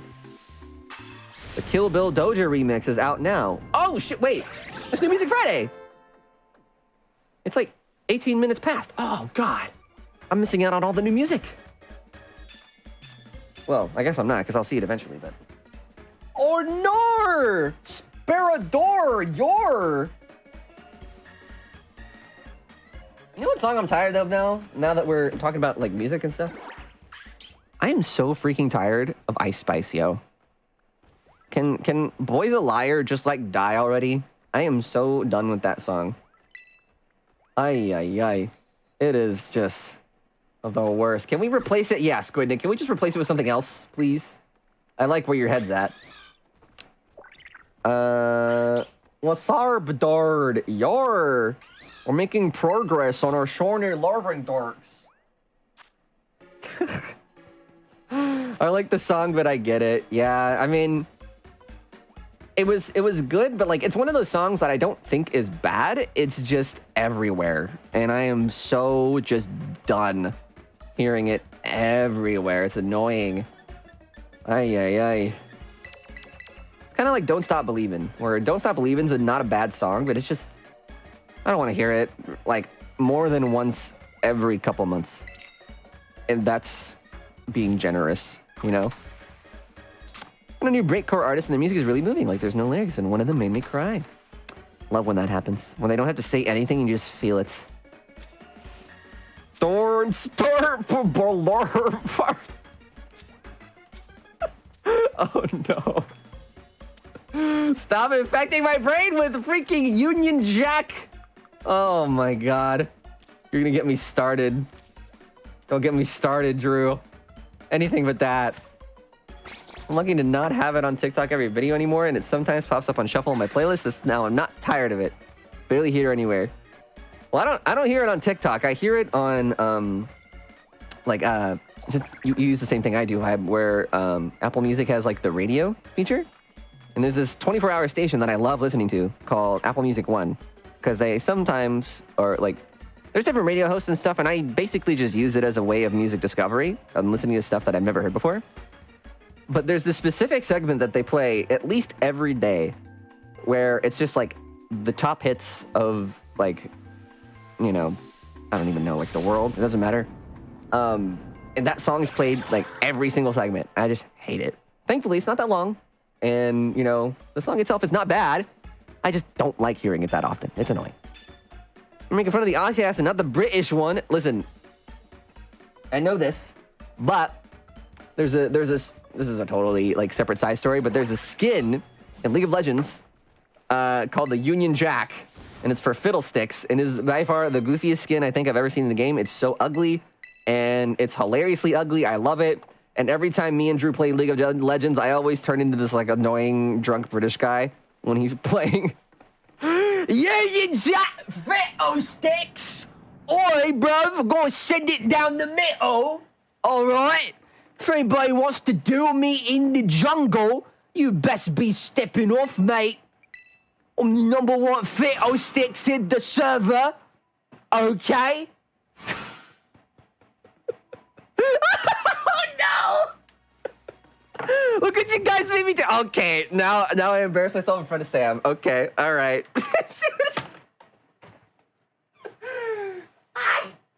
What is this, dude?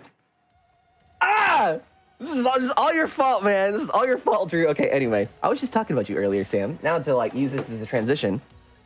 Look at this. People have been cooking me, okay, in stream and in comments and anywhere I post this photo of me holding these, because they're like, yo, you're the one that got 2 Omega lol? And I'm like, what? No, like I got one for me and then the other one's for you, right? You can vouch, right? I definitely did not buy 2 popcorn buckets for myself, right? I mean, that would totally be something that I would do maybe a couple years ago, but I'm a reformed individual and now I don't buy more than what I need, okay?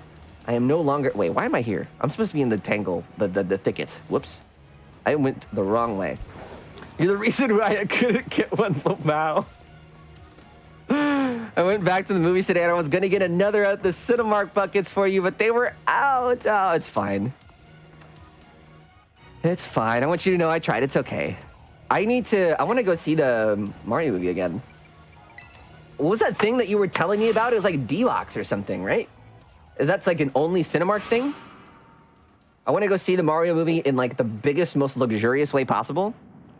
And yeah, D-Box, it moves. Okay, how much does it move? Is it like Flights of Passage moving, or is it like it shakes, like it vibrates? You know, this is, like, how much movement are we talking here? Where's the forest? You can pick the intensity 1 to 3? Oh man, I'm turning that all the way up. Heck yeah. I want to feel like I'm going through the warp pipe. 3 is kind of like Flights of Passage. Okay. All right. I'm gonna have to look into that. This week is a little busy. I think this coming week is gonna be the one where I'm gonna have some time to be able to actually head to the movies again. So I need to look into that. I don't know if every Cinemark around me has D-Box, but the one that I was looking at like a few days ago listed it as being something that is in a theater that's like 20 minutes from me, I think.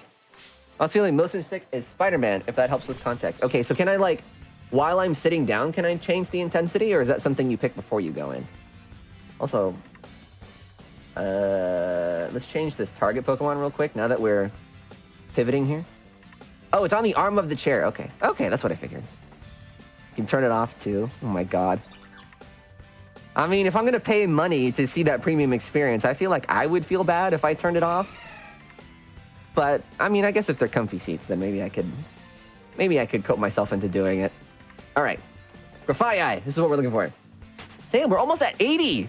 We're almost at 80 out of 107. Can you believe it? That is crazy. I am getting close to finishing this living dex here. What if it's so violent, popcorn just starts flinging everywhere? Would you consider it being, like, weird behavior if I was to bring my question block popcorn bucket and then have them fill that instead for, like, my second viewing? Would that be weird? No.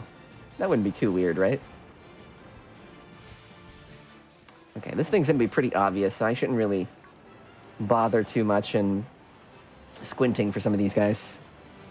Mario movie too intense.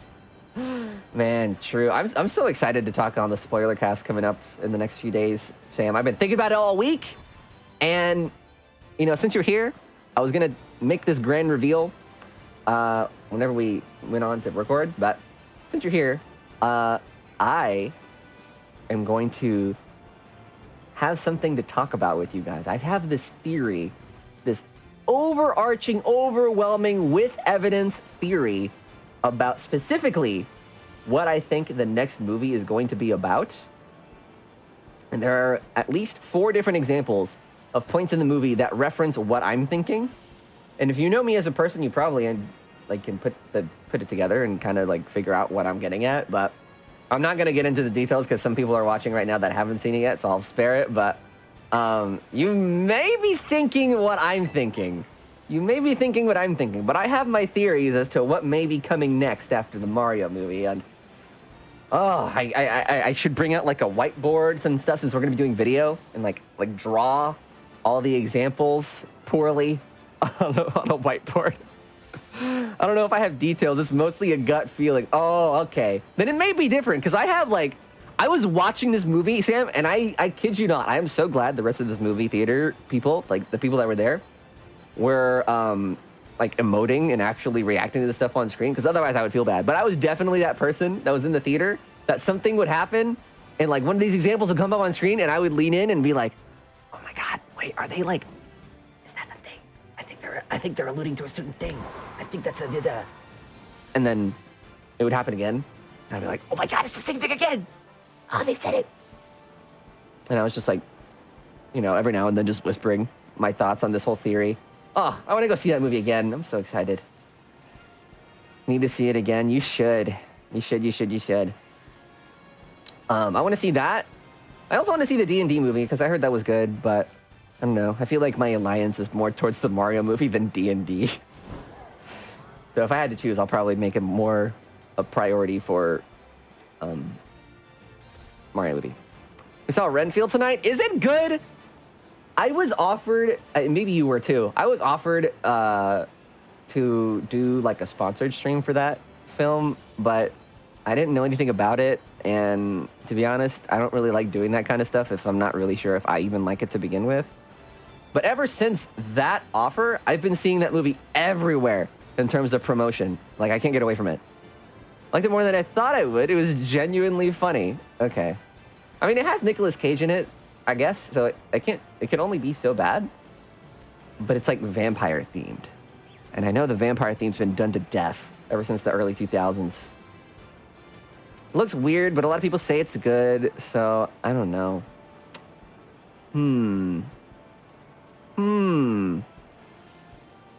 Because it's about like I'm trying to think of like what the trailer told me. Isn't it about like some guy takes up a job to be Dracula's assistant or something? And then like the whole movie is about their like camaraderie or something. Something like that. Is it Jesus, I don't know. This is like the 5th or 6th time today where I'm trying to remember something and I just can't. Tumblr would love this movie. Oh, for sure. For sure. Like 2012 Tumblr. They would be going feral right now. Yeah, and he wants to quit or something. All right, Drew, let's go see it together. Is there a Cinemark near your job? It's a guy who's Dracula's familiar, named Renfield, begins to recognize his relationship with Dracula is toxic. Remind me again, what's a familiar? Is it like another word for friend? Hold on. I always forget to do this, but there you go. Follow Sam. She's cool. You guys see her all the time, I'm sure, if you are around the channel long enough. Like his assistant catches his victims. Oh. Man, this just reminds me of this one documentary I watched of people in like England or something. I want to say I watched this on Netflix, so maybe somebody else knows what I'm talking about. Of people that live in England or something that think they are vampires. And I don't say this in like a mocking way because I watched it and it was genuinely interesting. But what I found gross is that they...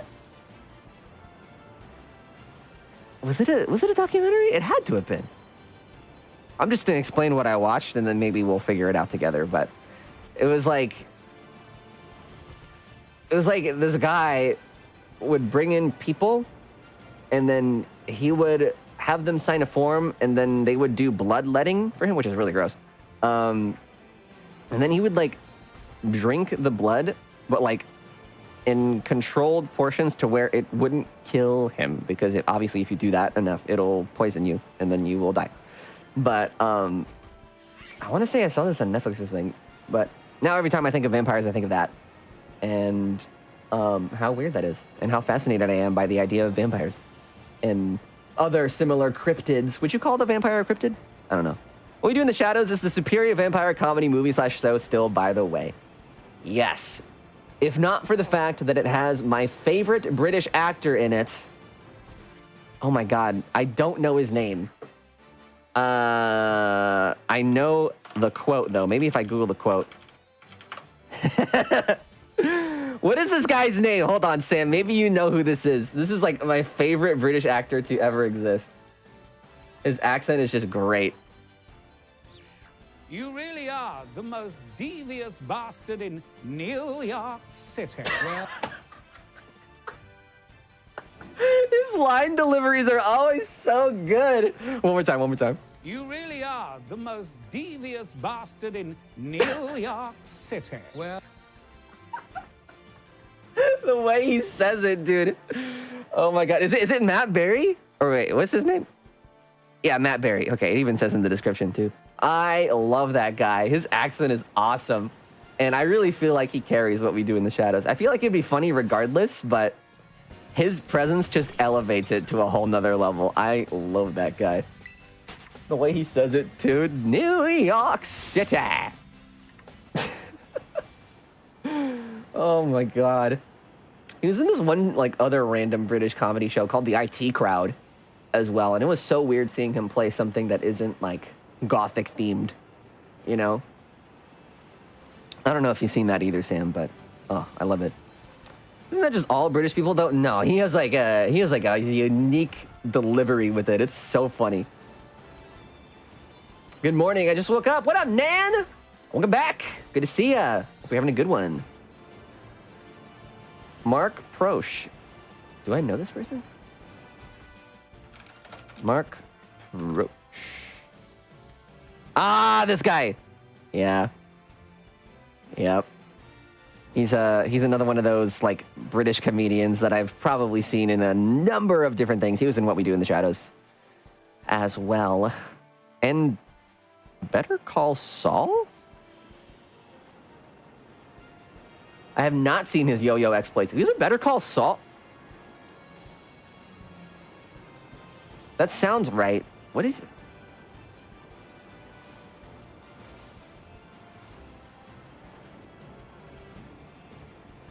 Really made that message super late. I'm sorry, I am talking. He's American. He's also in The Office. You want to know something? I've never actually seen The Office. A pharmacist selling drugs. And the... hires Mike to protect... Oh! Oh! Yes! Oh my god! That's right! And then, like, he says, like, he brought a sandwich instead of a gun or something. Yes! Oh my god, I remember that scene. That was the scene that sold me on the series, I think. Oh my god, can you stop being so weird in chat? What is this, dude? Yeah, and then the baseball card, like, yeah, rip. Oh my god, I remember that. Wow! That is interesting. It's weird whenever you really think about, like, an actor that you really like, and then you have that realization that, like, oh my god, I love their work. They're in, like, so many different things that I like. I had that realization recently with Anya Taylor-Joy, because a lot of discussion started coming up around her about Princess Peach and her portrayal of that character in the Mario movie. And I was like, I think she's all right. I feel like I've seen a couple movies that she's in that I really didn't have a problem with. But then I went back and looked at her filmography, and I was like, geez, these are some really great movies. I like these. She was in Last Night in Soho. A great film. The Menu. Kind of weird, but also, you know, it's more my style. I can see some people not liking it. She was in Queen's Gambit. So, that was obviously a really fun series. I also like watching chess. I find that so interesting. And then in the Mario movie, I love the Mario movie. That was a great film. Anyway, that actor used to pretend he was a yo-yo master and get invited to news stations to demonstrate, and then he couldn't ever actually yo-yo. It is hysterical. What? This man... I've never heard of that. I think I found my viewing material for after stream, though, whenever this ends. Oh my god, I said I was gonna... Mentally, I said I was gonna end at like 10, but it is almost midnight where I am. So 2 hours past the time that I felt like I was going to. But you probably know how it goes, Sam, especially with these last streams you've been doing for like the past week. You've been live for so late. Some days I'd be surprised seeing you still live and streaming. Crazy. Crazy, crazy, crazy. Where is this dang monkey? Is this a monkey? I think it's a monkey. I deserve to have the right to talk about my balls. I mean... I deserve to be able to call you weird. Until 4 a.m. on Tuesday, I was a slave to the drops. That's insane. Oh my gosh. Yeah, that's really cool. I am always been a fan of watching you stream because I feel like if you really like did it often, it would take off. You know? Does that make sense? I feel like, and maybe this is a conversation for another time, but I've always had that feeling. And whenever you stream, I get so excited because I'd be like, oh, this is great. People are gonna like, I love this. This is my vibe. So that was like kind of what I was thinking whenever I would see you go live with Splatoon or whatever. And I also like streaming with you. You know, it's one thing to stream with somebody that's like in a voice chat, but having more friends to stream with sounds really fun. So bad at the consistent side of things. Trust me, no, everyone here can probably back me up on this, but I was so bad about that for like a while. But I think 2023 and like even the latter half of 2022 is has kind of been like the change that I needed. What do you mean I still am? Yo, I am here despite the fact that I was a little late, but I said I was gonna be live today and I was. The only reason I was a little late was because I stayed up to watch the Zelda trailer, which I did not have a plan for because they announced it less than 24 hours before then. So I did both. I did both. I could have easily just said, you know what, I'm tired from this morning, I'm not gonna, but I did. So, Let gonna dance a little bit. Yeah, I have our stadium session on my calendar for tomorrow. You just have to let me know the time, and I will be there for it. Excuse me, you stayed up to watch the Zelda trailer? I did. Yes, which is funny because it's like a full circle moment. The same thing happened to me with the original Breath of the Wild trailer. The night before, I didn't sleep at all. You want to know what I was doing instead? Hold on. I feel so bad because like I'm going back and forth between gameplay, but like, look at this. Hold on. Let me... If you want to know what I was doing, I have a video of this. The night before Breath of the Wild. What would I even put here? I think it was just called It's Happening, right? 8 p.m. Eastern tomorrow. Okay, I'll be there. Do you want me to, like, message you? Or 7:30 to 8? Okay. Just tell me when. Let's see, videos. Can I search my own videos? No. Tellier Ryza, that's right. Yeah, Nan held me at gunpoint and made me buy that. That's 9 for me? No, that's 8 p.m. Eastern would be 7 for me. 7 to 8. Yeah, well, yeah, Sam converted it for me, so like 7:30-ish. So we're big chillin'. What if I just put Nintendo Switch? Hold on, this might take some digging, but I promise it'll be worth it. Maybe I can sort by, like, oldest to... Hold on, just so you guys can see what I'm doing. Maybe I can sort, like, backwards? Can I go from...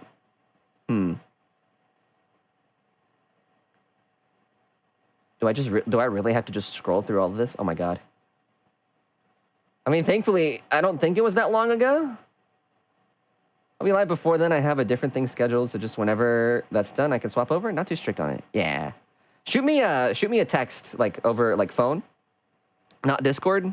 And I will be around. I should be able to go within, like, 20 minutes of you. Or probably even less than that. I'll say 20, though, just on the longer side. So whenever you need me, I'll be around. Damn, some of this is old. Okay, so it's definitely after this. I think I passed it. Mario Day. We've got... Oh, man, remember the Nintendo NX? Jeez. That was such a cool name. Okay, so this is E3. Wait, no, I wasn't there yet.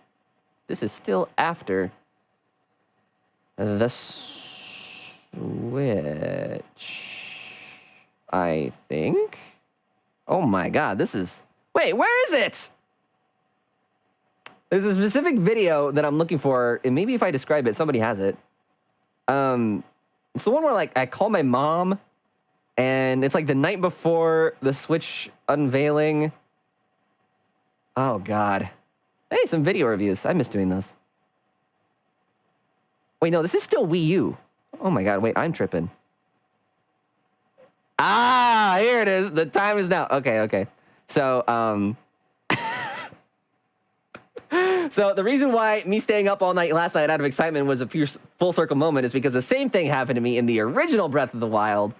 And as a result of me not being able to sleep that night, I, for whatever reason, just thought to myself, you know what? I'm just gonna, like, film a video real quick just to kind of show how excited I am for this console. And now this video exists on my channel forever. So here's what it looks like. YouTube sucks on my computer right now. I don't know why. This is my old apartment. I need to find this hoodie. I wish I could... I wish I knew where that was. Feels so good to be home. Mind you, I did like a whole voiceover and like a whole like multiple camera angles set up and everything. I went full blast for 50 seconds of video. All right, the day is done. Let's see what Twitter's been doing today.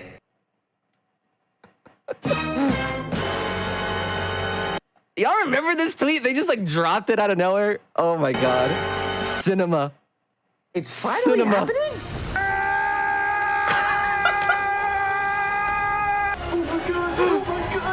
My neighbors, yo. Oh my god, this is crazy.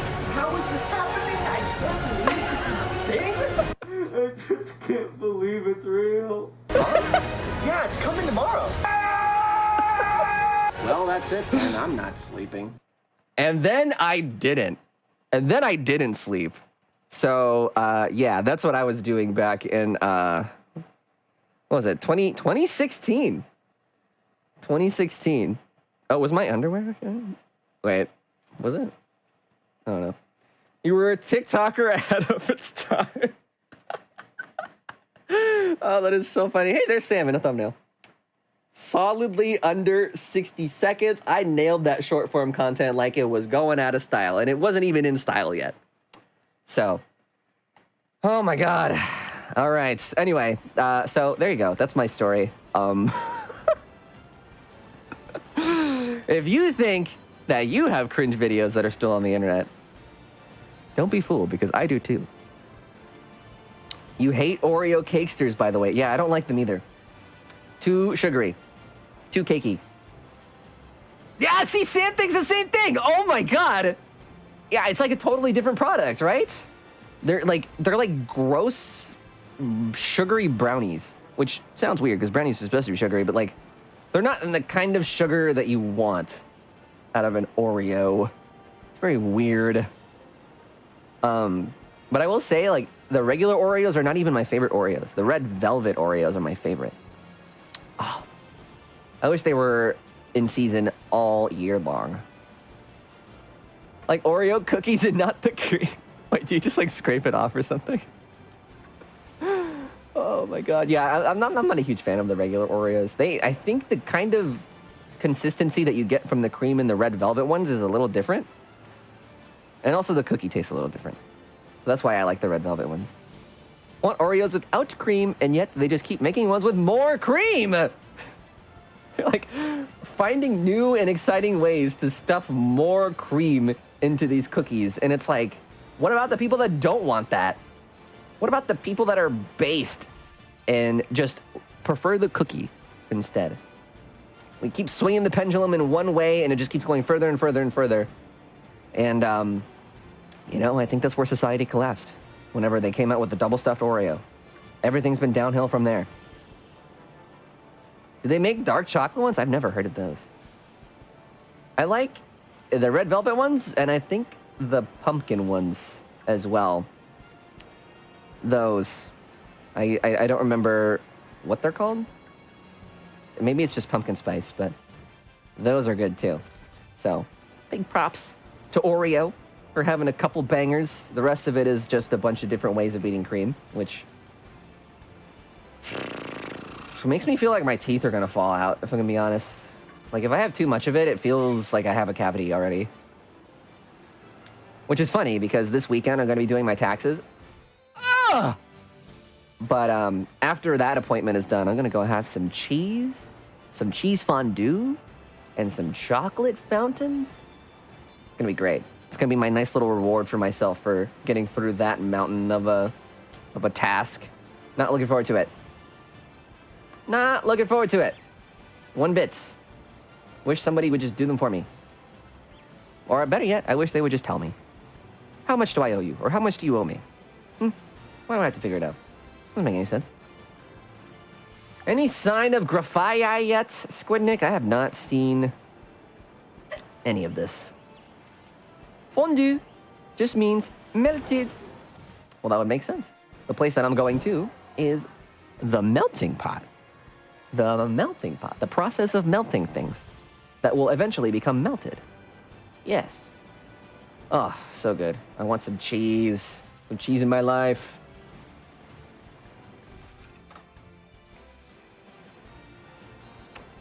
Yeah, if they're so good at knowing I owe money, why don't they just tell me what and get it over with? Right? And then they have the audacity to be like, isn't that weird? Like, imagine not doing your taxes. And then they like send me emails to shame me for not doing my taxes, when if you wanted my money in the first place, then just tell me and then I'll do it.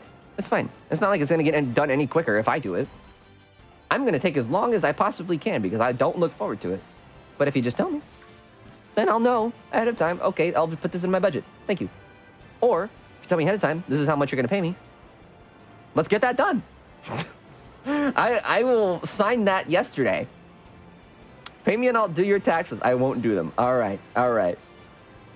God.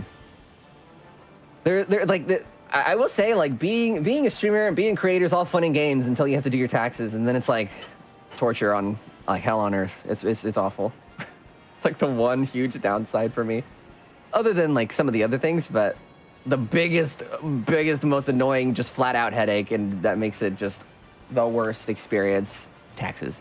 There's no positive of taxes. Completely wing my taxes every year and haven't been audited yet, so I'm gonna keep at that. Oh, Jesus. I did mine for the first time last year as, like, you know, because you got, like, W-2s, and then you also had 1099s and stuff, and last year was the first year that I had multiple 1099s that I decided to do myself, and also file all of the expenses that I use for Twitch and stuff, which is like something that every streamer does. But for years, I had just kind of been eating the cost just because I didn't want to do it. But last year was the first year that I included all that, and I was like, oh, Jesus, I don't know if I did that right. So this year, my mom was like, I have this friend that does it for me if you want to have him do it too. So I was like, okay, cool. And he goes, all right, get all your paperwork, bring it all to me, and then we'll make sure it gets all done quickly and like as properly as possible. So I was like, okay, cool. I am thankful I don't have to file it, but at the same time, the thought of getting all the receipts and all the expenses and all the things into like a nice compiled like set of documents is annoying to think about. That's like the nicest way that I can put it, I think. So not fun. Everything else about being a streamer, creating content, great, love it. Taxes, awful, hate it. Dude, the unmuted nose blowing. I will have you know that that was just a honest to goodness accident. Did not even mean to do that. It's just what happens, you know, as things go on for as long as they do, for me making content as long as I have. Sometimes, you know, we do a little oopsies every now and then on stream, and it's okay. I'm really concerned where I will be at in a month from now, you know, keeping myself consistent as I am while on top of doing all the other stuff in my life. Oh, God. I'm just going to be like a shell of a person. I'm going to be streaming. It'll just be a photo of a skeleton sitting in my chair. Oh, man. 13. 13, that's a nice number. Maybe we'll consider that a curse number. Yo, where is this monkey? What is happening? My goodness. Still have sandwich power, though. Oh my God. How do you guys remember all the quirkiness of my past better than I do? Feet? I don't which time? It's been multiple feet sightings. All right. Let's climb this rock here. Because you got skill issues, huh? What? Oh my God, I still hate Ludwig. Really just the ugliest Koopa kid in all of them. All of their existence. I will never let that go.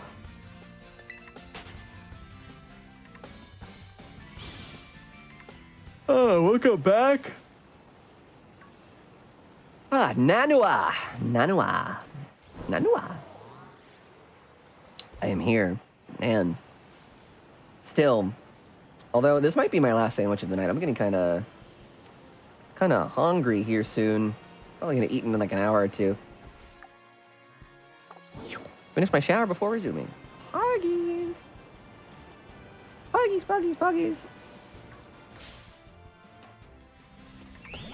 Kind of full of sandwiches. Ah, jeez. Ha ha ha. I see you on Dreamlight Valley. I need to log into that game. I need to claim my gamer Mickey ears, and I also need to do more quests. I saw there's like Woody or something in the game now. I could really go for a sandwich right now, though. You know what? You know what sucks about like COVID? You know, other than like the obvious. You know what sucks the most? Well, wait. Hold on. Hold on. Let me pick my words carefully here. You know what sucks in addition? You know what sucks? In addition to the obvious, is 24-hour restaurants and grocery stores. I miss that. They never came back. Oh my god. There used to be a Walmart around me that was 24 hours. That is not a thing anymore. There used to be a 24-hour Whataburger around me that was really good whenever I got like really hungry at night. It's not a thing anymore. There was like so much more to choose from when it came to late night snacking, and now it's all gone. Now I have to go to my pantry. Like, what am I, my mom? Come on. For the record, my mom doesn't eat out very much, but what am I? What's going on here? Yeah, I mean, like, obviously there's pros for, like, people not having to overwork and stuff, but, like, I feel like I'm allowed to complain. I mean, if I had to pick between the two, obviously I'll still be in favor of the people that are working there, the employees, but, like, I still miss it. I still wish that was a thing. Come on now. Especially the Walmart. Oh my gosh. It was such a godsend to be able to just go there and, like, pick up chips and drinks and, like, donut. I'm just kidding. Donut. So many things. You found the shiny blue bug! Where?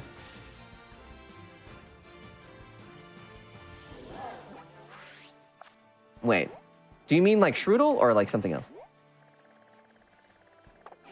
Walmart was 24 hours. Yeah, the one near me was 24 hours and it was great. Area 0. Oh, are you talking about Venomoth? You can have Venomoth if you want. If that's what you mean. A grocery store and Walmart both used to be 24 hours and now are not. They both still have overnight workers, too, for stocking. So I feel like the impact of workers is minimal, but who knows? I was an overnight cashier at Walmart, so I'm allowed to say I still want it. Yeah. Man. I'm so glad you see it the same way I do, Sam, because, like, there were many times where I would go there. I mean, this was back before I stopped eating unhealthy things, but I would go to Walmart at, like, 3 in the morning. At times, like, you know, now, at, like, butt crack o'clock, and I would go there, pick up some Hot Pockets, some pizza rolls, some chips, maybe, like, some Powerades or something, and then maybe some Oreos, you know? So they have those, too. Some Cosmic Brownies, and then bring it all home, and then just lounge, chill, you know?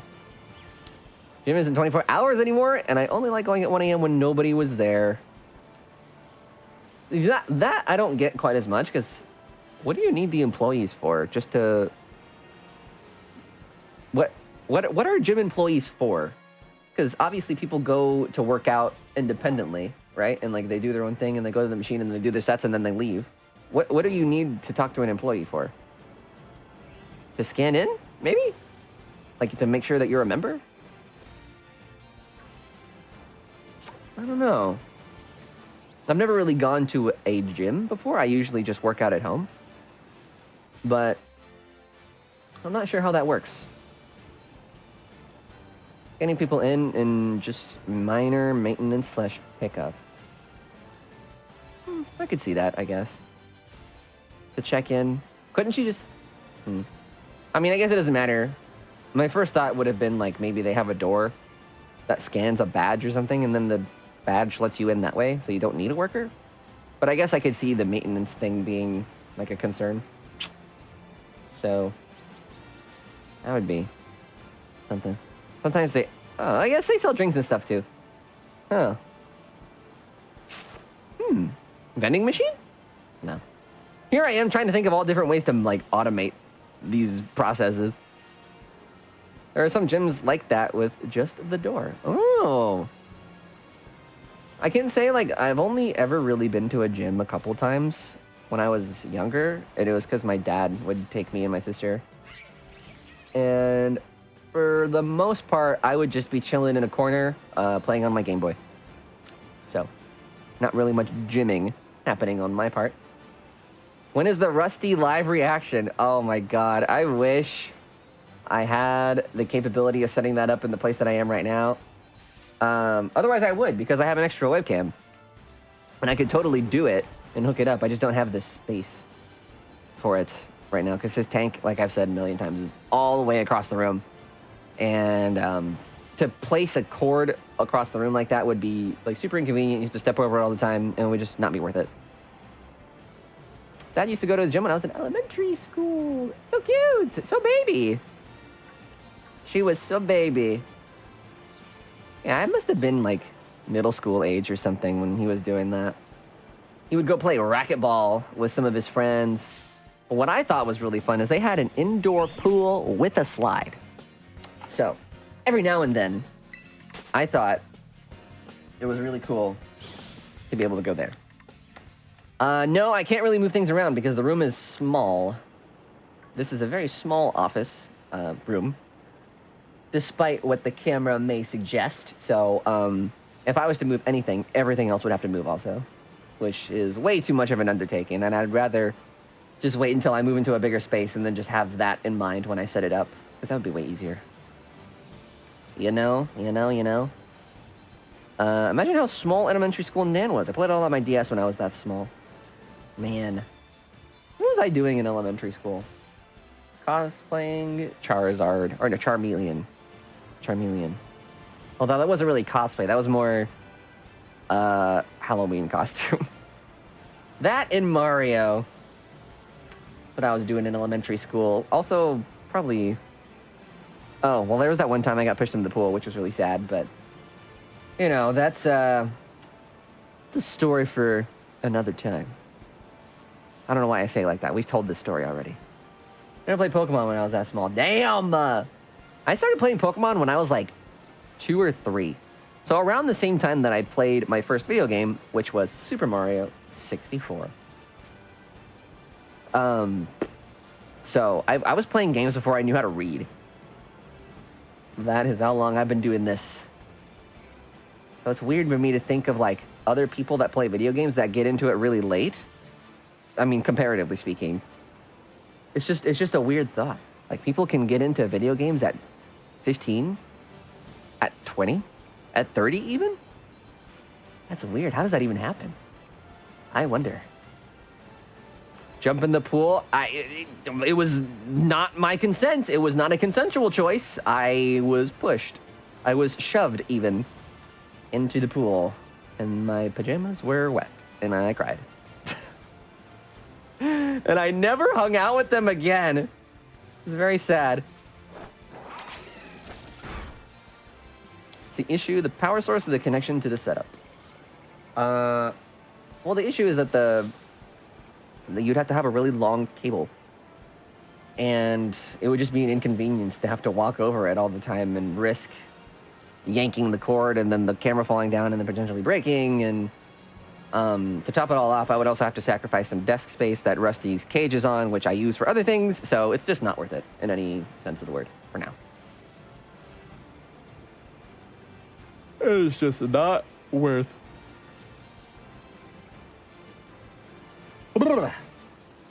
All right, I think our sandwich is just about spent here. Sad. Hate to see it. TLDR of the story of me getting pushed down the stairs. Bullies. Yeah, I feel you. Get a still image with the live X reaction. I could do that. I have some silly photos of Rusty. I could add like an alarm sound, like and have it like zooming in and out. That's the danger with having a proficiency in video editing, is you can make whatever you want and no one can stop you. I can even get like a stock snake sound and like maracas playing or something. Randomize the pick too. Oh, Jesus. That is funny. All right, how about this? If a manager can find me a goofy photo that would fit that, then I'll make it. Of Rusty. Then I'll do it. I'll figure out a way. Remember my friend slapping the shit out of me for no reason, and I haven't talked to him for a couple days since... For a couple of days... Wait, I haven't talked to him for a couple days in 7th grade. Wait, so you haven't talked to him since? Wait a minute. It has to be close to 16 by 9? No, it can be... It could be 4 by 3. That would probably be the preference, right? Because it would be like a webcam. Someone tell me what I need to find. Oh my god, someone describe it. She wasn't paying attention. Jesus Christ. All right, well, Squid Nick has disbanded the group, which means that he's probably done for the night. I think this was a pretty good haul. 3 shinies in one day, not bad. Not bad. Oh, jeez.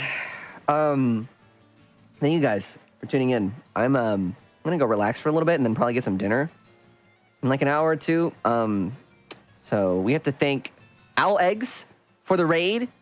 Gonna thank Sierra for the raid. She's so great. I love her. Got Rob raiding us too. Cyberbird, thank you guys for the subs today. Thanks for all the fun chats. And yeah, thanks for sticking it out with me up until it is past midnight where I am. I was not expecting to be live this late, but such is the life, I guess, of someone that does content creation, you know? It's all just a big gray area. There's not really like a set schedule or anything. It's just like, you know, trying to be consistent is the main thing. And I'm glad that we got to be live twice today. Once for this morning's trailer and then a second time for today for doing some shiny hunting and talking about the trailer from this morning. So, a couple things before I go. I need to add this to my content schedule on the Discord, which I haven't yet, but I really should. So tomorrow, it's Friday. I'm going to be on my friend Sam's stream, Nintendo Fangirl. I don't know if I'll be live tomorrow, but I'll be playing with her at some point. Sounds like it'll be a good time, playing some Pokemon Stadium. And then at some point after that, like I said earlier, I wrote the review for the Mario movie for Go Nintendo. I'm just waiting to get the edit done. So that'll be published soon. I don't know an exact date of when, but soon. And the podcast crew and I, we're going to be recording a spoiler cast talking about the Mario movie. So that's also coming up this weekend. And I'm going to hope to have that episode up in this next week coming up. What else? I'll be live again on Saturday. I don't know what we're doing, but if I had to guess, we'll probably do some more shiny hunting. I'm trying to make sure I remember everything. Oh, also, Zelda, Tears of the Kingdom, trailer discussion, podcast episode. oh God. I'm going to debate whether or not I'm going to make one of those because doing 3 podcast episodes in a matter of a month is kind of tiring. So we'll see where my mind's at as far as that goes in the coming days. And I think that's it. Oh, and there's a big event that I just got word that I will be participating in later this month. Can't say much about it yet, but it's going to be fun. I haven't done something like it in a while, and there'll be a surprise guest with me that I've talked about having on stream in the past, and seems like it'll finally work out in our schedules. So that is all good. I came out wrong. I meant that in 7th grade, he slapped me, and it took me a couple of days to talk to him to say that it's okay and that I was over it. Were you over it? Were you over it, though? I would have... Oh, my God. Why would you, like... If it was truly that hard of a smack, why would you even do that in the first place? What warranted that would be my question. And if it was nothing, then I would be like... I would hold that grudge for so long. Like, what? Kids are weird. You made fun of them? Oh my God. Not even remotely acceptable. What am I sending you? Here, I'll just do it now. Channel arts. I think I left this under my YouTube assets. Here we go. There you go. Yeah, I'll send it your way. There you go.